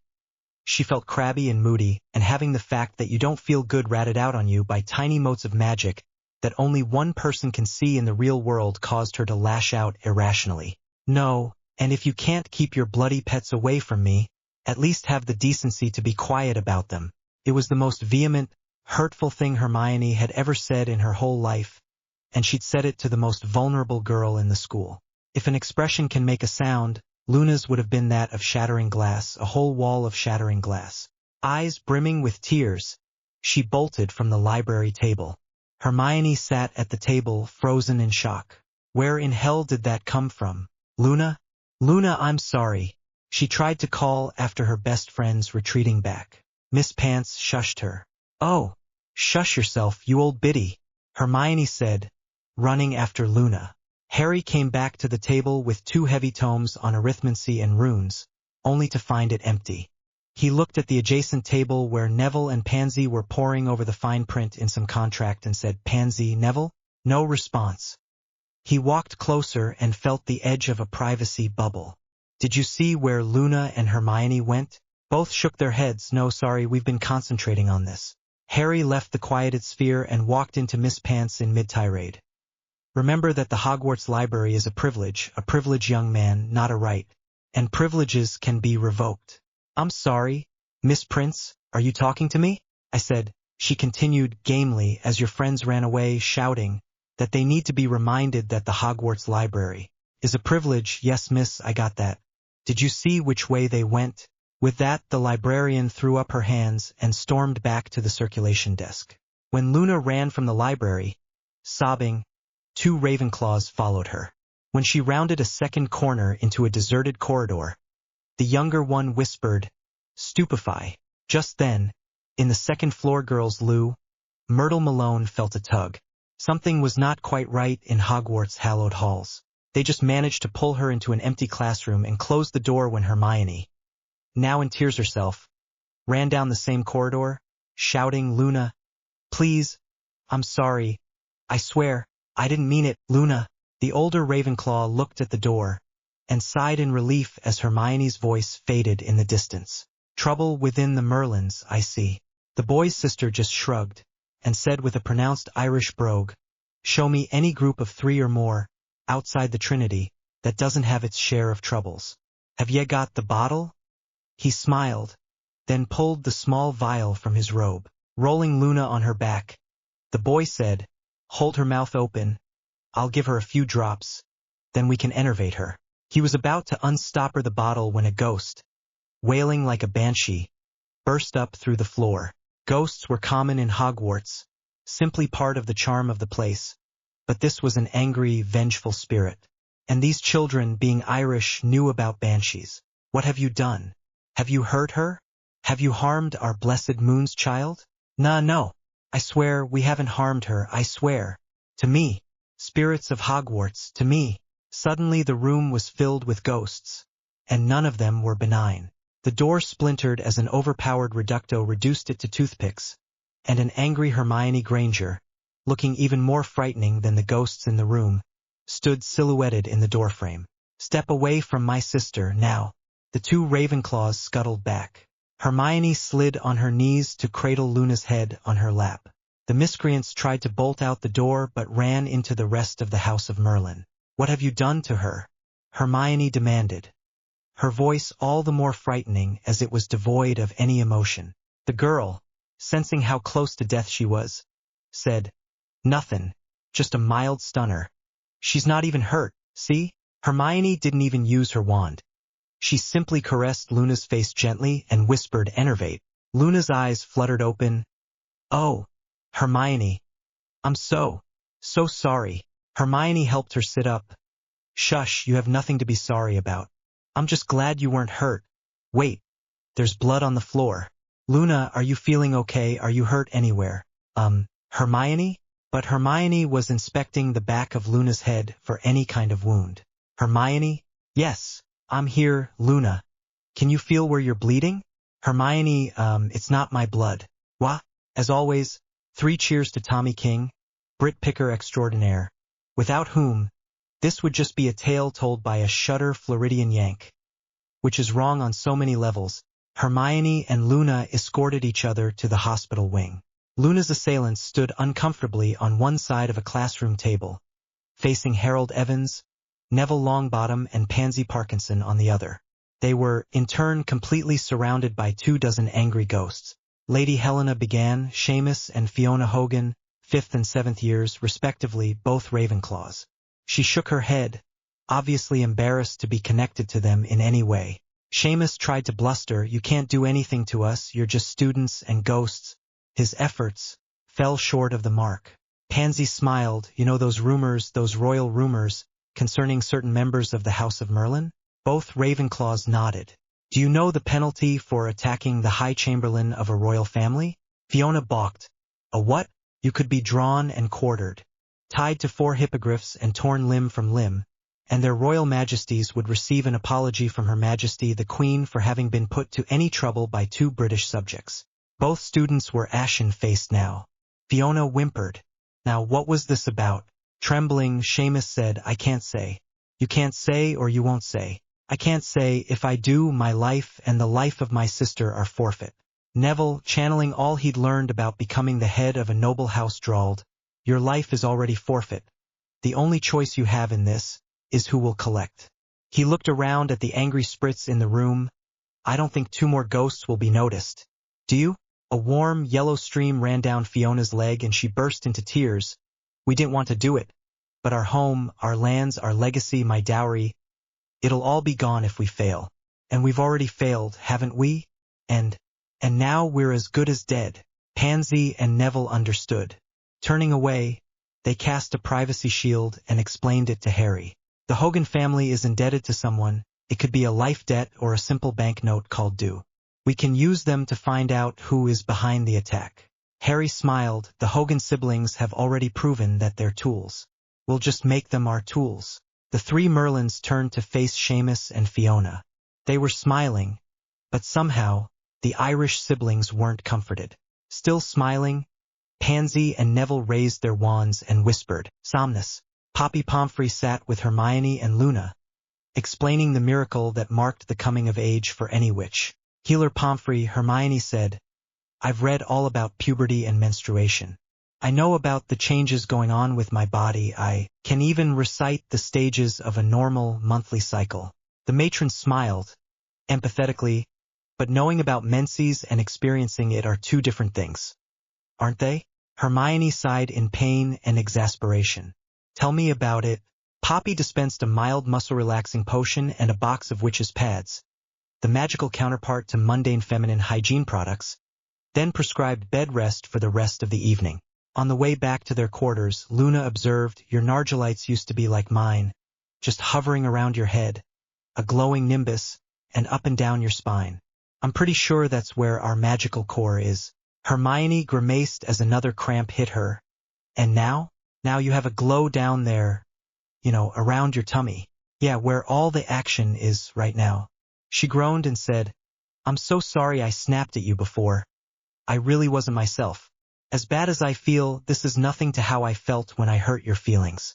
Luna pulled her sister from another mother into a one-armed hug. It's okay, Hermione. I know you didn't mean it. I just want to take my potion, crawl into bed and die in peace. Luna took Hermione to her room and helped her get ready for bed. You want some company tonight? No, I think I need to be by myself for now. Okay, call me if you need anything. Good night. Good night, Luna. As Hermione entered Dreamscape, she saw 2 strangers, the same 2 that had attacked Luna earlier that evening. She was about to hex them into the next time zone when Harry placed a calming hand on her shoulder. These vassals are petitioning the royal house of Evans for sanctuary, Your Grace. It was then that Hermione noticed that both she and Harry were dressed in their royal purple robes, trimmed in ermine. She quickly caught on, What is your command, Your Highness? We will accept their oaths of fealty, and, in return, shall provide for their future needs. The Hogan siblings were down on one knee, ready to give their oaths. Harry explained, We are awaiting our High Chamberlain. Luna entered, wearing her badge of office. Without preamble, she began, on pain of death and loss of magic to your 3rd generation. Do you swear fealty to the house and family Evans? Fiona and Seamus recited, Until His Highness releases us or death takes us. So say we, so mote it be. Rise, Fiona and Seamus Hogan, esquires to the house of Evans. Luna studied the brother and sister for a moment. Your Highness, Your Grace, I see a Hayes has been placed on your vassals, may I? If the Hogan siblings could see Nargilites or not, they didn't comment. The fact that Luna could interpret the intent of the magic binding them didn't surprise anyone there. Luna knelt before Seamus. The Hayes is binding you, but not your sister. Have you taken an oath? No, ma'am. Not until today. Good. Then this can be removed without harming your magic. Luna nudged the seemingly random motes to swirl in a pattern like a cyclone, then used her hands to divide off long, pale stream. You see how these are a different color? That means they're not contiguous with his magic, and, as such, can be siphoned off. Harry and Hermione, both fascinated, watched closely. Harry asked, where will they go? They'll go where all magic goes, eventually. Back to the earth, the source of all magic. As if on cue, the rivulet of lighter-colored motes streamed toward the castle floor where they disappeared with a gurgling sound, like that of water down a drain. Now, Seamus, you are free to tell us who compelled you to act against us, and what you were going to do. Head lowered in shame, Seamus said, we were to accost the Lady Lovegood, or Dame Parkinson, administer Veritaserum, and ask the whereabouts of any and all royal properties in the UK. Pansy set up a privacy bubble and said, that makes no sense. I've already told the purebloods that the Evans family has extensive holdings in London, Glasgow, Cardiff, and Dublin. There's something he's not saying. Or, Hermione guessed, there's something he hasn't been told. Luna continued, we'll give you a list of properties to copy down later. Who told you to do these things? Malfoy. The royals looked at each other incredulously. You're taking orders from an 11-year-old furs tie? No, Highness, from his father, Lucius Malfoy.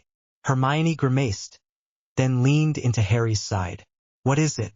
Harry asked. I'm not, well, my lord. Lady Luna, Dame Pansy, see to our vassals, we will return anon. Harry woke, then bolted out of bed, and ran to Hermione's suite. She lay curled into a tight ball, whimpering. Hermione, don't worry. I'll go get the school healer. No. She gasped. No, it's okay. Madame Pomfrey knows. Hermione gave a brief, concise description of her monthly visitor. And while she appreciated Harry's concern, there wasn't really anything he could do about it. For his part, Harry felt so helpless. He curled up next to his best friend, and felt some pangs of his own. Magic is manifested in potions, runes and/or incantations accompanied by wands and/or crystals, along with other familiar focusing paraphernalia. The true power, however, of any spell, malevolent or benign, is in its intent. At that precise moment, Harry wanted to take away Hermione's pain, even if it meant taking it on himself. As they settled into the duvet, spooning, Harry murmured, you'll be all right, let me help, please let me help. As they lay, spooned together in her bed, Hermione's pain ebbed. She groaned in relief and, content, was soon asleep, followed by Harry, and together, they made their way back to Dreamscape. They found themselves standing in an antechamber. Feeling better? Harry asked. Much better. Harry didn't feel the need to mention that he was feeling rather uncomfortable at the moment. Such was the nature of his empathetic magic. He could lessen her aches and cramps, but the pain had to go somewhere. Re-emerging in Dreamscape's audience chamber, Prince Harold, following the advice of his most trusted retainers, prepared his newest vassals for their mission. You'll tell Malfoy that you were successful, which, after a fashion, you were. If you are in a position to see his face, take note of his expression when you tell him you administered the Veritaserum to the Lady Lovegood. If they are wizards of their word, your debts will be absolved. If not, then get word to us by way of post-owl. Pansy raised her wand, causing the Hogan siblings to cringe. You are under our protection now. Don't be afraid. I'm going to cast a sleeping spell. When you wake, you'll be in the same classroom you were in before. Sir Neville will direct you from there.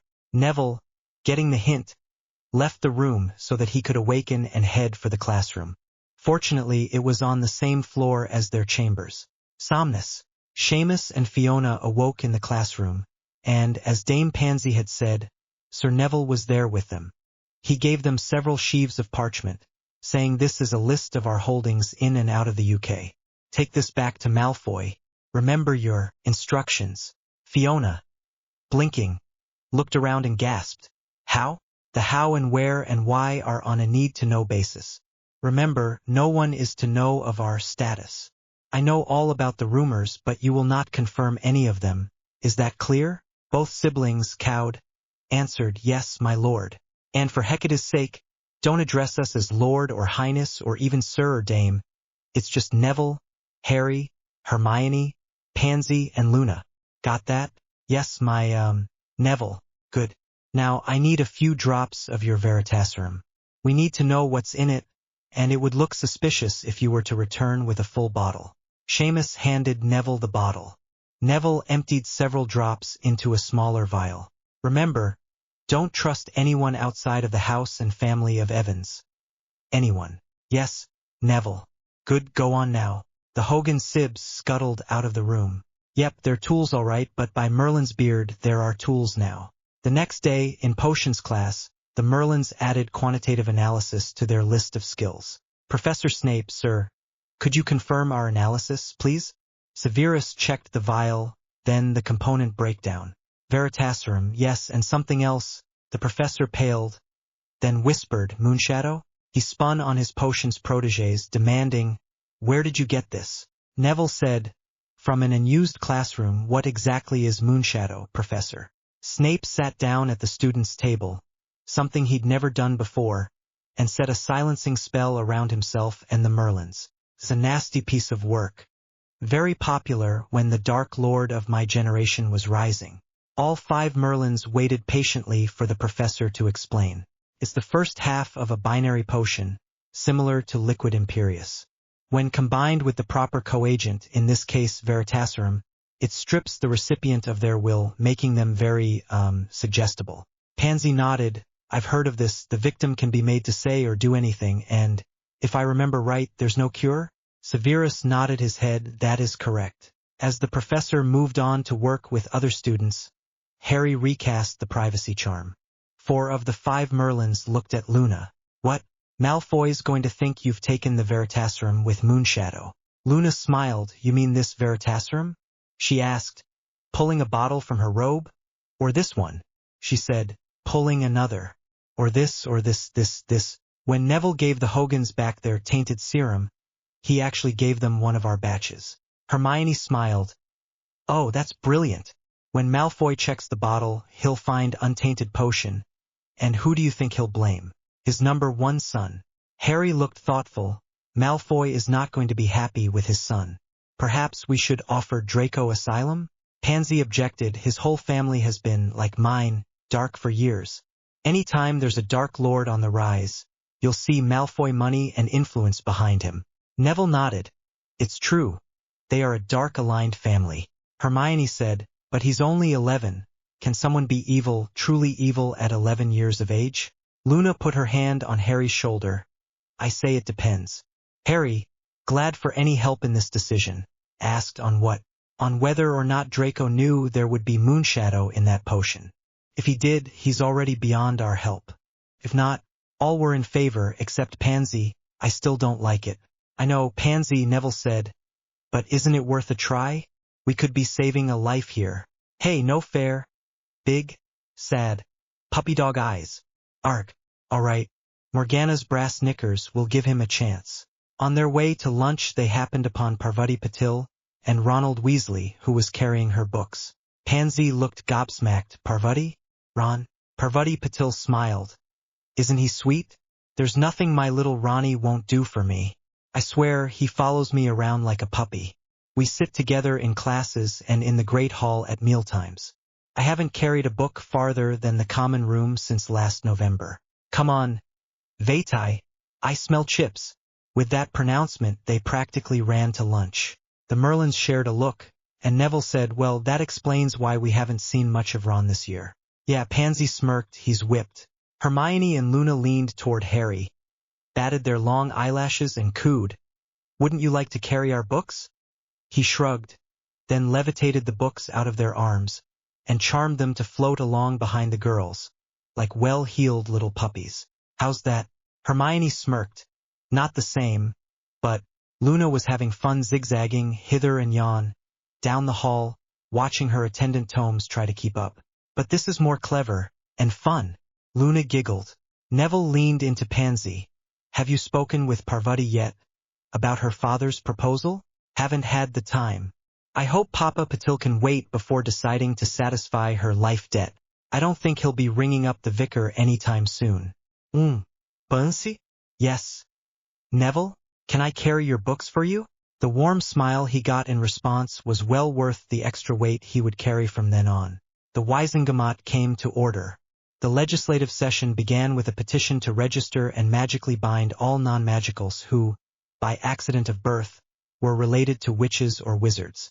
Sirius Black, still thin and wan from a decade in Azkaban, spoke, "This important bill before you, my fellow members of the Wizengamot, will make certain that no magical child is ever again harmed either by action, or by malevolent inaction, by a Muggle guardian.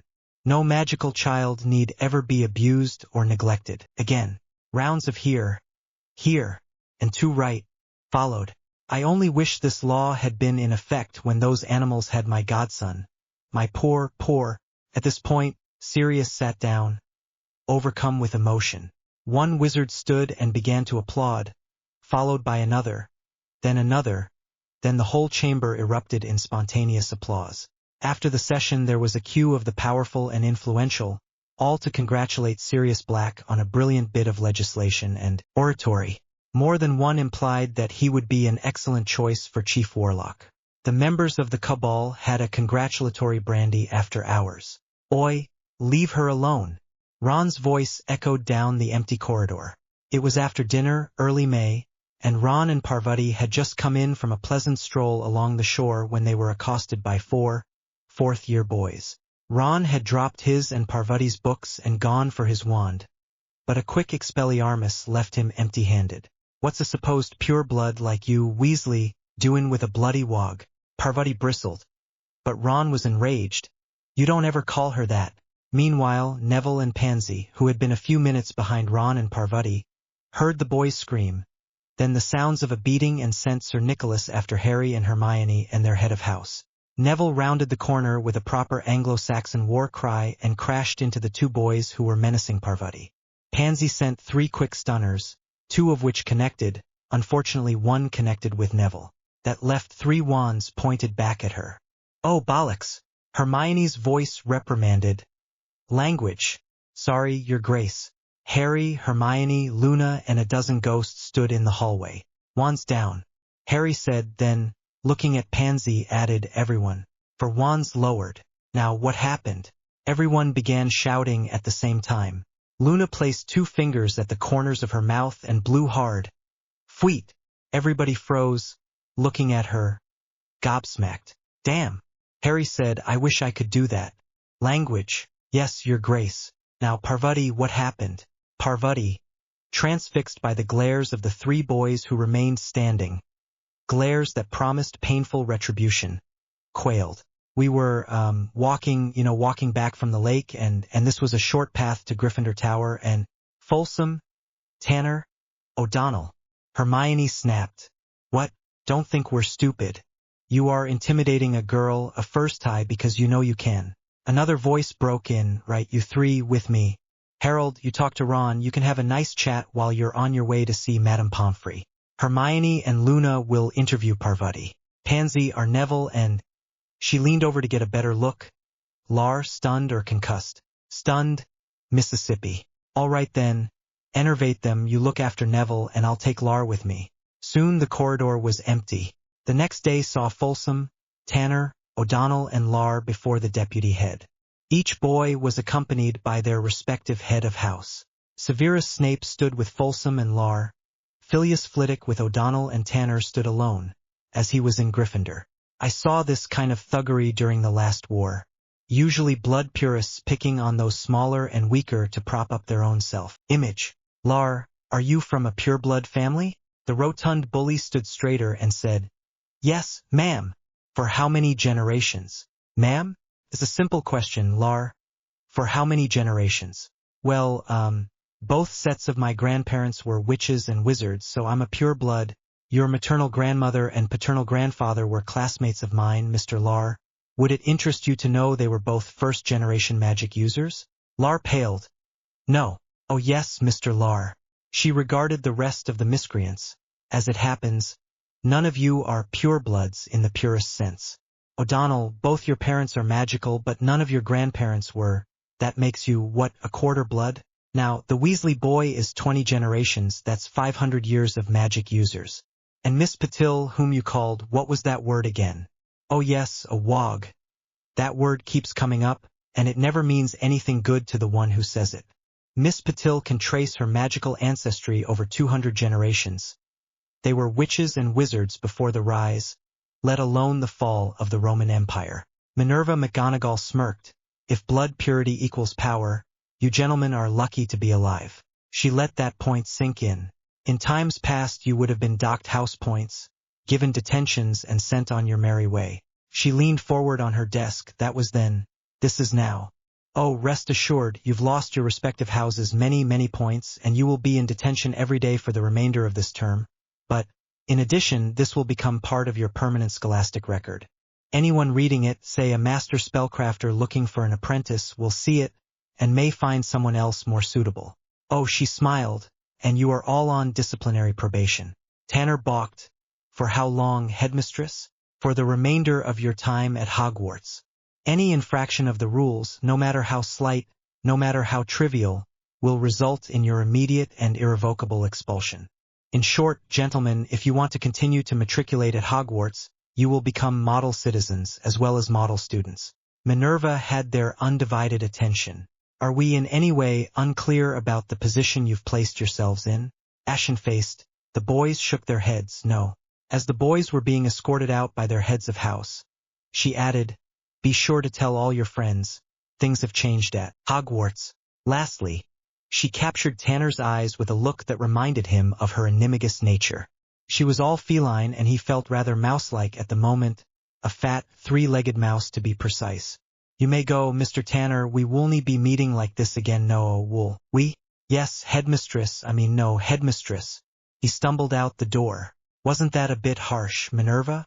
Dumbledore asked from her anteroom where he'd been watching the dressing down. If there are no real consequences, there will be no change in behavior. She spun on the old headmaster, 4 boys, 14 and 15 years old, well into puberty, attack and corner a helpless 11-year-old girl. Have you no idea what could have happened? But nothing did happen, only because the House of Merlin stepped in to prevent it. Dreamscape, Harry and Neville were sparring, sending stinging hexes and blocking with basic shields. At the end of it both were exhausted, even though they were actually asleep. I've noticed that whatever we do in Dreamscape carries over into the waking world. Neville said, downing a mug of butterbeer. Yeah, Harry agreed, when we exercise I wake up a little sore. Myrtle, who was fetching a book for Luna, said, I wasn't able to change anything about my appearance while haunting the second-floor girls' loo. But now I don't look or feel so, well, weepy. Pansy said, Ron was pretty useless without his wand. That's true of most of us, innit? Neville asked. Hermione gave Harry a damp towel for his brow and said, there are many forms of self-defense that don't use wands or weapons at all. Martial arts. Luna said, oh, I remember going to the cinema and seeing a film about a boy who learns karate. It was very good. Is there anyone here at Hogwarts who can teach us? The bloody Baron harumphed. I was once considered a champion Greco-Roman wrestler. Neville and Harry beamed. That's a start. Hermione added, and I'll bet we can find a martial arts school over the summer break. Somewhere we can all learn. Luna clapped gleefully, and if Miss Myrtle comes with us, we can all train in Dreamscape as well. Harry stood and drew both his best friends into a tight hug. Excellent. Sitting back down, he said, just one more thing, we can't be everywhere, we can't do everything. Remember what we said about changing the water? Well, part of that will be getting wizards and witches to do more for themselves. Wouldn't it have been better if Ron and Parvati could have stood up for themselves? With a little training and the right attitude they can and will. Luna asked, so you want to train students to fight? Yes. And no. I want to train students to be able to be responsible for their own safety and security. Pansy nodded. Wouldn't it be perfect if we had someone, an ideal, like the perfect example of someone strong and brave, yet kind and considerate? Luna smiled. Someone like Harry Potter? Harold looked at Luna so fast his neck made a popping noise. Of all the Merlins, only Luna knew who he really was. He surreptitiously reached over to touch the chameleon cuff, keeping his identity secret, even in Dreamscape. Why not? Hermione asked, why not let Harry Potter be our paradigm, our perfect example? Think about it, she was on a roll now. Harry Potter would stand up for himself and those he cares about, which, face it, is everyone. He saved the wizarding world. Neville added, and he would be generous and kind, always sticking up for the downtrodden. Luna used her wand to impress letters on a leather band. Our mantra would be, she held up the leather strap, bearing the letters, WWHPD? What's that mean? Pansy asked. Luna smiled. What would Harry Potter do? Harold Evans grimaced and groaned inwardly. Thanks again to Tommy King, Brit picker par excellence. British by birth, Scottish by the grace of God. Speaking of great Scots, when Minnie McGonagall is angry or excited, she tends to fall back into her Gaelic speech. It's part of her charm. We willn't be meeting like this again, no, will we? We will not be meeting like this again, now will we? Who, other than Dame Maggie Smith, could play the indomitable McGonagall? I can see her channeling Miss Jean Brodie. I am in the business of putting old heads on young shoulders, and all my pupils are the creme de la creme. Give me a witch at an impressionable age and she is mine for life. Later, following a long soak and a cool shower, the Merlins reconvened in the Dreamscape library. Luna placed an ornate, wooden wheel, half her height in diameter. At its axle, in place of a drive shaft, she'd placed a brush, dipped in octopus ink. At the 9 o'clock and 3 o'clock spokes she'd affixed additional brushes, one dipped in red ink, the other in green. Starting at one end of the longest library table, she spoke as she moved. Time moves the wheel, and in doing so, moves the brushes. Dark and light magic, pure blood and new blood moves as well, and as one faction is on the rise, Hermione jumped up from her seat. The other must wane. Exactly. Neville, Pansy, the canvas please. The two Merlins steadied a canvas, 1 meter tall and 3 meters long, as Luna moved the wheel again. When she'd walked the length of the table, Luna set the wheel on the ground, and, not noticing the ink on her hands, rubbed her nose, smearing it with a smudge of brilliant green. No one commented on her face paint. They were all intent on the sinusoidal pattern traced on the canvas. That's too much of a coincidence, Harry whispered. Line for line, rise for rise and fall for fall. Luna had duplicated the rise and fall of dark wizards that they'd meticulously graphed months before. Pansy sighed. I guess that means it'll always be this way. Either a great evil will rise or it will fall and always leave devastation in its wake. Luna smiled, then moved the brushes from the outer reach of the wooden spokes toward the center, nearest the hub. Please hold the canvas one more time.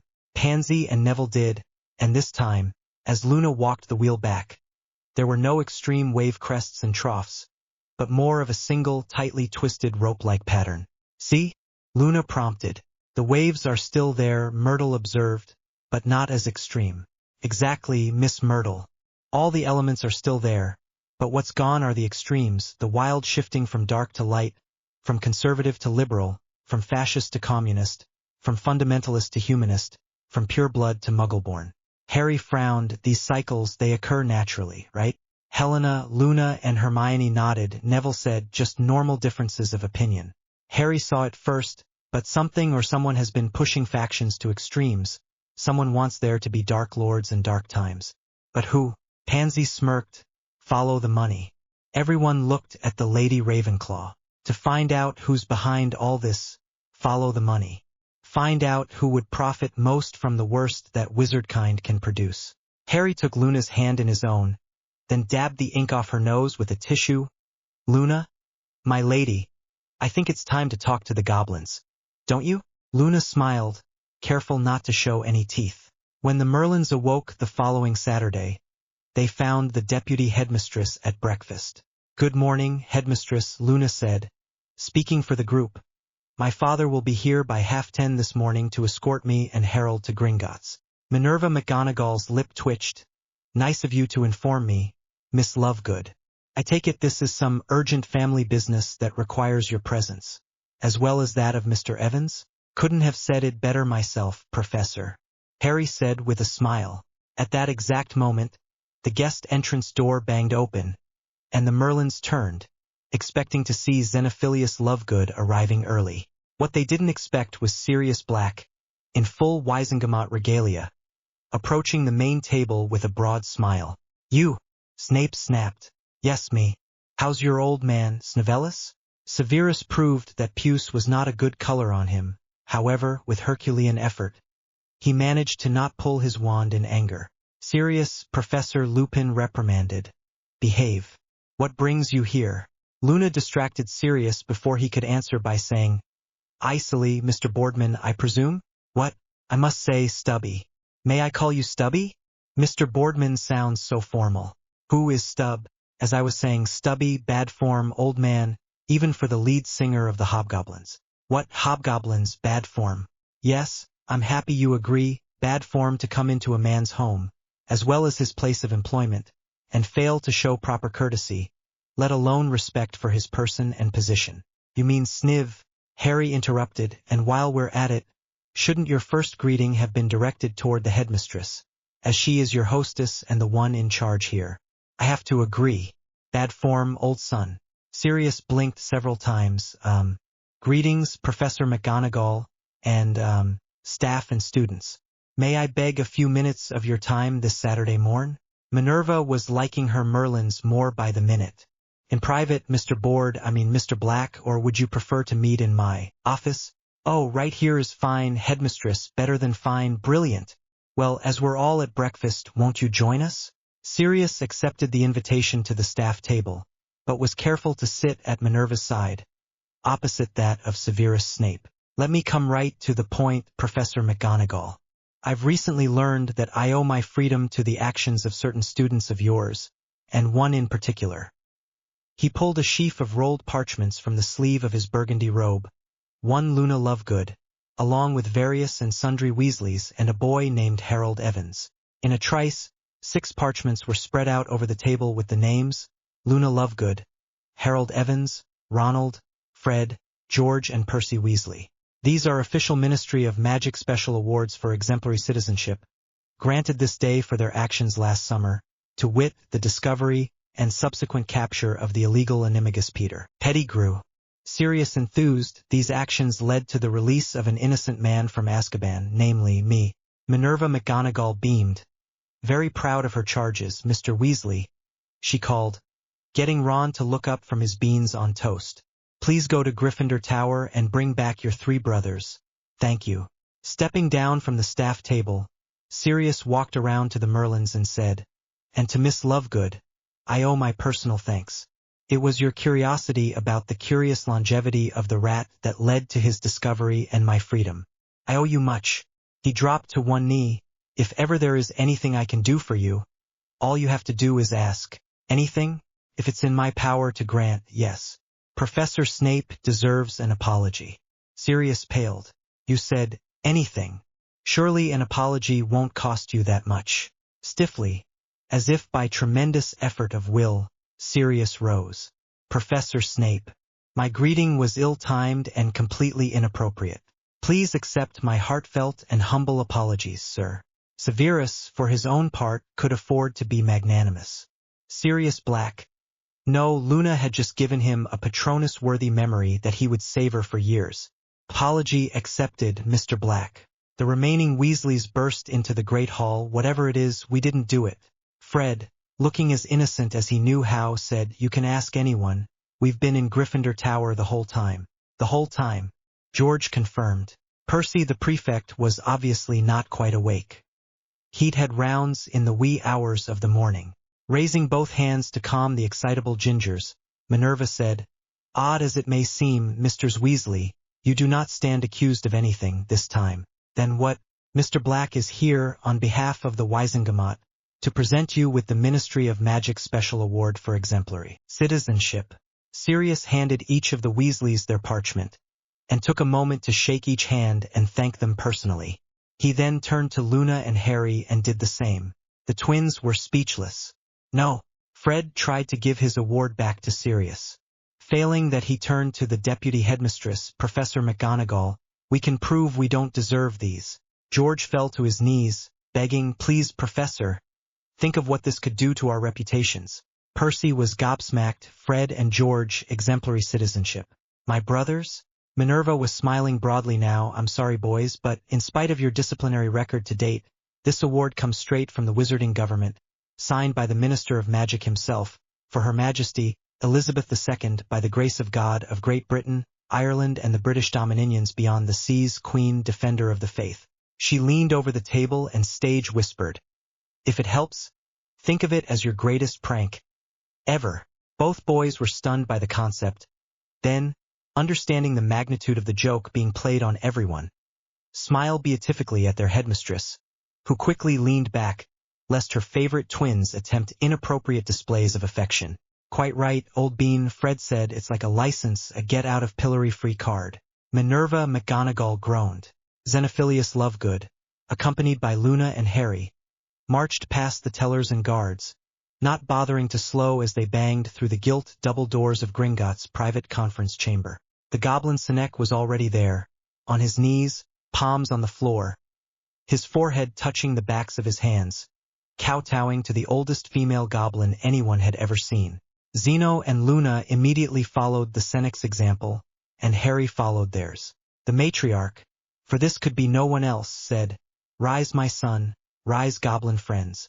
The matriarch stood a head shorter than the male goblins, in ornately stitched and bejeweled robes. Ancient eyes were white with cataracts, but her voice was clear and strong, her English unaccented. Luna hissed, "Harry, do not stare at the matriarch." Harry, who hadn't realized he was staring, quickly looked down. "Do not chide the boy, Moonchild, he is curious, and that is a good thing for a young man to be."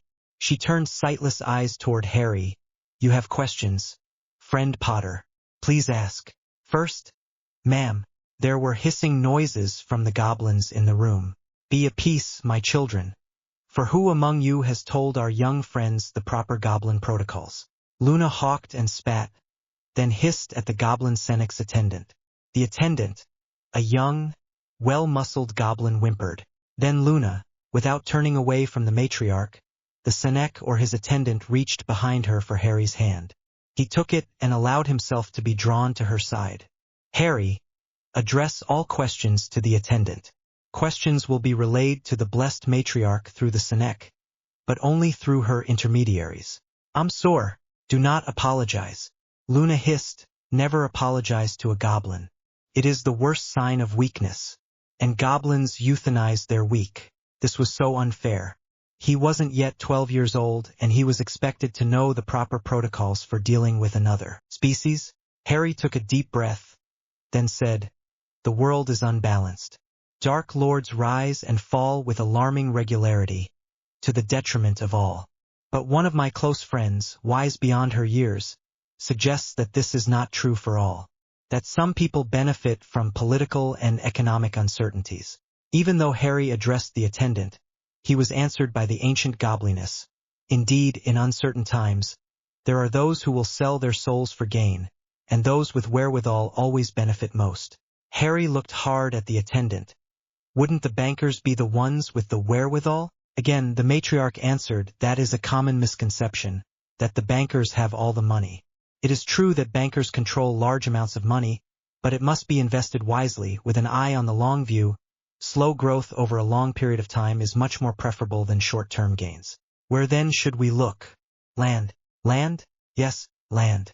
Land for development, land for farming, mineral and water rights. Land sells cheap in hard times and is dear when the economies flourish. So we would do well to investigate land assayers?" The matriarch nodded. Luna addressed the attendant. "May we, for a fee of course, get a list of the land assayers most likely to handle large transactions with discretion?" The matriarch smiled, careful to not show any teeth. "You might find it interesting to note when the first of the Dark Lords came to make a nuisance of himself." Harry, careful to address the attendant, said, "In the mid to late 1600s, by our calendar." "And what had that to do with goblins?" Luna paled. "The last of the goblin rebellions was in the 1600s. The matriarch steepled her bejeweled fingers. "That was also when the goblin nation went underground. There are no longer any goblin holdings above ground. It is also when goblins learned not to be easily offended by humans. We used to be so easily provoked. When the powers behind the powers that be discovered we would no longer be the driving force behind their land-grabbing schemes, they changed tactics. As we were no longer the enemy, they had to manufacture crises on their own." Harry whispered to Luna, "Is it proper to thank a goblin?" The matriarch laughed. "Thanks are not necessary among friends, young Potter, but it is permitted." Then, "Thank you, goblins all, for the assistance you've provided today. We have much to do and now have a direction and a goal, and we will all profit from this meeting, I promise you. Come forward, human children. Luna was at a loss. It was unthinkable for a goblin to approach the matriarch, let alone a son and daughter of man. Luna stepped up to the matriarch and kowtowed at her feet, Harry following and copying her every move. Rise, goblin friends, and accept my mark. Unsure of what to expect, Luna and Harry rose to their knees. This put them nearly face to face with the ancient gobliness. As they faced the matriarch, she placed her right hand on Harry's left shoulder and her left hand on Luna's right. Then, with a deft, quick move of her index claw, she scratched a tiny Arcanas rune, just below the ear at the jawline. Turn and face your family, she said. Harry and Luna turned to face Zeno, only to be shocked as every goblin in the room was kowtowing to them. These two are now and forever children of the goblin clan Huras. Goblin-made silver and goblin-made steel are now theirs to wear and to bear unto all their generations. To oppose them is to oppose me. A visible shudder ran through the assembled goblins. And now, Moondaughter, I think you have a question? Luna turned to the attendant, but was gently directed back to the matriarch. You are my daughter now, Moonchild, you may ask me anything. The goblin who stopped the rebellion, the one that started in 1612. That was you? Yes, child, that was me. That rebellion would have spelled the end of goblin kind for all time. Then you knew, Harry began. Then looked down. Speak plainly, my Potter son, as you should. You knew there was someone, some group behind the parade of Dark Lords that has been plaguing the wizarding world all these years. Yes, and I tried to tell any wizard who would listen. And because you are a goblin, they refused to believe. Believe? They refused to even hear me. They will hear us. Mom. The matriarch smiled, and a single tear ran down her ancient face. My son. She turned her sightless eyes to the goblin Senek. Teach them. My daughter's training is barely adequate, but my son needs to know his heritage. By your unspoken name, matriarch, and upon my life, it shall be done. The matriarch spun on her heel and walked out the back doors, into the labyrinth of tunnels deep beneath London. The Senek smiled a tight smile. Brother, sister, welcome to the Huras. Watching the goblin Senek walking beside two human children was too much for some of the Gringotts goblins to bear. They either complained loudly or found excuses to step away from their duties. Luna growled and spewed forth a string of profane invectives, the likes of which had never been heard in Gringotts. In English, Latin, and Goblin she spewed curses, raunchy and rare, sexually demeaning and scatological, until every last goblin was on his feet cheering. This was profanity worthy of a goblin orator. Finally, she moved the hair away from her right ear, clearly showing everyone the mark of the matriarch. To a man, well, goblin, every single bank employee fell to their knees and bowed low. The human clients shrugged their shoulders and looked hopelessly lost. Must be a goblin thing, then. Surely must. We've done as you asked. We gave the Lovegood girl the Veritaserum. You have the list of Evan's family properties in and out of the UK. Now, uphold your end of the bargain. Foolish children, thinking one simple task will absolve you of your family's massive debt. Fiona cried, but you promised. All you have to do is show me the binding written contract, Miss Hogan, and oh wait, there was no contract. Pity. You lied. Malfoy's voice over the mirror was hard as steel. That's enough from you, little girl. It's a pity my son is not a bit older. You might be able to work off some of your debt on your back with him. As it is, you have nothing. You are a pitiful remnant of a bog Irish family that has gambled and drunk itself into poverty. None of that is my fault. If you ever want to see your ancestral home again, I suggest you keep doing whatever we tell you to. Fiona fled in tears. Her brother ran after her. And that, my son, is how you shear the sheep. Father, forgive me, but is our word not our bond? What do you mean, son? You promised to forgive their debt if they did this, and they did. Oh, it may have sounded like that, but I never did. That's the trick, really, get the sheep to think they can win. I'm sure I was mistaken then, father. It sounded like a promise to me, too, is all. Have you seen the Lovegood girl? No, father. When you do, ask her to do something, I don't know. Ask her to hop on one foot, and see what happens, all right, son? Sure, father. There was a tinny laugh from the mirror before it winked out. Myrtle heard the whole conversation. Harrel and Sons was an independent Muggle estate agency that had close ties with several lending institutions of a less than savory nature. Lucius Malfoy's hair had a single strand out of place, and he was having trouble breathing, let alone forming a coherent sentence. Finally, he gasped out, "How is this possible? I'm sure you understand, Mr. Malfoy, that once the principal plus interest of the loan has been satisfied, the lien on the property goes to the new owner, who shall remain nameless. But the property will be bestowed upon those named in the document, in this case the Hogan family of Cork, Cork County, Ireland. I wasn't aware that the note had been satisfied. As you no longer hold the note, there is no need for you to know, Mr. Malfoy. You've got your loan back and we both have made a tidy profit." Lucius wanted to dive across the desk at the unctuous little estate clerk. That land was worth a bloody fortune, and he'd given it back to those Irish for tuppence on the bob. "Be that as it may, we shall no longer have need of your services. Avada Kedavra." Seamus Hogan hummed a Celtic tune as he sharpened the stiletto. "I may have lost me land, and me sister her dowry, but Malfoy will have no heir, and that'll be his cross to bear. No unforgivable curses which would be detected within Hogwarts. A simple slice, then transfigure the corpse into something heavy and drop it into Black Lake. No, never saw the like, he just vanished." Fiona put a hand on her brothers. "We're not murderers, Seamus." "I know, but a man can dream, can't he? Let's go see His Highness." Then, it always felt odd to stand in the hallway, waiting for a ghost to announce you to an 11-year-old boy. Harold came out, followed by Hermione and the ever-present Luna. All of them were smiling. "Let me guess, Malfoy refused to honor his agreement?" Fiona snorted derisively, and that may be the only time the name Malfoy and the word honor are used in the same sentence. Chuckling, Harry led the group into an empty classroom. Hermione and Luna set up the privacy wards and then joined Harry seated around a large table. Luna to his right, Hermione to his left. "Please, be seated, Squire Hogan, Miss Hogan." Seamus shook his head. "It's not right for us to sit in your presence." "We'll stand, sire." Harry shrugged. "You are sworn vassals to the House of Evans, and, as such, are under my protection. That protection includes your immediate family, in Cork." Seamus rocked back in his chair, nearly falling over. "Your Highness, your family has raised cattle in Cork for how many generations now? I don't know, maybe 200 years, maybe longer. It just so happens I know some businesses that can use what your family produces." Seamus was speechless. "That will be fine, Your Highness, but what good will that do?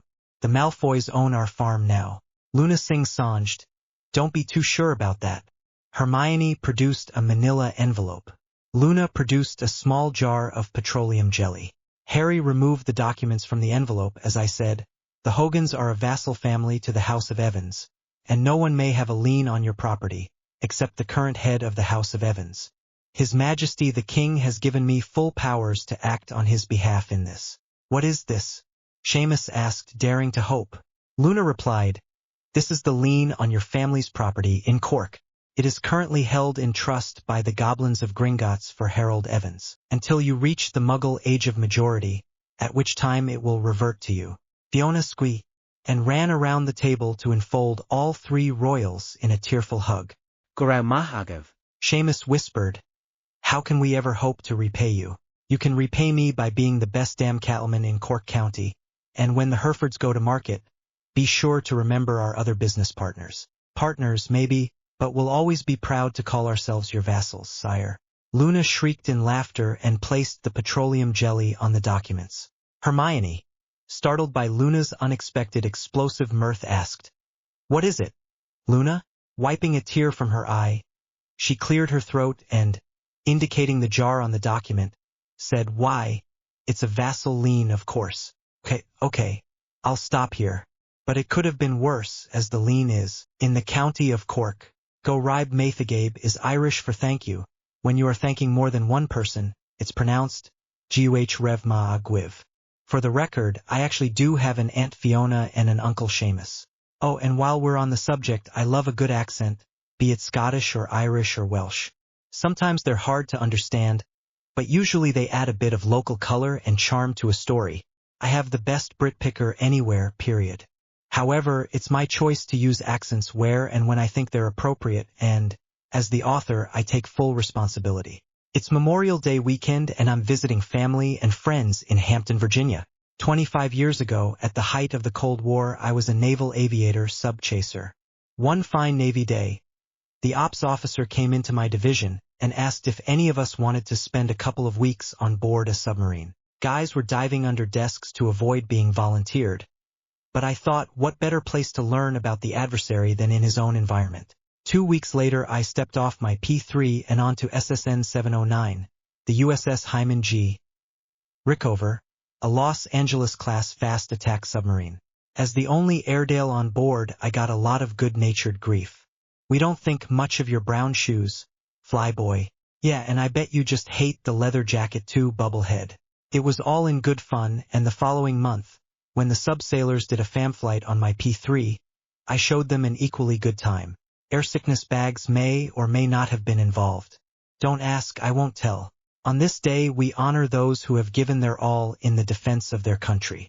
Some people will never know what it's like to dedicate themselves to an ideal, something greater than the individual self. They are to be pitied. Whatever your nationality, if you live in a country where your voice and your vote count, thank a vet. N. A raven landed in the middle of breakfast. That is, in the middle of the Merlin's oblong table during breakfast. In its beak was a tightly wound roll of vellum, wax sealed with goblin runes. Luna deftly pulled the document, replacing it with a silver sickle. The bird flew off in a flurry of feathers and noise. I'd forgotten that most birds flap their wings with a lot of noise. Harry said, giving his beloved owl a gentle caress. Hermione nodded, yes, owls are so quiet, never making any noise when they fly. Makes them silent, but deadly. Neville said. Pansy covered her laugh with a faux cough. Luna studied the wax seal, then handed the unopened document to Harry. It's addressed to the Huras, beloved son of the matriarch. You can go ahead and open it, Luna. She shook her head solemnly. No, I can't. No one but the addressee can. Please trust me on this. Okay. Harry broke the wax seal and began to read. Humph, that's interesting, kinda useless, but interesting. Luna, Hermione, Neville and Pansy all stared. Finally, Hermione said, well, tell us. Oh, just that Brother Snape has located another pot, family heirloom and will be sending it along. What is it? Pansy asked. It's an invisibility cloak. Those are rare. Neville said, odd and very expensive. Yeah, Pansy agreed, way too expensive when you realize that an invisibility cloak wears out after 20 years or so. Really? Harry asked. Luna nodded. Oh yes, our Demigus fur cloaks will be simple everyday cloaks in about 2 decades. Humph.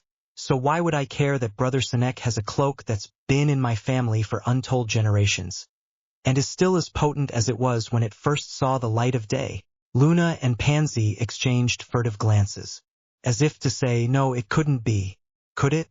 Severus walked the 2 miles from the Hogwarts front gate to Hogsmeade. Early June was late spring, but in the Scottish Highlands he was glad of his billowing black robes and a warming charm.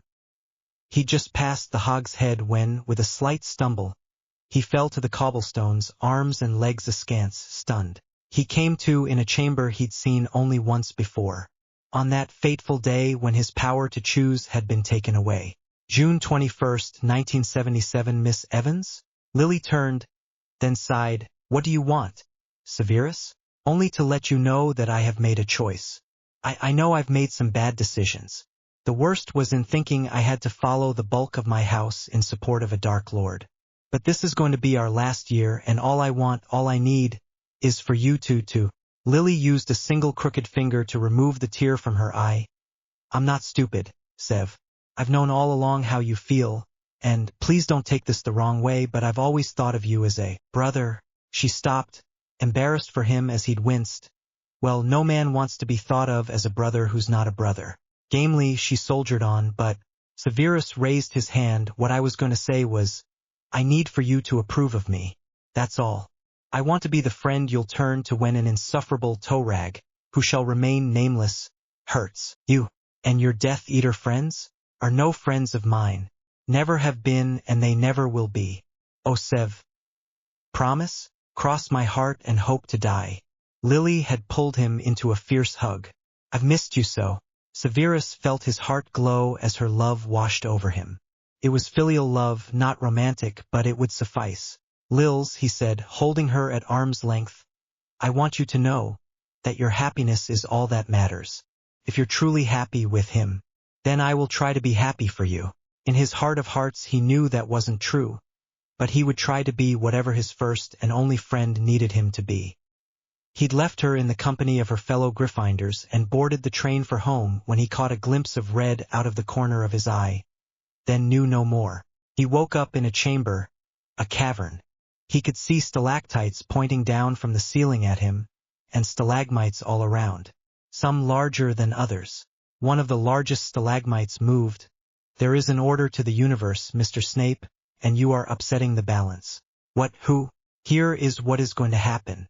The current Dark Lord is in need of a potions expert. You are 2 years shy of your mastery, but can already brew all the potions he will need." Severus stood tall. "You can't make me." "Oh, is that a challenge? Go ahead, kill me, and I'll know with my dying breath that I never betrayed my friend." "You mean this one?" A light shone on one of the limestone columns created as the limestone formations met in the middle of the cavern. Tied to the column was a naked girl with fiery red hair. Severus felt an icicle form in the pit of his stomach. "No. Lily, no." Severus Snape couldn't move, that is from the neck down. A localized purification hex. 2 figures, hooded and cloaked, approached the woman. The man on the right held a whip, a cat o' 9 tails in his left hand. The man on the left held an identical scourge in his right. With practiced ease, each man dipped his cat into a bucket that Severus knew would be filled with brine. As the whips were drawn, dripping from the buckets, flicks of the wrist caused the barbed and weighted ends to flare so that each scourge would cover the maximum area of skin possible. "No, please. Miss Evans is a distraction, Severus, one that you can ill afford. Begin." Severus shrieked and cried as the men flailed away at the bare, unprotected back. He begged them to whip him instead. "Please, please, I'll do anything." "Yes, Severus Snape, you will." Barbed, leaded tips made the cats horrifyingly efficient, as each lash removed bits of flesh even as the strands, soaked in salt water, bit into soft, bare skin. Severus didn't know how long they punished her. He only knew that his own voice was hoarse from begging, pleading, screaming as loud as she. Then the cavern echoed with profound silence. The woman had stopped screaming. She didn't cry. She didn't react to the flails as they cut her, flensed her until the backs of her ribs were exposed. She was dead. "Kill me," he sobbed. "Please kill me now." "Why, Severus?" "Because you have taken the only thing in the world that matters to me." "No, we haven't." One of the torturers cut the woman down, and, as the lifeless husk fell with a wet splat, Severus could see it wasn't his Lily. He cried. He cried tears of relief that it hadn't been his love. He cried tears of remorse for the unknown woman who'd been whipped to death just to impress upon him that this could have been his Lily.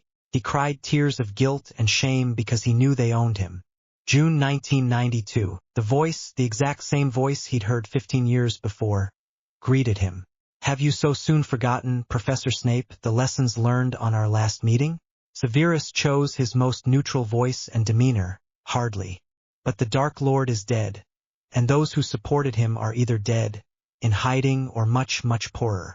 "Don't be so sure of your facts, Severus. The only salient fact is that you no longer have any hold over me. You can kill me or not, torture me or not. It no longer matters. Oh, never you, Severus, but say your young charges." The professor felt that familiar icicle forming in his gut.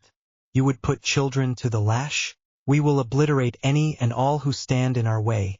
And there are ripples emanating from Hogwarts, disturbing ripples. What would you have me do?" "Only what you have done for years, Professor Snape. Maintain the status quo. A bright red light and then blackness. There you go, Professor Snape, nasty tumble you took there. Hagrid?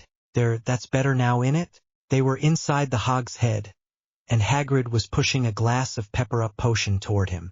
The dubious brew was in a glass of doubtful cleanliness served by a man of questionable hygiene. Severus sniffed it and said, If one of my newt-level students produces a potion of this quality, he or she will find themselves banished from my class forever.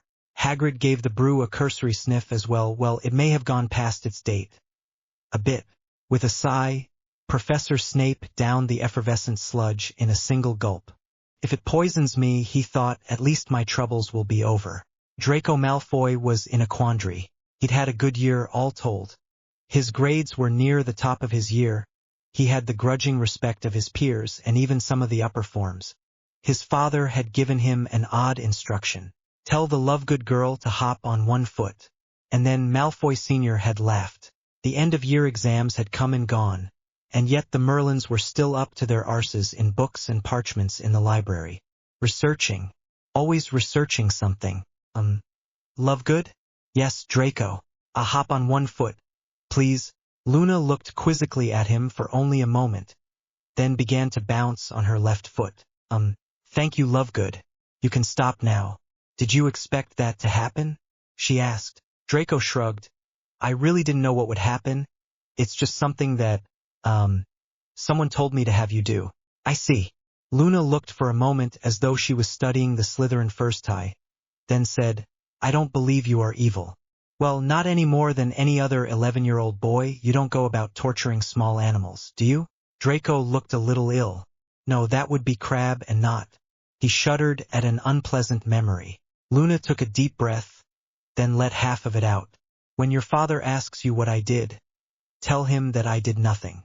He may get angry. If he gets very angry, send an owl to the Quibbler, office of the assistant editor. Okay? I never said my father. Luna raised one hand. Draco, please, don't ever think a Merlin is stupid or uninformed. Simply assume we know more of what's going on than anyone suspects. There are no secrets in this school as far as we are concerned. Draco reddened. You've been spying on me? Not you personally, Draco. But there isn't a single signaling mirror we're not tapped into. Draco paled. Then you knew about the Hogan siblings? Oh yes, but they did as they were told. Yes, they did. Then how did I avoid being dosed with tainted veritaserum? Did you? No, one potion's vial looks pretty much like any other. I switched bottles on them is all. Wait, tainted veritaserum? Oh yes, if they had been successful I would be, rather suggestible now. Draco felt all the blood run to his feet. His father had arranged for the High Chamberlain of a royal family to be poisoned. I can't do this. Draco broke down and sobbed. He's my father. I'm a Malfoy. I have to do what he tells me to do. He's the head of the family. Luna looked pensive for a moment. There's an old Muggle saying, you can choose your friends, but you can't choose your family. But what if you could? Thoroughly confused, Draco just stared, open-mouthed, at Luna. Looking as though she were studying the ceiling, Luna mused aloud. I think it's time I had a little talk with Stubby Boardman. 4:30, and the Merlins were standing outside the potions classroom, which was uncharacteristically locked. Harry knocked 4 times. Professor Snape, are you in, sir? Well, he did tell us to be here. Aloha Mora. The door creaked open. The room was dark, and none of the reagents were out for the day's lab, a fairly complex blood restoration brew. Professor Snape? The door to the professor's office was ajar. The dungeon was dark, and Snape's office was even darker. 5 voices whispered. Lumos. Severus was face down on his desk. A half-empty bottle of Ogden's fire whiskey lay on its side. Drunk? I didn't think he drank. Neville said, always in control, that one. Luna said, maybe he got some bad news. One way to find out. Harry said, then began transfiguring desks into simple cots, complete with fluffy pillows. Let's go visit him in his dreams. Harry lay down in one cot. Luna pulled hers alongside to the left of his, Hermione to his right. Pansy pulled hers next to Neville's, then took his hand in hers. Smiling, they willed themselves to sleep. Professor Snape was in hell. He was shackled to a wall, stripped to the waist, as a demon flogged him. Every time the whip came down his back was ripped open. But, as the devil drew back his arm, Snape's back would heal itself, only to be torn again, and then again by the whip. Stop! Harry yelled. And to his amazement, the demon stopped. A reptilian face smiled most unpleasantly and rasped. You have no power here, boy. All around the demon, ghosts began to appear. However, as this was dreamscape, the ghosts were all corporeal. The demon, aloof, self-assured and powerful in his own right, paled as the entire company of headless horsemen galloped into the cavern. He ran, screaming, into the dark recesses of hell. Pansy ran up to Snape, touched her wand to his shackles, then guided him down to the cave floor. Don't. The professor begged, please don't. Shush now, Professor, you'll be okay. No, no. No, I won't. I'll never be okay. Please, you have to go. Leave me to my fate. Neville looked around. No one deserves this, Professor. Are you sure, Mr. Longbottom? Neville nodded.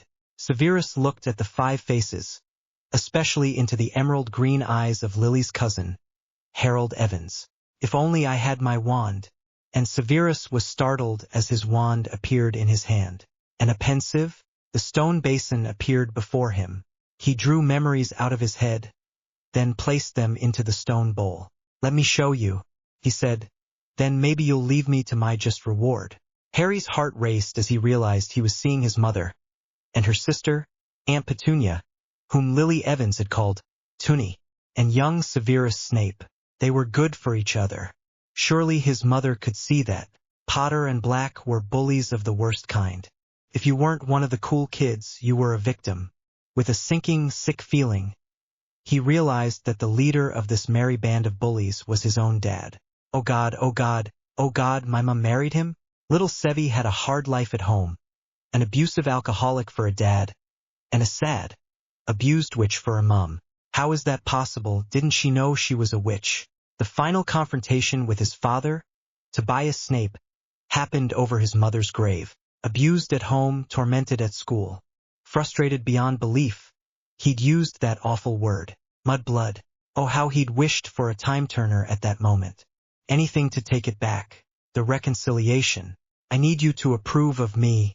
Cross my heart, hope to die. Hooded figures surrounding him, is that a challenge? The horror that followed. The one with the power to vanquish the Dark Lord approaches. Severus begging Voldemort to spare her, then begging Dumbledore to protect her.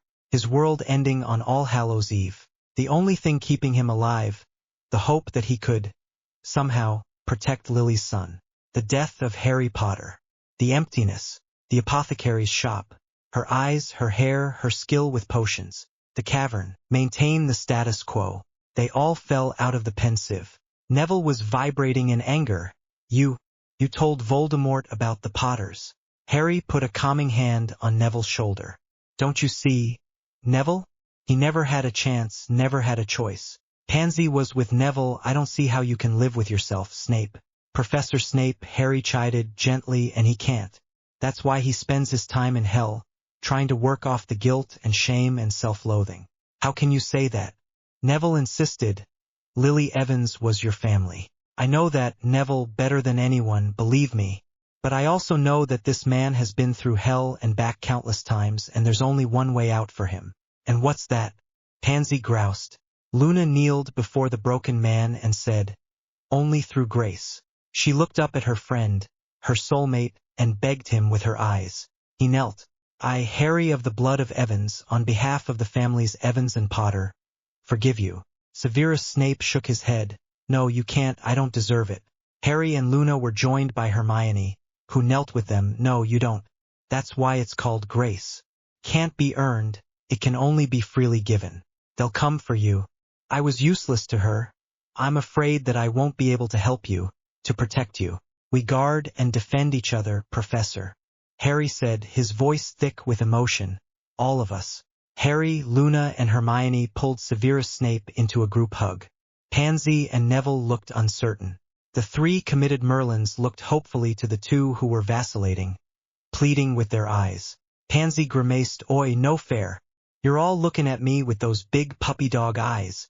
Neville sighed, bollocks, if you're going to forgive him, then I have to too. No, Neville, Harry said, still pleading with his eyes. It's your choice, mate. Something this man has never been given. Pansy, then Neville, fell into the cluster clinch. And Severus Snape felt unconditional love and acceptance, and, for the first time in his life, peace. If nothing else, the professor said from within the huddle, this has been a good dream, the first I've had in many a year. One enters dreamscape through sleep, Professor, but I assure you what happens here is quite real. Snape looked up to see the bloody Baron, tall and corporeal, attended by the Hufflepuff friar and Miss Myrtle. Myrtle curtsied. Myrtle Malone, sir. Ravenclaw, 5th form, 1942. What followed was a description of dreamscape, and the manner in which the Merlins were making use of it. Come, Myrtle said, let us show you. She led him to a barber's chair, where she fussed over his hair for a moment. Humph, this needs a wash, this does. Lean back, Professor. He did, and discovered his head was in a sink, having warm water sprayed into his hair.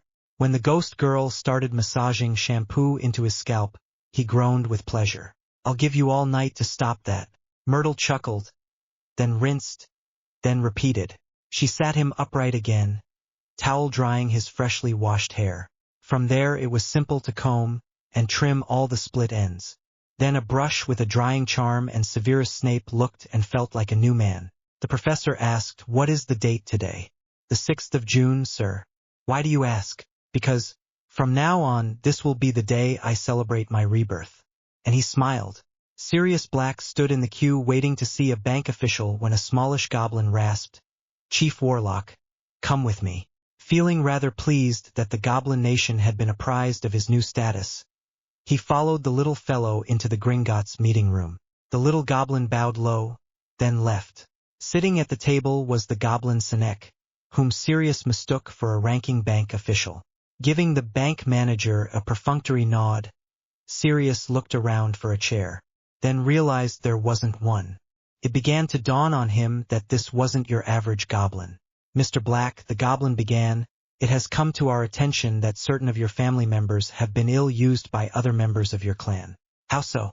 The demi-troll on guard gripped his halberd so that his knuckles whitened. How dare this human address the goblin Senek so casually? Walburga Black disowned your cousin, Andromeda Black, upon her marriage to Theodore Tonks.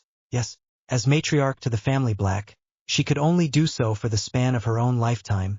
All titles, dowries, and properties should have been returned to Mrs. Tonks upon the death of your mother. I see, that's good to know, sir. But at the time of my mother's death, I was, shall we say, indisposed? Yes, we know of your illegal imprisonment in Azkaban. Then there's the matter of your other cousin, Narcissa Black Malfoy. What of her? She chose to marry that Ponce. Did she now, are you sure? Of course, every woman has the right of refusal. She could have had anyone, she chose Malfoy. Chief Warlock, I am going to be patient with you for the sake of your office and the fact that you're still suffering from the effects of your unjust imprisonment. I beg your pardon? As well you should, Mr. Black. Do not interrupt me again. To do so will find all your accounts frozen, as Gringotts would have to do a careful inventory and accounting of all the Black properties and monies, down to the last canute. I see by your expression you understand what that would entail. Very good. Now that I have your undivided attention, we may proceed.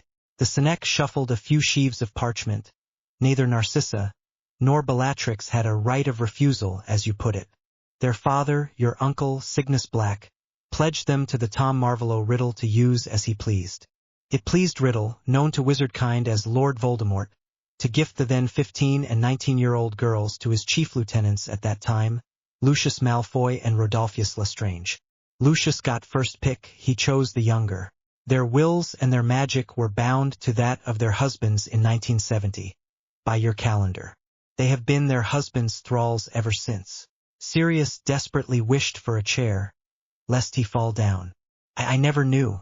How could I have known? Because the Senek thought, like most wizards, your life has been about me. The center of your own little universe. Pathetic.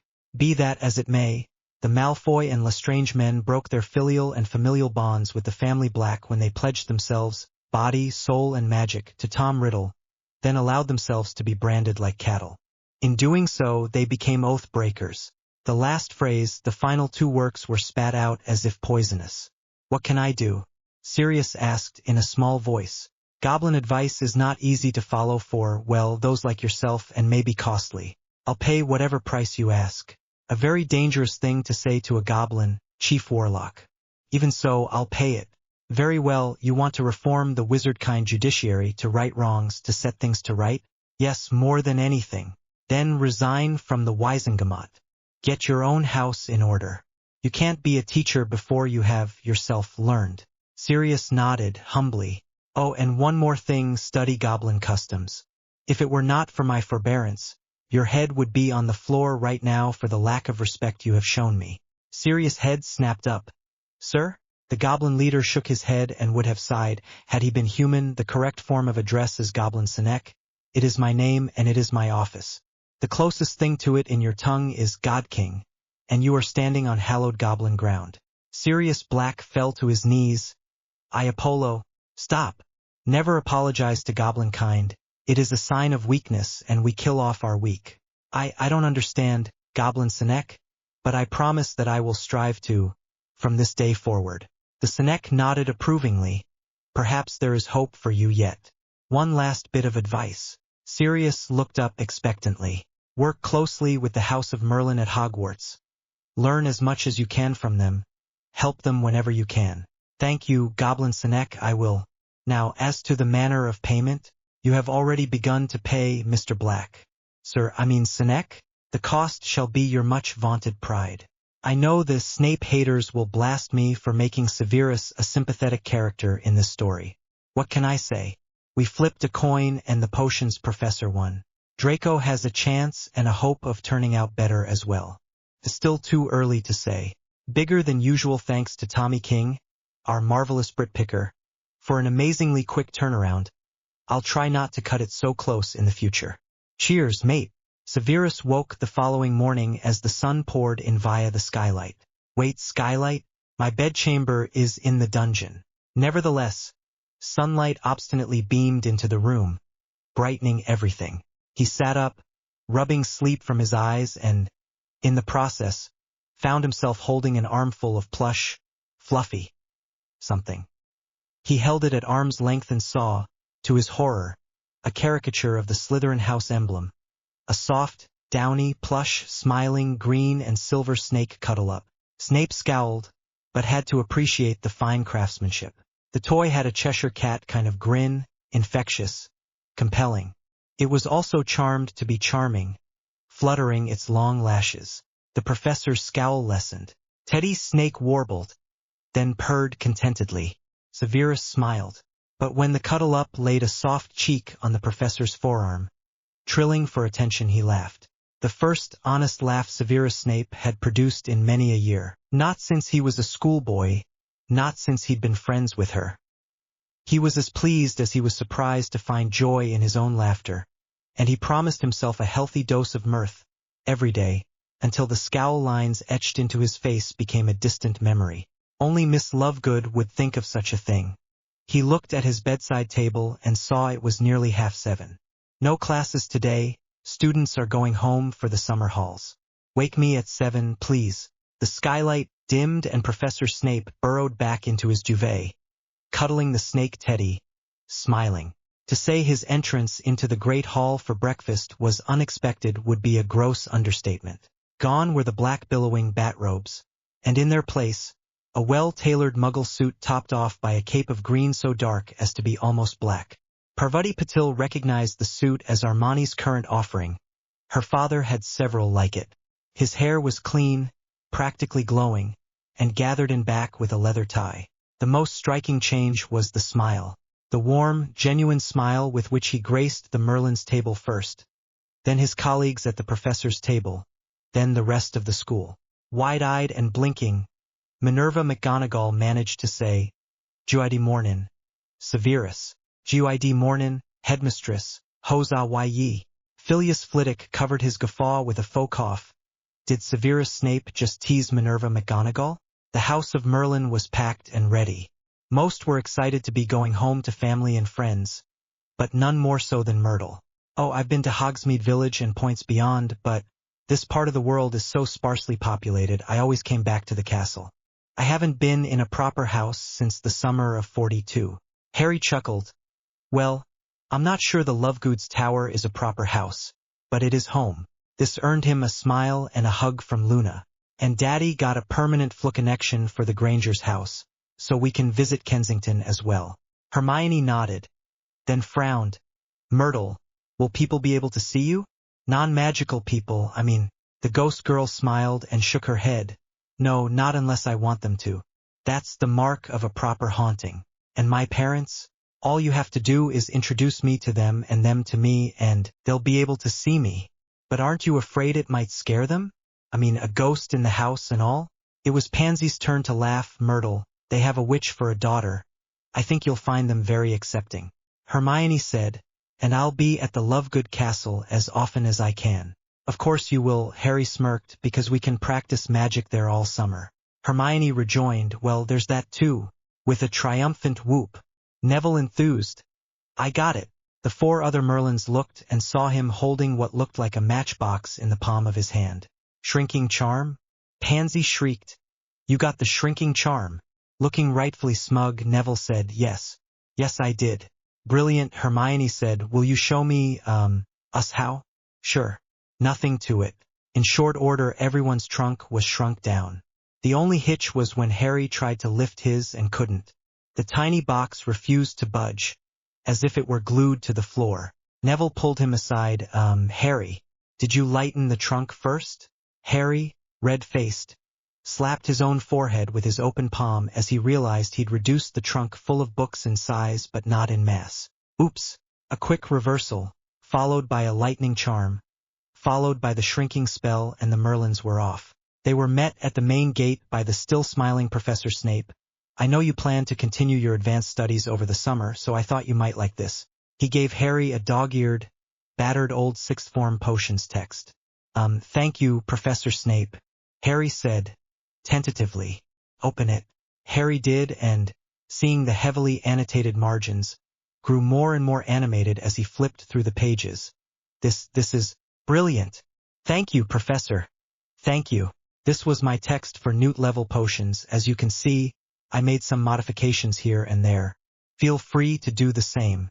I know you'll be as brilliant at it as well as another potions prodigy I had the honor to know. Decorum be damned.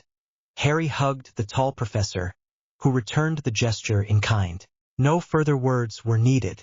Luna smiled and handed Severus a thin book, saying, it's not a first edition or anything, but I thought you might enjoy a little light reading. Severus opened to the title page and read, A Christmas Carol in prose, being a ghost story of Christmas by Charles Dickens with illustrations by John Leech. If I recall, it's the story of an irredeemable, wretched, covetous old sinner whose life is completely turned around by ghosts and friends, all in a single night. Could we possibly imply an analogy here? Luna shrugged. Well, he smiled. It's been a long, long time since I've read this. I will enjoy it, thank you very much. He gathered Luna into a hug and whispered, God bless us, everyone. The thestral-drawn carriages were lined up, and, owing to the very public departure of Quirrell in the Great Hall the previous January, everyone could see the otherwise invisible winged equines. The magical animals patiently endured having their flanks petted and patted before all the coaches were loaded and ready to set off. The ride to London was, for the most part, uneventful. A very subdued Draco Malfoy politely knocked on their compartment door, then asked Pansy, what can I tell my father about, what we talked about. Pansy bit back the first thing she wanted to say, but then, not unkindly, said, tell him that I need some more time. After all, I'm not yet 12 years old, and that's much too early to be making a life-changing decision, don't you think? Draco half smiled and nodded, thank you, that should give us a little time at least. As the youngest Malfoy retreated down the corridor with Goyle in tow, Hermione asked, where's Crabbe? I thought he was a Malfoy hanger-on. Pansy frowned. Apparently there was a falling out between Malfoy and not in Slytherin house. Greg Goyle went with Draco, and Vincent Crabbe with Theonot. I wonder what it was about? Harry asked. Myrtle faded into view, according to the Bloody Baron. Can I just call him by his name? Surprised, Pansy asked, you know his name? Of course, it's Aaron. Harry smiled, so he's the Bloody Baron Aaron? Hermione giggled. No wonder he doesn't want anyone to know. Bloody Baron is intimidating. Baron Aaron is somewhat less so. Could be worse, Myrtle shrugged. The gargoyle that guards the headmasters. Well, now the headmistress's office is named Irving. Bringing everyone back on task, Luna asked, so, what happened in Slytherin? According to Millicent Bulstrode? They all nodded. Well, Millie said there was this big row in the common room, and Draco was calling for the Slytherins to maintain a low profile, not do anything that would draw undue attention to themselves. Meanwhile, Nod is complaining that all the advantages he'd grown up hearing about pure blood supremacy stuff, Again, they all nodded. Pure blood rule didn't count for anything anymore, how no one gave him proper respect for being from a pureblood family, and how half-bloods and mudbloods needed to start wearing signs proclaiming their blood status. Then Draco said something about, yes, blood is important, but what really mattered was magical power and ability. Not called him a blood traitor, and they pulled wands on each other, and half the first ties sided with Draco while the other half, purebloods all, stood with Not. A prefect had to break them up. What did Professor Snape do when he found out? Harry asked. Apparently no one told him. Oh. Neville mused aloud. Makes you wonder who's really running that house. Harry frowned. Professor Snape needs to know. I'll write and tell him. Pansy, could you write Millie and ask if she can remember any other incidents like that one? They had to unshrink one of the student trunks, Hermione's in fact, to get to some writing materials. The quills on top were the ones that had been charmed to write remotely. They sprang to life as soon as Harry put nib to parchment. There are men here from the Ministry of Magic, part of some kind of census. They're asking some rather pointed questions about how you are treated in our home. Have to stop writing now. One is pointing his wand. The pen stopped writing. Hermione stared at the parchment. That's Mum's handwriting. You don't suppose? We're still 3 hours out, Harry said. And even if we flew our brooms, we'd only gain an hour at most. Luna pulled out her trunk and unshrunk it. Finding her own copy quill, she penned a quick note to her father. No response. She folded the missive and said, Harry, give this to Hedwig. Have her take it to Daddy. Something's not right with the Grangers. Harry tied the short missive to his beloved owl's leg and whispered, Fly, sweetheart. Fly like you've never flown before. Neville opened the compartment window and Hedwig was off like a shot. Then Pansy closed the window as the wind was threatening to blow loose paper and small objects out the window. Luna sat with Hermione and drew her into a tight hug. Hedwig will be there in seconds. She's a right clever bird and a post-owl to boot. She can fly through apparition space. Harry sat on her other side and added, she's probably found Zeno already. A few more tense moments and Hedwig reappeared, flying parallel to the compartment. Hermione jumped up to open the window. When Hedwig was safely inside and the window was again closed, Harry removed the scrap of parchment that was Zeno's reply. Hermione's parents have been registered by the Ministry of Magic as the non-magical guardians of a witch. They are okay for now. We'll talk at length when you arrive. See you soon, Zeno. The King's Cross Express hadn't ground to a halt when 5 anxious 11 and 12-year-olds hopped off and onto platform 9 3/4. There was Zeno with Marissa Sessions, the first healer Harry had met, and Frederick and Helen Granger, safe and sound. Hermione ran, sobbing into their arms. Oh, Mum. Dad. We were so worried. Neville and Pansy leaned into Harry and Luna and, in low tones, asked, Do you need me and Pansy to go with you? Thanks, mate. But I think we can sort it out. See you in Dreamscape later? Oh, you know it. With that, Neville and Pansy went in search of their families. Helen asked her daughter, What had you so worried, dear? There was just a fragment of a message about people from the ministry in our house, pointing wands. Frederick chuckled, as if going along with a joke. Whatever do you mean, Poppet? What note? What people? Luna, smiling brightly, said, Oh, you. Hermione is always pranking us one way or another. Then a significant glance to Zeno, who caught on quickly. Well, let's be off then.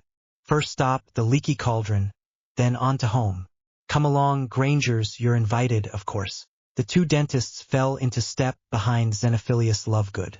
Harry noticed that, in spite of the unseasonably warm late spring afternoon air, both Grangers wore long-sleeved shirts and jackets. A short taxi ride to the magical pub and the entourage flood to the Lovegoods' home. As soon as the Grangers exited the fireplace, Marissa dropped her wand from its sleeve holster into her hand and directed the non-magicals to the overstuffed couch. Won't you have a seat? They did, and the healer asked, All comfy now? Good. Somnus. And the Grangers slept. Hermione began to get nervous again. What is it? What's going on with my parents? Marissa scanned the sleeping muggles with her white healer's wand and 3 different diagnostic crystals. Luna, very concerned, said, "Look at their left arms. There's something magical just above their inside left elbows." The healer cocked one eyebrow, but did as asked. "Bloody hell." Hermione, crying now, begged, "What is it?" "It's a goddess-damned protean mark." "A what?" Marissa, looking very perturbed, said, "If the children could leave the room, please." All 3 children stood resolute. Harry spoke for the group. "I don't think so. Healer sessions." With a sigh, Marissa touched the Grangers' jackets with her wand, making them disappear and then reappear, neatly folded on the sideboard.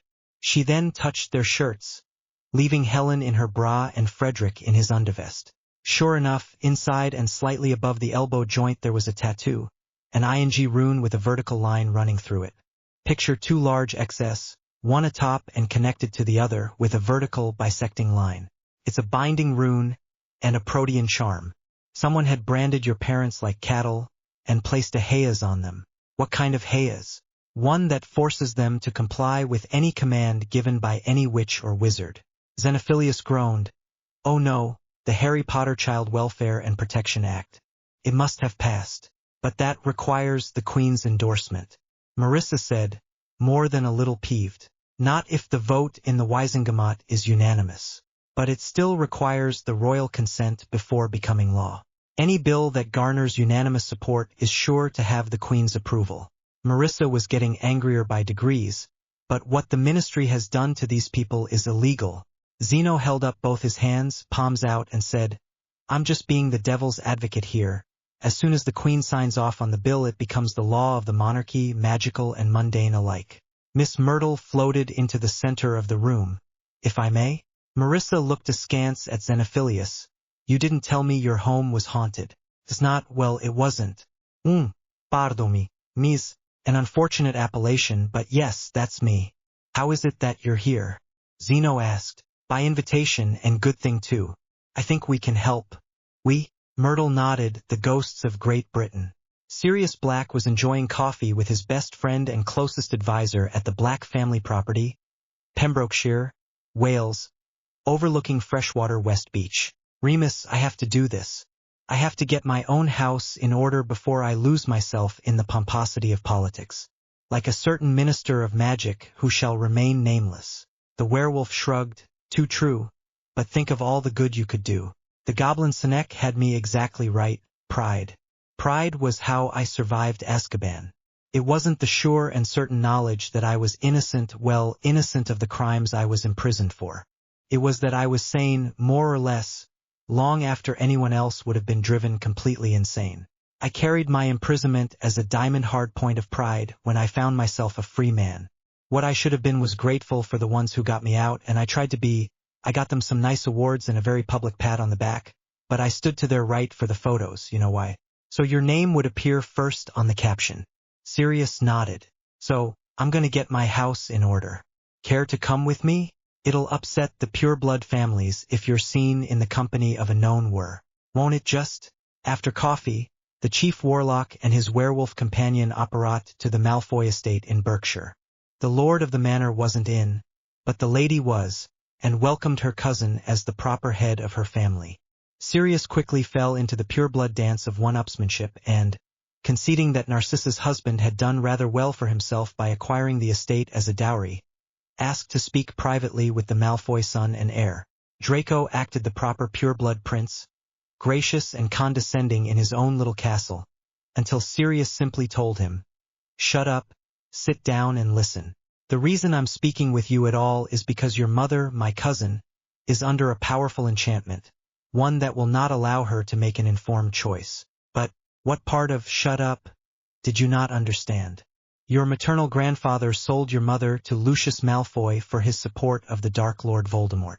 The conditions of the sale required that your mother be the perfect mate for her husband." "Tell me, Draco, when was the last time you saw your mother smile?" Draco looked thoughtful, then said, "Never. She used to smile quite a bit. Her smile would light up a room. and she danced and sang and was so full of life, so full of joy. It broke my heart when she married Lucius, because I knew it would be a joyless marriage, but I didn't know until it was much too late that it would be, for her, a joyless existence. The boy looked around the house and sighed. What can I do? You? Nothing. But there is something I can do. If Narcissa's marriage were to be annulled, then she would revert to Narcissa Black, and I would be declared bastard. Draco's eyes narrowed. You would do that to me? Sirius' glare was as effective as a silencing hex.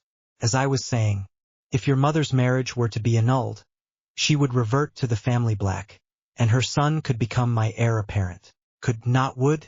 Draco asked. Your choice, Draco. You could choose to stay with your father, who could adopt you after the annulment, or you could move into one of the Black family properties with your mum. I'll leave the choice up to you, but Narcissa will cease to be a Malfoy by the end of this day. 3 hours later, Sirius stood in the box reserved for the chief warlock and proclaimed, I, Sirius Orion Black, head of the ancient and most noble house of Black, do hereby declare the marriages of my cousins, Narcissa Black and Bellatrix Black, annulled. Dowries and properties to be returned to the Black family, with interest. Proper pandemonium ensues as the now minor house of Malfoy objected strenuously. The Lestrange membership had reverted to the Rosier and Black families upon their imprisonment 10 years prior. And now, Sirius continued, as I have family members to see and care for, I must, with regrets, stand down from the post of Chief Warlock. One must put one's own house in order first, after all. For the first time in 4 centuries, members of the Cabal looked at each other with frank uncertainty. The most junior member of the Cabal, Lucius Malfoy, was terrified of the inevitable political and economic repercussions. What if the Cabal were to find him unnecessary? In the estate formerly known as Malfoy, now reclaimed as the Black Berkshire Manor, Narcissa Black smiled. Dobby? Yes, Mistress Black? Narcissa raised an elegant brow. Please have any and all things belonging to Lucius Malfoy sent to his, estate in Devon. There's a good elf. Yes, mistress, we is already sending Malfoy things to the Malfoy cottage. Please, mistress, is any elves going with Malfoy bad? Faith man? I don't think so. Dobby, why break up what will finally become a happy home? Harry looked at his 2 best friends, then at Myrtle. Care to test our theory? Hypothesis. Beg pardon? Myrtle smirked. It's only a hypothesis. When we've tested the hypothesis and have an experimental result, it becomes a theory. Hermione smiled. That's the scientific method. Right in one.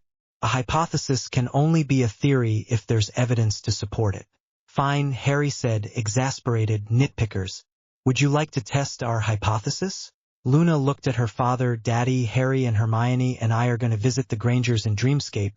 Would you like to come along or just watch? Watching sounds kind of boring, sweetheart. I knew you'd say that, Daddy. Marissa, I'll just keep an eye on you for now. Okay. With that, Frederick and Helen Granger were flanked on the left by Hermione and Harry, and on the right by Luna and Zeno. The children, used to entering Dreamscape at will, were asleep in mere seconds. How do they do that? Zeno groused. I can't simply fall asleep at the drop of a hat. Marissa smiled and tapped her lover on the head with her wand, saying, Somnus. Zeno looked around the old room. Where am I? Luna, are you here? From another chamber he heard, In here, Daddy.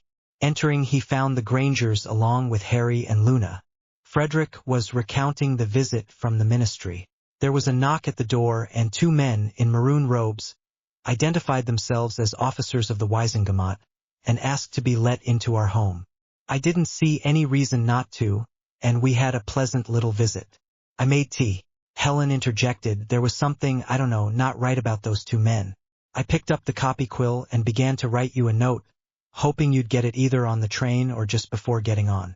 Frederick picked up. They kept asking more personal questions. Did we know of and approve of our witch daughter's friends? Had we ever spanked you? When the one guy asked if I still bathed you, I put a stop to the questions. What kind of question is that? That's when the wands came out. He looked at his bare arm and rubbed the tattoo.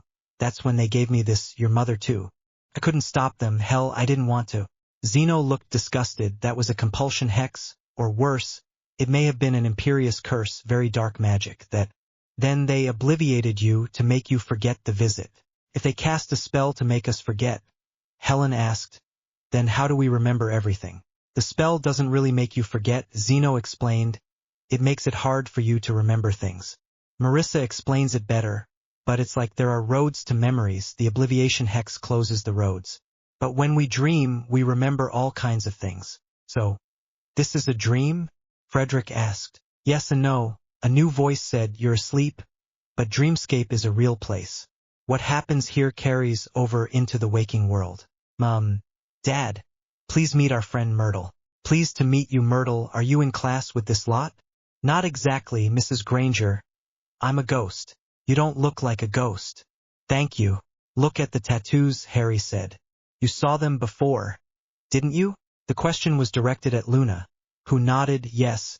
There was a swarm of Nargilites, no doubt from the Protean hex on their arms. Can anyone not see them? Helen and Frederick were the only ones who asked. See what? Okay, not everyone in Dreamscape can see Nargilites, but apparently witches and wizards can. Luna? Harry asked, remember how you removed that haze from the Hogans? Hermione, suddenly very excited, asked, oh, Luna, could you? Luna shrugged and said, it's worth a try. She gaze became somewhat glassy as she moved her open fingers in a circular pattern in the air above Frederick's left arm. Sure enough, the glowing motes began to swirl like tiny models of galaxies, or the foam in a cup of coffee when you add cream and sugar and stir it. Luna willed the Nargilites to spin faster and faster, then suddenly shunted the tiny lights straight to the ground. Mr. Granger, how do you feel? Fine, really. Oddest thing, I think I felt something like when you shuffle your feet on a carpet and then touch a doorknob and there's a spark. That was when everyone noticed the tattoo was gone. Helen Granger held out her arm. If you would, please? Harry asked, may I try? Luna nodded and Helen said, so long as you can make this bloody, awful tattoo go away. I never got a tattoo because I never wanted one. Harry focused on the space just above Helen Granger's arm and began the same swirling motions he saw Luna use, to little effect. Concentrate on the lights themselves, Harry, and start slow. With renewed effort, Harry did.